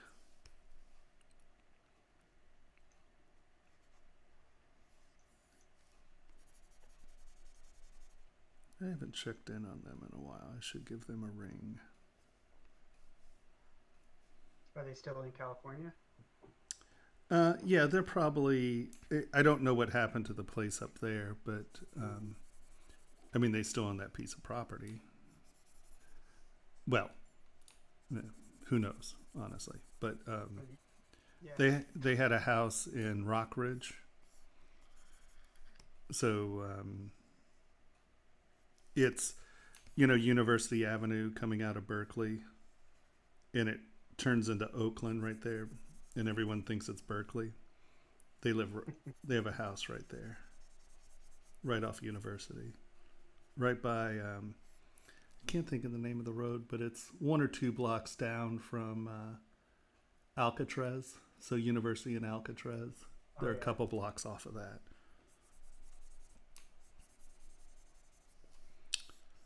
Very nice. So I've got a question from Saeed, which is something I've always wondered. Why are photos of your work so scarce on the internet? Because I can't. Instagram good. Because I don't Instagram good, and also, honestly, there was a time where it was very difficult to get my work made, and I really didn't want to make it if it sucked, and wound up not being able to afford to have it done how I wanted it done. And, just trying to get people to even try to do it was difficult. And then I got jobs working for other people. So, I mean, there are plenty of pictures of William Henry jewelry on the internet, Right. I kind of got demoralized about actually making work. You can ask Tony. I was a little frustrated there for a while. And then I got kind of tied up in education, and I realized that I found education pretty edifying, you know. And then it's just been a struggle over the last 4 or 5 years of doing freelance and then trying to figure out how to monetize the education stuff. And doing it live's okay, but it's real hard to make money doing live classes. Because, first of all, I never obey the hours that I'm supposed to be permitted to do classes. You know, your class, your class is supposed to be a 12-hour class for the whole thing, basically. 18 hours. I think we've had more than 18 hours already, and we're barely halfway through. Yeah. And that's just because I can't bring myself to do something where I don't think you guys are learning. You know what I mean? If there's no point in doing it if you're not learning. I'm not someone who can make a class and then put it online and, you know, not support it and not, you know, I just can't do it. Well, I just won't do it. It's not something that I'm interested in. And I think the critiques are so important to learning. And the critiques just take forever if you're doing them right, you know. Mm-hmm. Yeah, when you're taking an hour per person's file and there's 12 people in the class. Yep. It can add up quickly. And that's the other nice thing about the modular stuff is, you know, I'll stream more regularly from my stream. And then that way we can do... See, I don't know if there's a way to get to do a stream where only students can watch it. That's not something I know enough about on Twitch. I don't know if, like, there are membership statuses, you know, like, can you... There definitely are, because I patron a lot of my favorite creators, and you can only watch specific Twitch streams if you're a member. Okay. There's definitely a way. Yeah, I don't know anything about how to do it, so it's not something that I've accomplished yet. I like that everyone can see it. That way I can show my wife later. Like, look, he didn't hate it. No, I actually like doing the critiques publicly too, because not only does it, as long as people are kind, and for the most part, I think my viewers are pretty good. I don't, you know, every once in a while you get someone who's just dropping in who doesn't know that it's for a class. But I mean, we have 5 to 15 people who watch and don't, you know, every once in a while someone might ask a question, but as far as I can tell, they're pretty polite about it. What do you think? I mean, you pay a little bit more attention to the actual chat. Yeah, I think you're absolutely right. Everyone's very polite, complimentary. Every once in a while, somebody jumps in who isn't a part of the class that doesn't know why we're all there, and they say, "Hey, can I submit my file?" And everyone says, "Well, you can submit it to this link, and I'll get to it on the last Monday of the month." Right. And, you know, once you tell people it's a class, usually they're pretty cool about it. But what I like about doing, you know, at least some of the critique publicly is, you know, it's exposure. You know, it's free advertising in a lot of ways. And, you know, it's allowing people to see your all's work. I mean, I kind of like doing the critiques publicly. And I can understand people are like, "Oh, well, I paid for this." And I'm like, well, if you don't think you're getting your money from me, man, I don't even know what to tell you. Tony, do you remember when I had a student who was, I should have just given him his money back and said, "Go away." He was really annoying, and in a lot of ways. But one day he was like, you know, he was really, I guess, very disappointed, and like said, I don't do enough for the students. And I lost it. I was like, all right, you're gone. Thanks. Bye. Yeah, I can't imagine having that thought. I was a little annoyed. I mean, Yeah. you can say a lot of things, and I mean, you can feasibly say that, you don't learn anything from me, because people learn differently, I guess. But to say that I don't give you enough, and I mean, that was like, what, a $500, $600 class, and you're telling me that, and man, we had long critiques on those. I've actually tried to shorten my critiques. Not well. Yeah, I can't say that I'm succeeding at it. But you did make my favorite piece.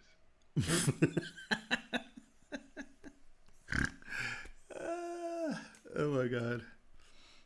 He turned in this piece, and it was so funny because I was totally gonna just be really mean to him because it was April Fool's Day. And he turned in this piece that flustered me so much I thought he was pranking me, is how weird the piece was. I was like, so did you mean to do, is this a April Fool's joke? I was like, because I was just ready to just rip him and just, just be mean and then just say, oh, April Fool's, Nope, he got me. He gave me a model that I was just like, are you serious? And he's like, oh yeah, I'm going to take it to Burning Man. I'm like, you're going to get beat to death by feminists, dude. You're going to get beat to death. I would say this might be considered inappropriate for public art. Oh my God. It was a horror show. But he was just so, and what's sad is it's like, look, I'm here to help you, but he didn't listen to me, and, he kept trying to do things that, the program just doesn't do, and then he was pissed at me because it doesn't do it. I'm like, I didn't develop this program. You're learning ZBrush jewelry design, and he wanted, to talk about doing cars and this and that, and he was like, oh no, it's got to be this accurate because we're making it in metal. And I'm like, dude, I've made set pieces almost as long as you've been alive, and it doesn't matter because you're going to take a hammer and you're going to slag that thing till it fits. So having something that's like a 1/16 of an inch off isn't a big deal in the real world. Okay, if you're building bridges and stuff, but like for art cars, who cares? And he was crabbing about, seriously, like hundredths of millimeters, and I'm just like, have you ever built anything? That doesn't even make sense.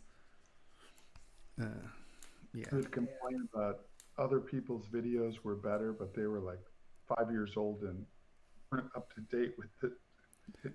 Yeah, it was rough. Because, yeah, I do my best to be positive about people's work. I'm not, if you're not practiced and skilled yet, I'm not going to hold you up to, oh, why can't you do that? Holy hell. He gave me so much grief. I was just like, dude, I can't believe I have to sit here and be positive about this. I'm about to strangle you. We haven't had anyone like that in this class. Oh, no. Actually, I haven't had anyone like that in years.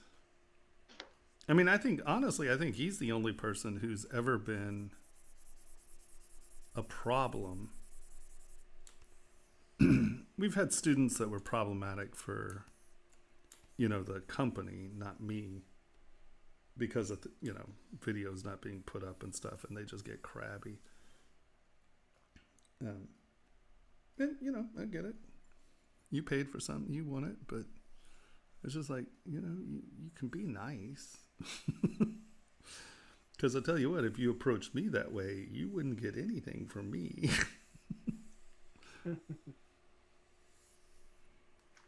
So Saeed has a question, wants to know if you can use Lazy Nizumi for masks. Of course. I mean, it's, you just hold down mask. Let me change our brush size here. Is that what you mean?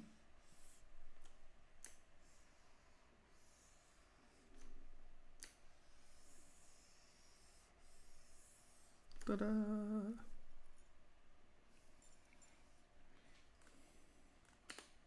Boop.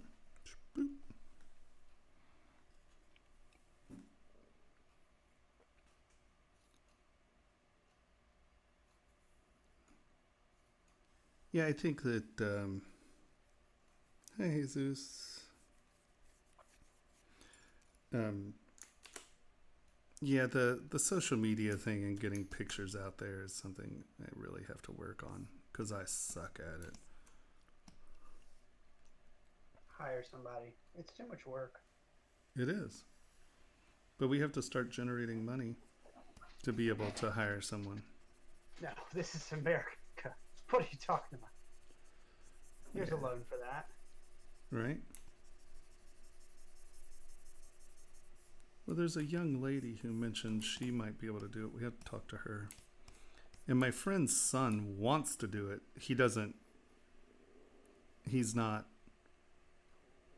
It's not something he does, you know? I mean, he wants to learn to do it. Yeah. He's been doing a bunch of sort of more gaming oriented stuff. And that's, you know, there's a level of goofiness and, you know, you're cutting to people making anime faces when you do something in the game and blah, blah, blah. You know, I mean, it's a sort of different thing. But he's been learning to edit. And to be fair, you know, I mean, for someone who's never done it before, I think he's doing a pretty good job. But, you know, I need something that's not a gaming video. And this young lady who I guess was on the stream one night. So, Yeah, I think they were in a stream. But her name's like Crazy Girl 26, and you're just like, you know, I've had a few of those in my life, and I don't know if that's necessarily what we're looking for. But your name on Twitch doesn't necessarily reflect any of your other social media profiles. That's true. That is very true. I had to change mine to my name. It was like, you seen Mabra before, which was my old Xbox name. Yeah, I just use TS Wittelsbach for everything, and it just keeps it simple. Yeah. So Saeed says when he tries to do that in Lazy Nizumi, it changes degrees.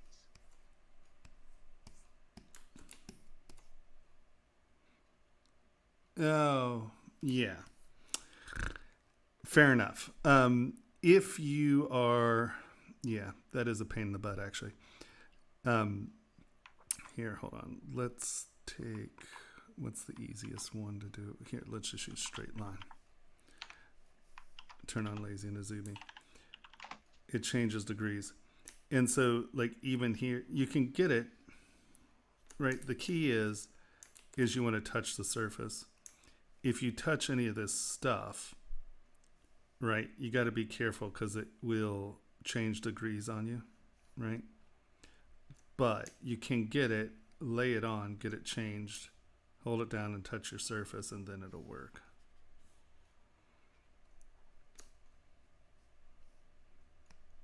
Right. Now, I think on this one, yeah. The key is get away from the control factor, right? Control, you move it. And this one really sucks because if you put it down and you rotate off your curve, it changes the angle. But if you come up here and hold it, it's going to do it on the angle. Do you see? So you just have to understand that control is a functionary for Lazy Nizumi. So you just have to be careful about it. Cool.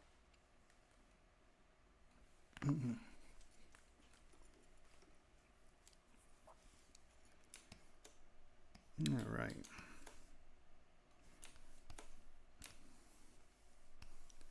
Got 18 million polys and this mesh is still garbage.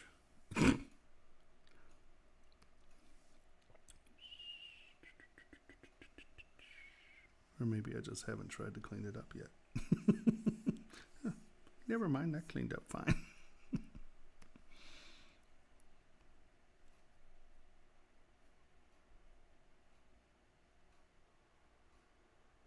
It's weird. This mesh has some lumps in it.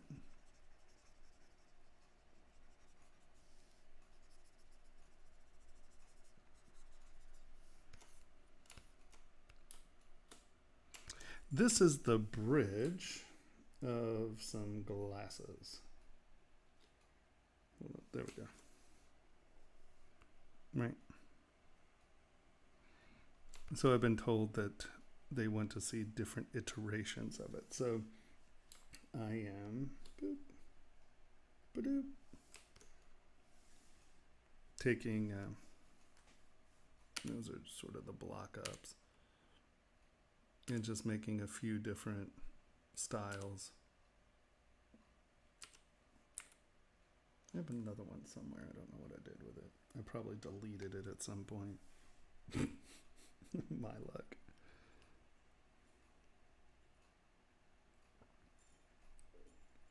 Doop. So now we need to turn these guys on. Boop.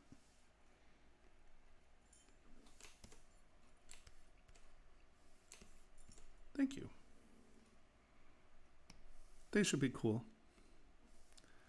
Hopefully the people have the capacity to do high detail casting. That's always the problem, is most people just aren't really set up to create things that are this high resolution for something tiny. I get that a lot. That can't be made. Light rain starting soon in Winlock. Oh, good for you. We'll see. Actually, dark sky is usually pretty good. It's funny, I guess Apple bought dark sky and they stopped supporting it, the Android version. That's just mean. I was just like, oh guys, that's just not nice. Because dark sky is a great weather program. I mean, it's usually like really, really accurate. It's like rain will be starting soon, and like rain will be starting in 10 minutes, and it rains. You're like, wow. It's the only weatherman that's ever right. It's crazy. They just have one guy standing outside in every city. Yep. It's someone just texting it in. It smells like rain. It's probably going to rain.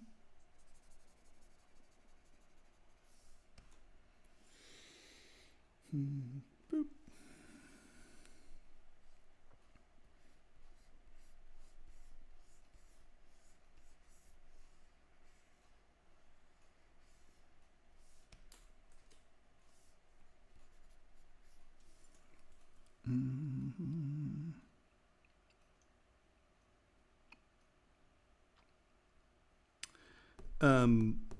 There is a Mac program called Hey Stylus.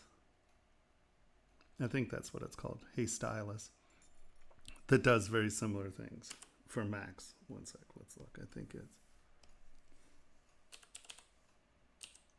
Spelled H-E-J stylus. yeah, that's it.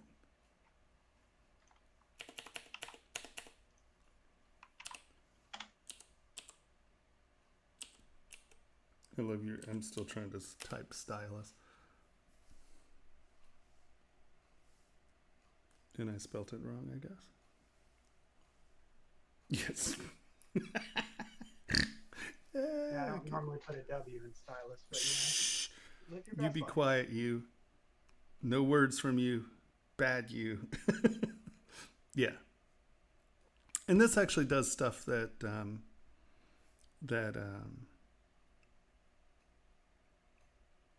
Lazy Nizumi doesn't do. but it doesn't necessarily do things that Lazy Nezumi. If you actually are like a programmer or very Jesus, I can't even form sentences anymore. Come on, where's Lazy Nezumi? So within Lazy Nezumi,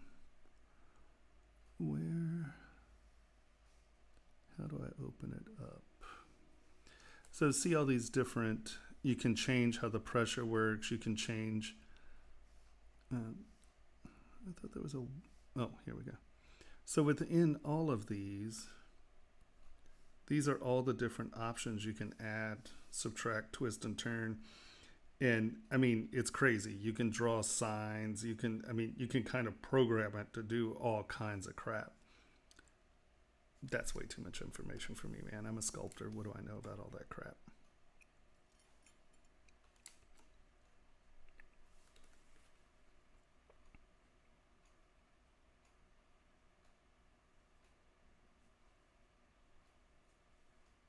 Right? Actually, it's really funny you said that. So today, the place that I live is this lovely little homestead in the middle of nowhere. And it's great. There's no internet, though. That's the one thing. I'm rooting for what's that ding dong's name? Starlink. Yeah, Starlink. Forget. What's his name? I even forgot his name now. Is that an Elon Musk thing? Yeah, Musk. Did you hear what that douchebag named his baby? You guys are jerks. That kid's going to have to live with R2D2 or whatever the hell his name is. It's just like, really? They're going to have enough money. It's not going to matter. BS. Let me tell you. He's going to go to some school, and you name your kid R2D2 74 Yabba Yabba or whatever the hell they named him. That poor kid is going to get tortured. It does not matter how much money you have. Friggin' Grace Slick named her kid God. God Slick. Really? Really? Oh, that's rough.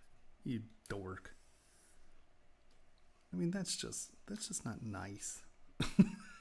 It's, Mom, God was beating up on me in the sandbox.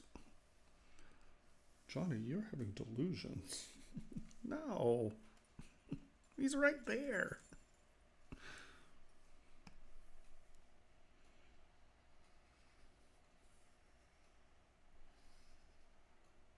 What are your parents' names? Elon Musk and Grimes. I want to. Can I be Grime Musk? That's unfortunate. Oh my God. What is wrong with people?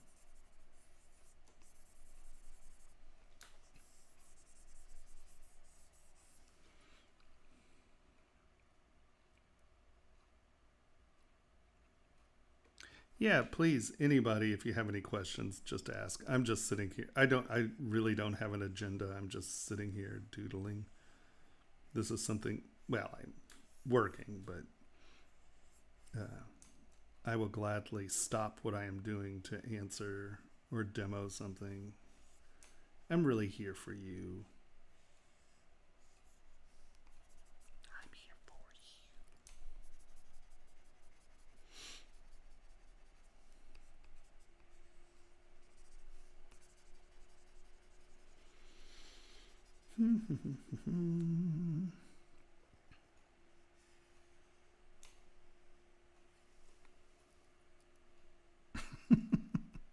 It should.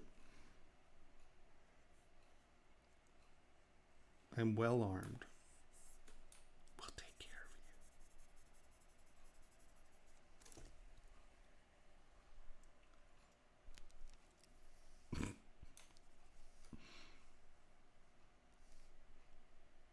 of you. That was Illuminati love, I think is what that was. The Illuminati loves you. Is that?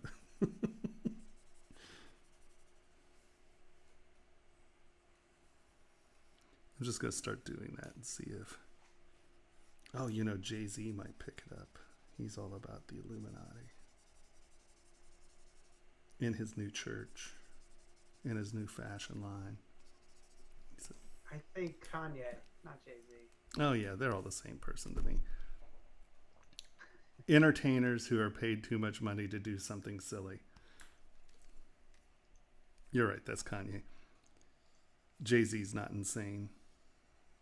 Well, not like that he's kind not of in the insane. news enough for me to know how insane he is. Yeah, you know, at your first presentation when you're running for president, you break down and cry.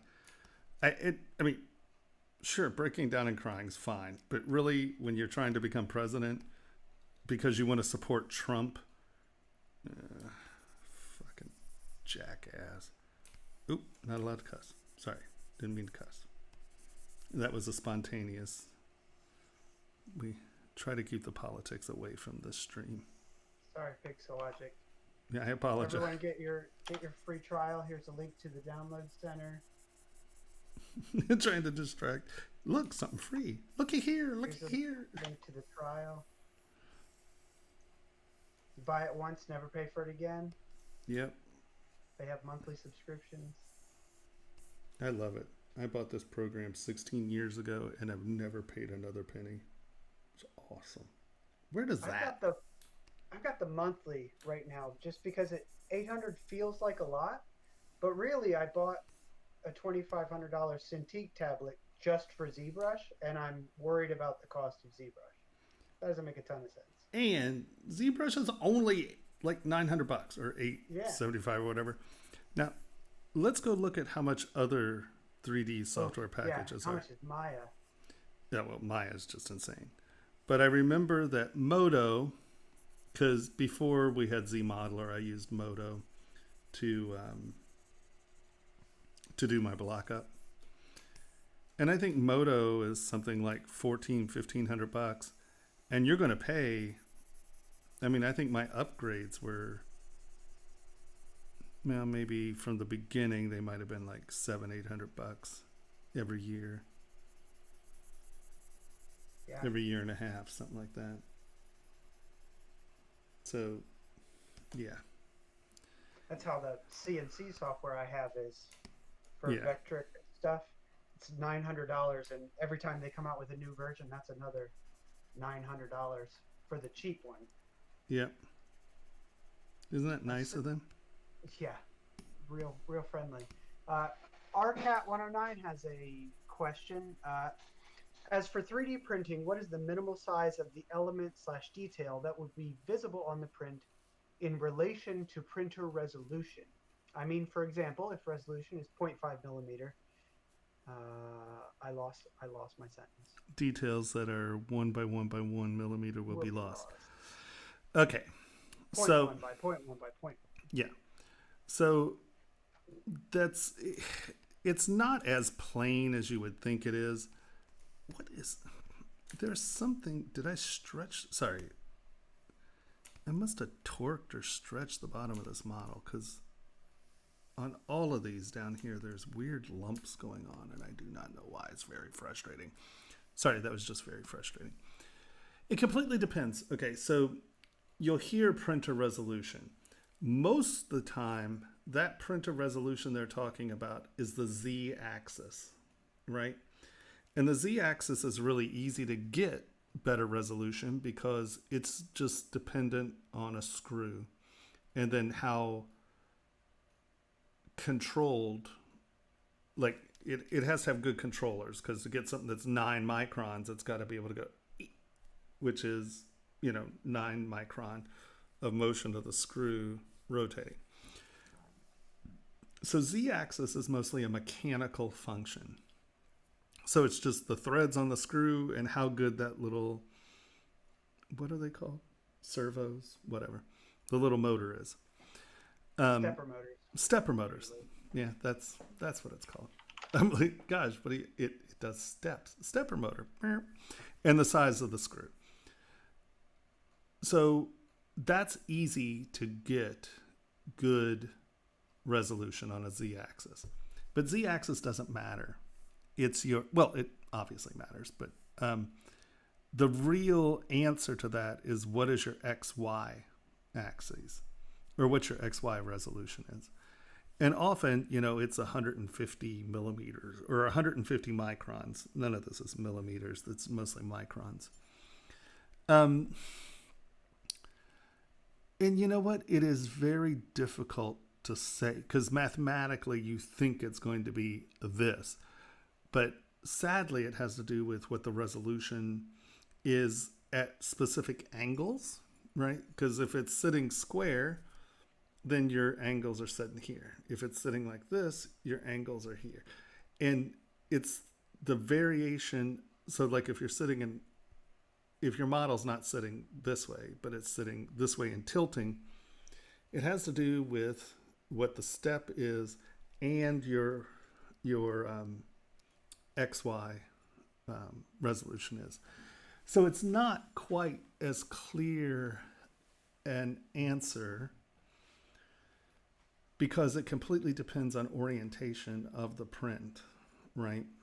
But if you're going to try to print anything that is like high detailed or high resolution, you want a true 25 micron by 25 micron print.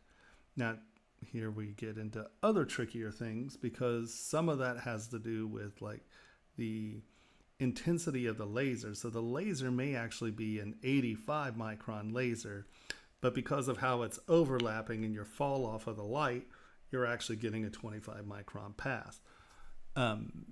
Yeah, it's a very ambiguous question, and it seems like it's math, you know, would say, hey, there it is. But you'd be really surprised what you can get sometimes. So, you know, what are you trying to do? I mean, if you're trying to do jewelry and you don't have a lot of money, I'd buy a Formlab printer, because it does really tight, nice resolution work. It's but simple to use. But, you know, it's like being able to deal, like, what is your support size? Are you going to wipe out your resolution because your supports have to be a ½ inch? You know, I mean, it's a much more complicated and ambiguous question than it would seem. Yeah, CNC is awesome. I love milling. Now, I don't have a 4 or 5 axis like you do, but it's still fun. Oh, milling is fun. And milling's super clean. It's just really nice. I like milling. I really want that Russian mill. What's that thing called, Tony? Did we lose Tony? I don't remember. What's that one you like that was... Yeah, whatever. That's a great mill, but it's not cheap. I think the one that cuts wax is in that 35,000 range, but the one that cuts metal is in that 55-60 range.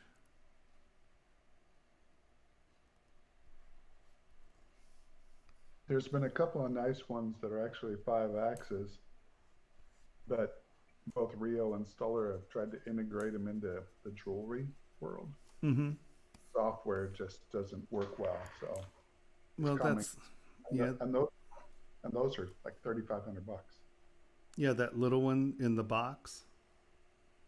That's the little one in the box. That's just that's only I want to say That's a 3 axis. Yeah. Carbide and Nomad C. Right. There's a couple of them that are really potentially and powerful, and the price isn't much. They just haven't figured out from the software side. Yeah, the software is such a big deal. That's the other thing about like some of the cheap printers. People are like, oh, you know, get this. And yeah, you know, it says it'll print that, and it says that it does that resolution, and you know, it might. But the software is so horrible, you can't, you know, that's the other thing about Formlabs, is that their software is absolutely idiot proof. I mean, there's a learning curve on how to set models up and stuff, but you can plug that into the wall, you can buy it, plug it into the wall, and print a model in 20 minutes. You know, I mean, well, the model might take longer than 20 minutes, but you know what I mean. Know what I mean? Right? Right? Right? It's so funny that I actually, because I edit rights out of my audio, I know what the shape of the profile of the word right is. I'm like, oh, there's one. When you know your filler words by their waveform, you're doing too much. You say it too much. I think is really the key there. It's really funny. When I first started recording classes, you know, when I was trying to make my videos, I would say all the time, because I'm sculpting and trying to talk, and sometimes my brain just stops because it's like, okay, whatever you're trying to accomplish there is more important than you coming up with a word. So we're going to stop your brain, and you will then do or finish or whatever, and then you can start talking again. So those pauses, I'd go, and then the woman that I was doing the line of jewelry with at the time, she would say so all the time. And so, of course, you wind up saying things that people around you say. So I stopped saying and I think I started saying so twice as much, because so sounds like a word as opposed to so I think that became a more viable option. And then I got rid of that. And I really blame the critiques here on Pixologic, because Twitch has a lag, and I make a statement, I'm waiting for someone, and I'm trying to prompt someone to, respond. So I'm like, right? It's like, do you understand that? Right? And now I say right all the time. It's really frustrating. I wish I could just get rid of some of these verbal tics that I have. I can't say that here. It's really funny.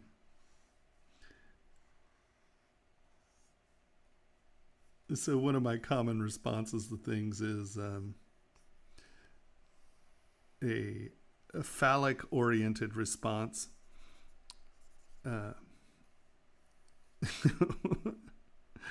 And I live with a 77-year-old woman, and I got her saying it, and it's really funny because she doesn't have one. And you're like, suck my... And now I'm like, you know what I'd have to say about that? She's like, suck my... I'm like, yeah, you go, Lee.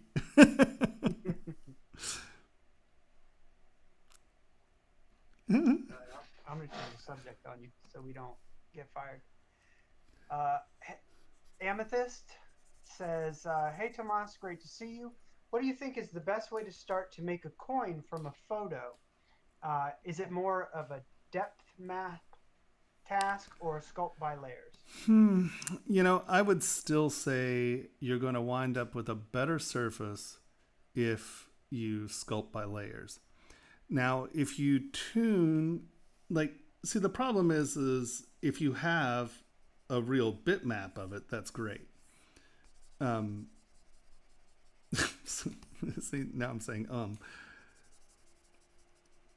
but photos aren't alpha information. So I think, I just sculpted that. I did a coin, an award coin for Teresa. And I think that they had the photos. I think I organized the photos. I took them into Photoshop, and then I did the outlines of the photo in tones. So actually that might be a good way to start, because that's going to give you your depth. Here, let me see if I can, where's Photoshop? Beep.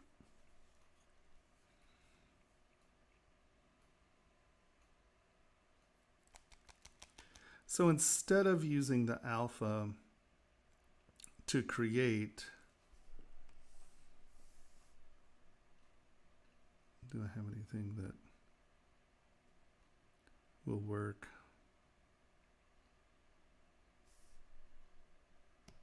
Okay, let's just use this. Right, so let's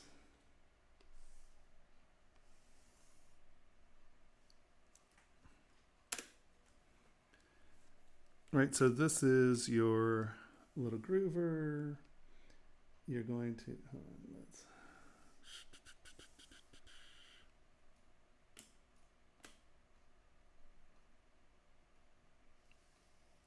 all right. So now we're going to grab our little paint bucket. Come on. And we're going to make the backside black. Select inverse.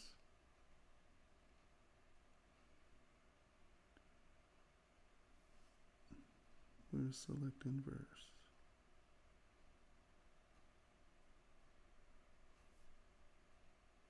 I love it when they change my stuff. Oh, here, that's good.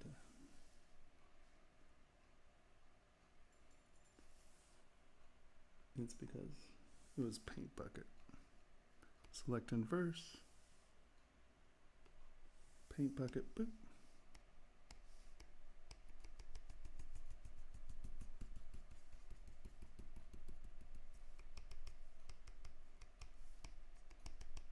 All right, paintbrush.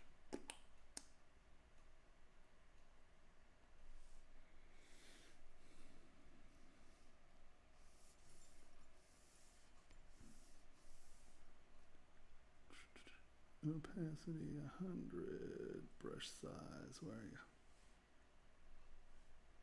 Let's make the size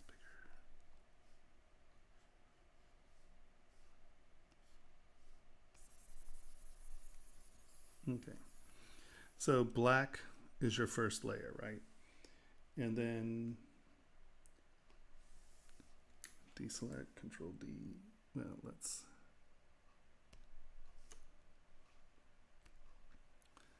so now we have him. Let's go to lasso.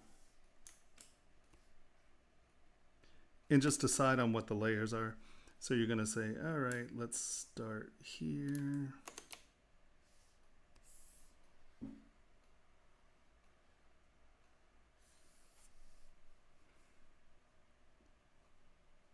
So we'll do that as your first layer. You go to your swatches, grayscale, and now we had black. We're just going to pick the next one, and we're going to paint that the next color. And what we realize is that, let's say this is the same color.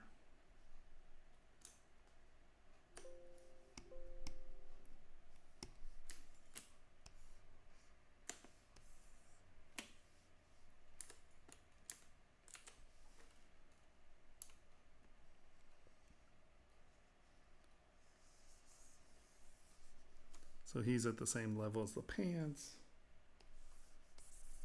Paint that in.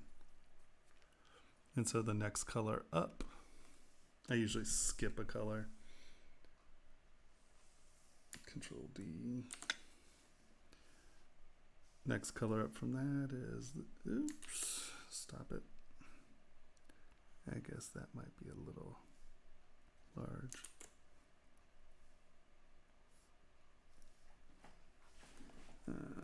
Pixels, too much.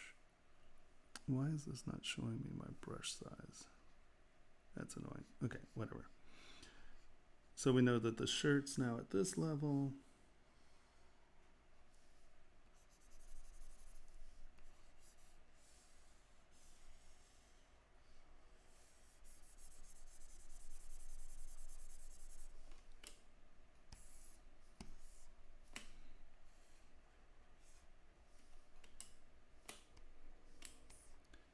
And we're actually going to say this is at that level.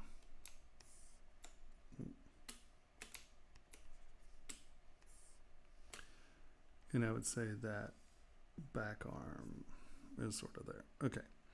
So now we've chosen those at that level. Now the bow ties next. Come up to. And you make the bow tie there. And then the collar. So actually, this is probably the bow tie level 2.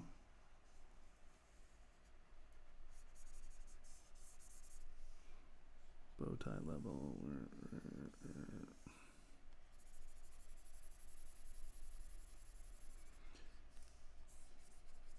And obviously,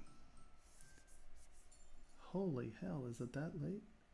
Wow, that's crazy.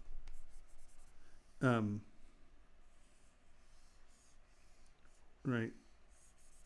And it's better if you're doing this with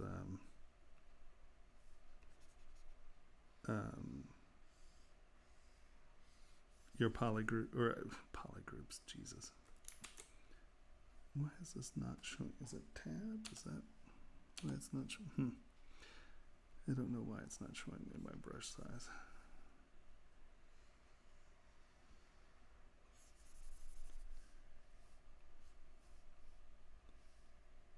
And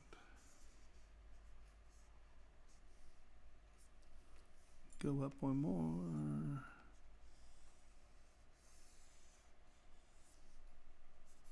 Right, that's in front of that. Go up one more.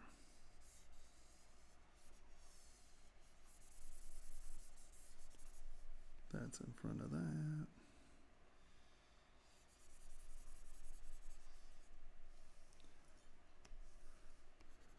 Okay, that's lighter, so that goes in there. Right, and you just build it up as flat tones. And then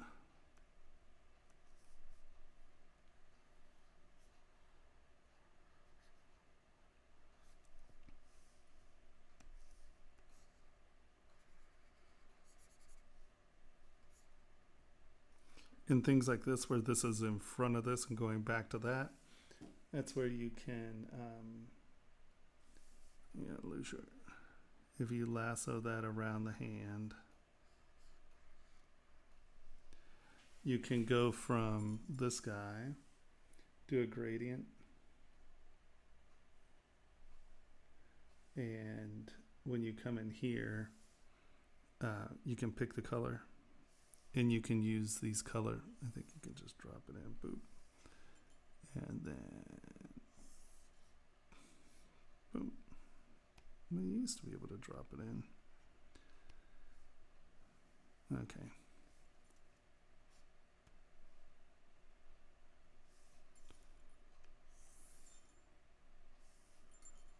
Will it not let me?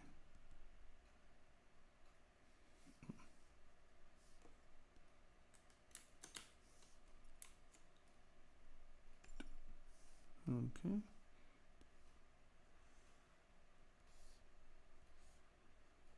Oh, this side's dark.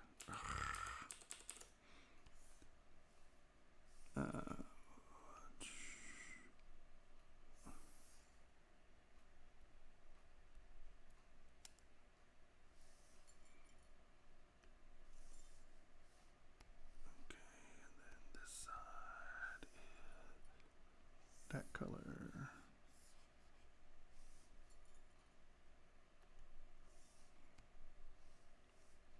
All right, so you can get your gradient and drag it back and no, okay.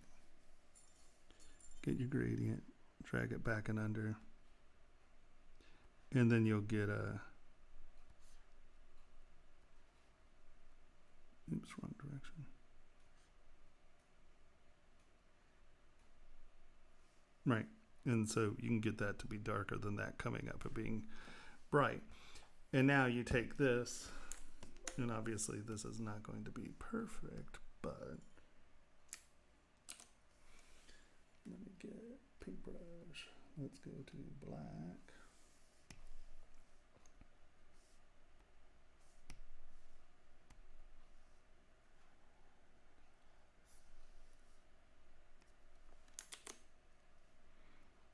I really don't like that I can't see my brush size.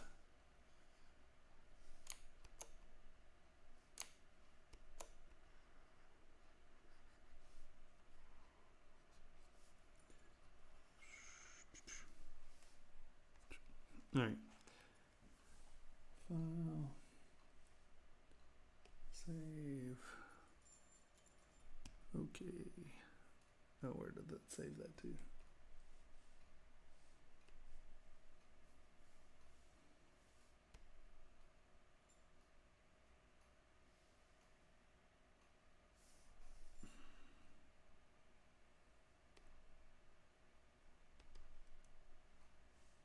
Why is my desktop not showing up? There it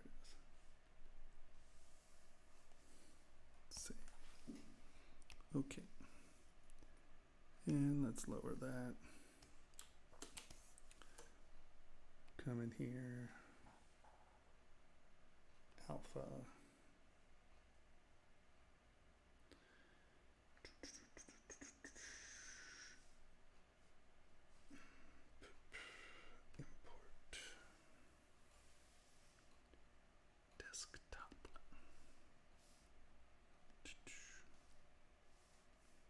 Right, and then, oops.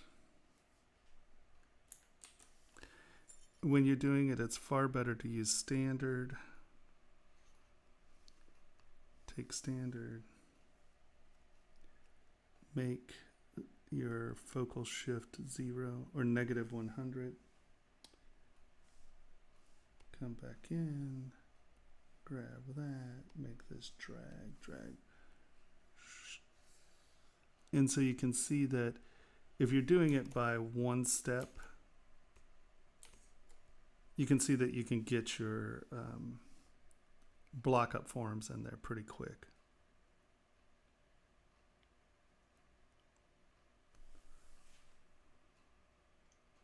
That's pretty neat.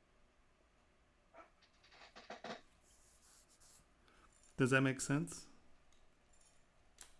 So that's a quick way of getting there. This doesn't have enough resolution for that to be clean and really work on. But if you just go through your grayscale and tap the next brick, next block, you can build your layers pretty quick and low. And then come back in and you here. Boop.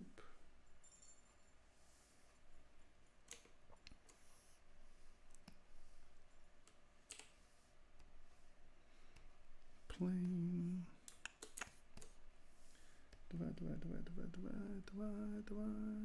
Divide.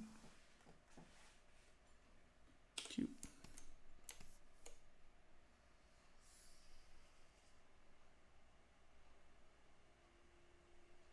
Oh. And see that round? That is because of focal shift.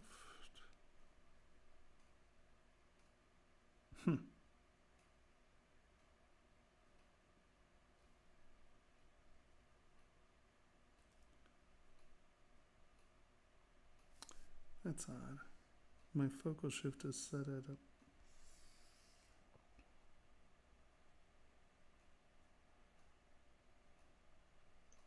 Is that because your background is also colored? So it's pulling in the height of that dark gray? Well, it's odd that that dark gray is a circle. I must have brushed it in oddly, because if you look at the alpha, it's not like that. It didn't do it on the other one. There's something set oddly. Sorry. Normally that circle is caused by your focal shift. And I don't know why it's coming in round. Oh well. But you can see that when you actually have the resolution here, you know where everything's at. And then when you come into Sculpt, you can kind of use planar, right? Because this isn't really in front there, so you can kind of planar that off. And that's coming back. Lower your res, smooth. Lower your res, lower your res. Whoa. Yeah, something's funky. Oh, Control N. That's weird. Okay.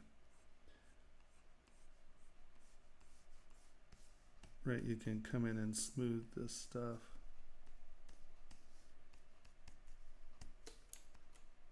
Oh, stop that.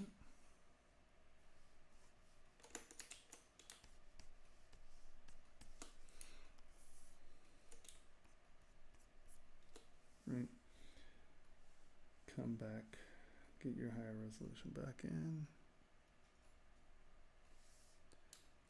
And now you can use that as a guide to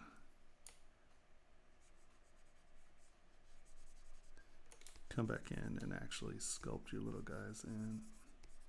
Oh, we have that alpha. I'm like, why is that all scratchy?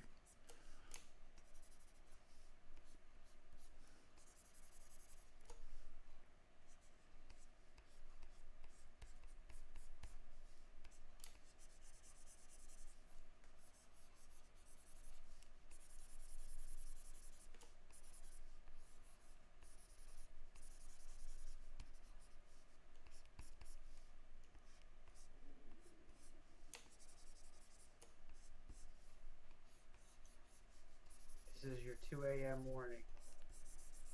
Yeah.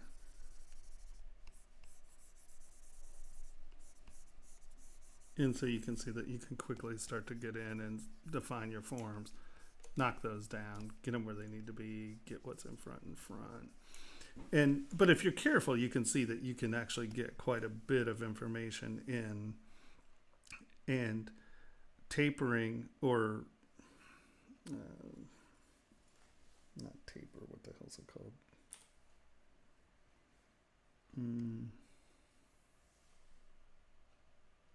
Gradient. Right, so you can go from this gray, drag it up to the next brighter color, and that'll be a smooth transition between the two. So if you just take it step by step by step up your gradient track, you can get some really complicated, lovely sort of pseudo alpha information, which you could then go back in and sculpt nicely.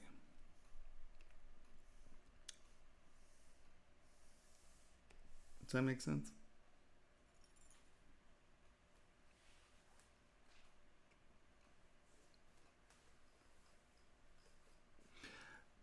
Yeah, normally,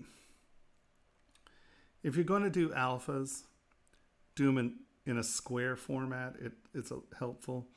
And try to make stuff in the center, because it wants to come in as a round. It's a weird thing. I don't know why it does it, but welcome to ZBrush. That's how it does it.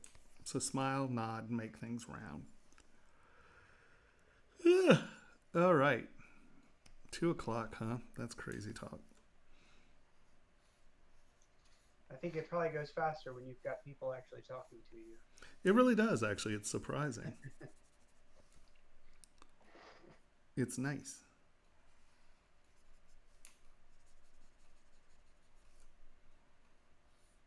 Okay. Yeah, I think we'll start to close down here. Cool. All right, kind and gentle folk. I think that we're calling it at 2. Unless, does anyone have any questions that they would like answered? I'm more than willing to answer some questions, but if it's just going to be me muddling around on this, then I would prefer to go home and go to bed.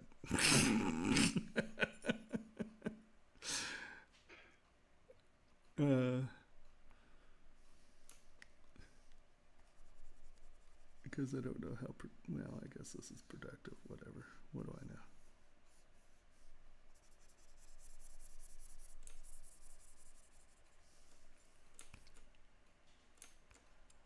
Very cool, very cool. Yeah. All right. I think. Hi, brother. All right, my brother. I'll talk to you tomorrow. Yeah. Are you dealing with Monday tomorrow so we can get that uploaded? Mm-hmm. Okay, cool. Sorry, I'm not being pushy. I'm just trying to. It's 2:00. I'm just asking questions. What the hell do I know? Yeah, I know. High Remesher is a plugin? I'm not sure what High Remesher is. Probably ZBrush. ZBrush isn't a plugin, it's actually a tool. It's just part of ZBrush. I pulled it out. Is there something called Remesher Plus?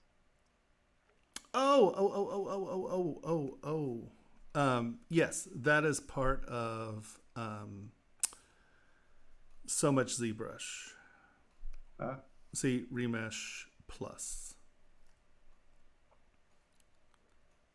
One of Joe's plugins. This is awesome sauce. It is worth every penny.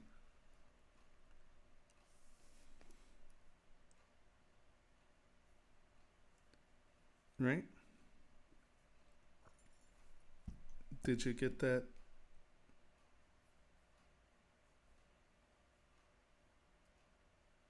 Astrotellus Evertrails? Right on. Cool. Okay. If there are no more questions, I'm going to go into my air-filtered bedroom and breathe fresh air. So what I think about that AC is that it also filters the air, so I'm actually breathing air. My throat's going. Okay, and then I will finish. Oh, I'm talking to you, Tony, not everyone. And I'm like, and I'll finish that first project video tomorrow. Sounds good. All right. Okay, kind and gentle folk. I will see you next Monday. Thanks, Pixologic. You're awesome sauce. If you don't have ZBrush, try it out. There's a free trial. Join me in my social media stuff. It's all TS Wittelsbach. I'm always tired by the time I get to my closure, so I suck at it. Man, Ashley, she sounds so happy and she hits all the points. I suck at it. All right. Thank you, everybody, for joining me. Thanks for sticking around. Well, I'll see you next week. And now I always have to sit here and hunt on how to turn this thing off. It's never smooth. It's always like, da da da da da. All right, give me a minute here. I got it. Oh, no, that's not it. Okay. Have a great one. Thanks a lot for being here, guys and gals. Yeah.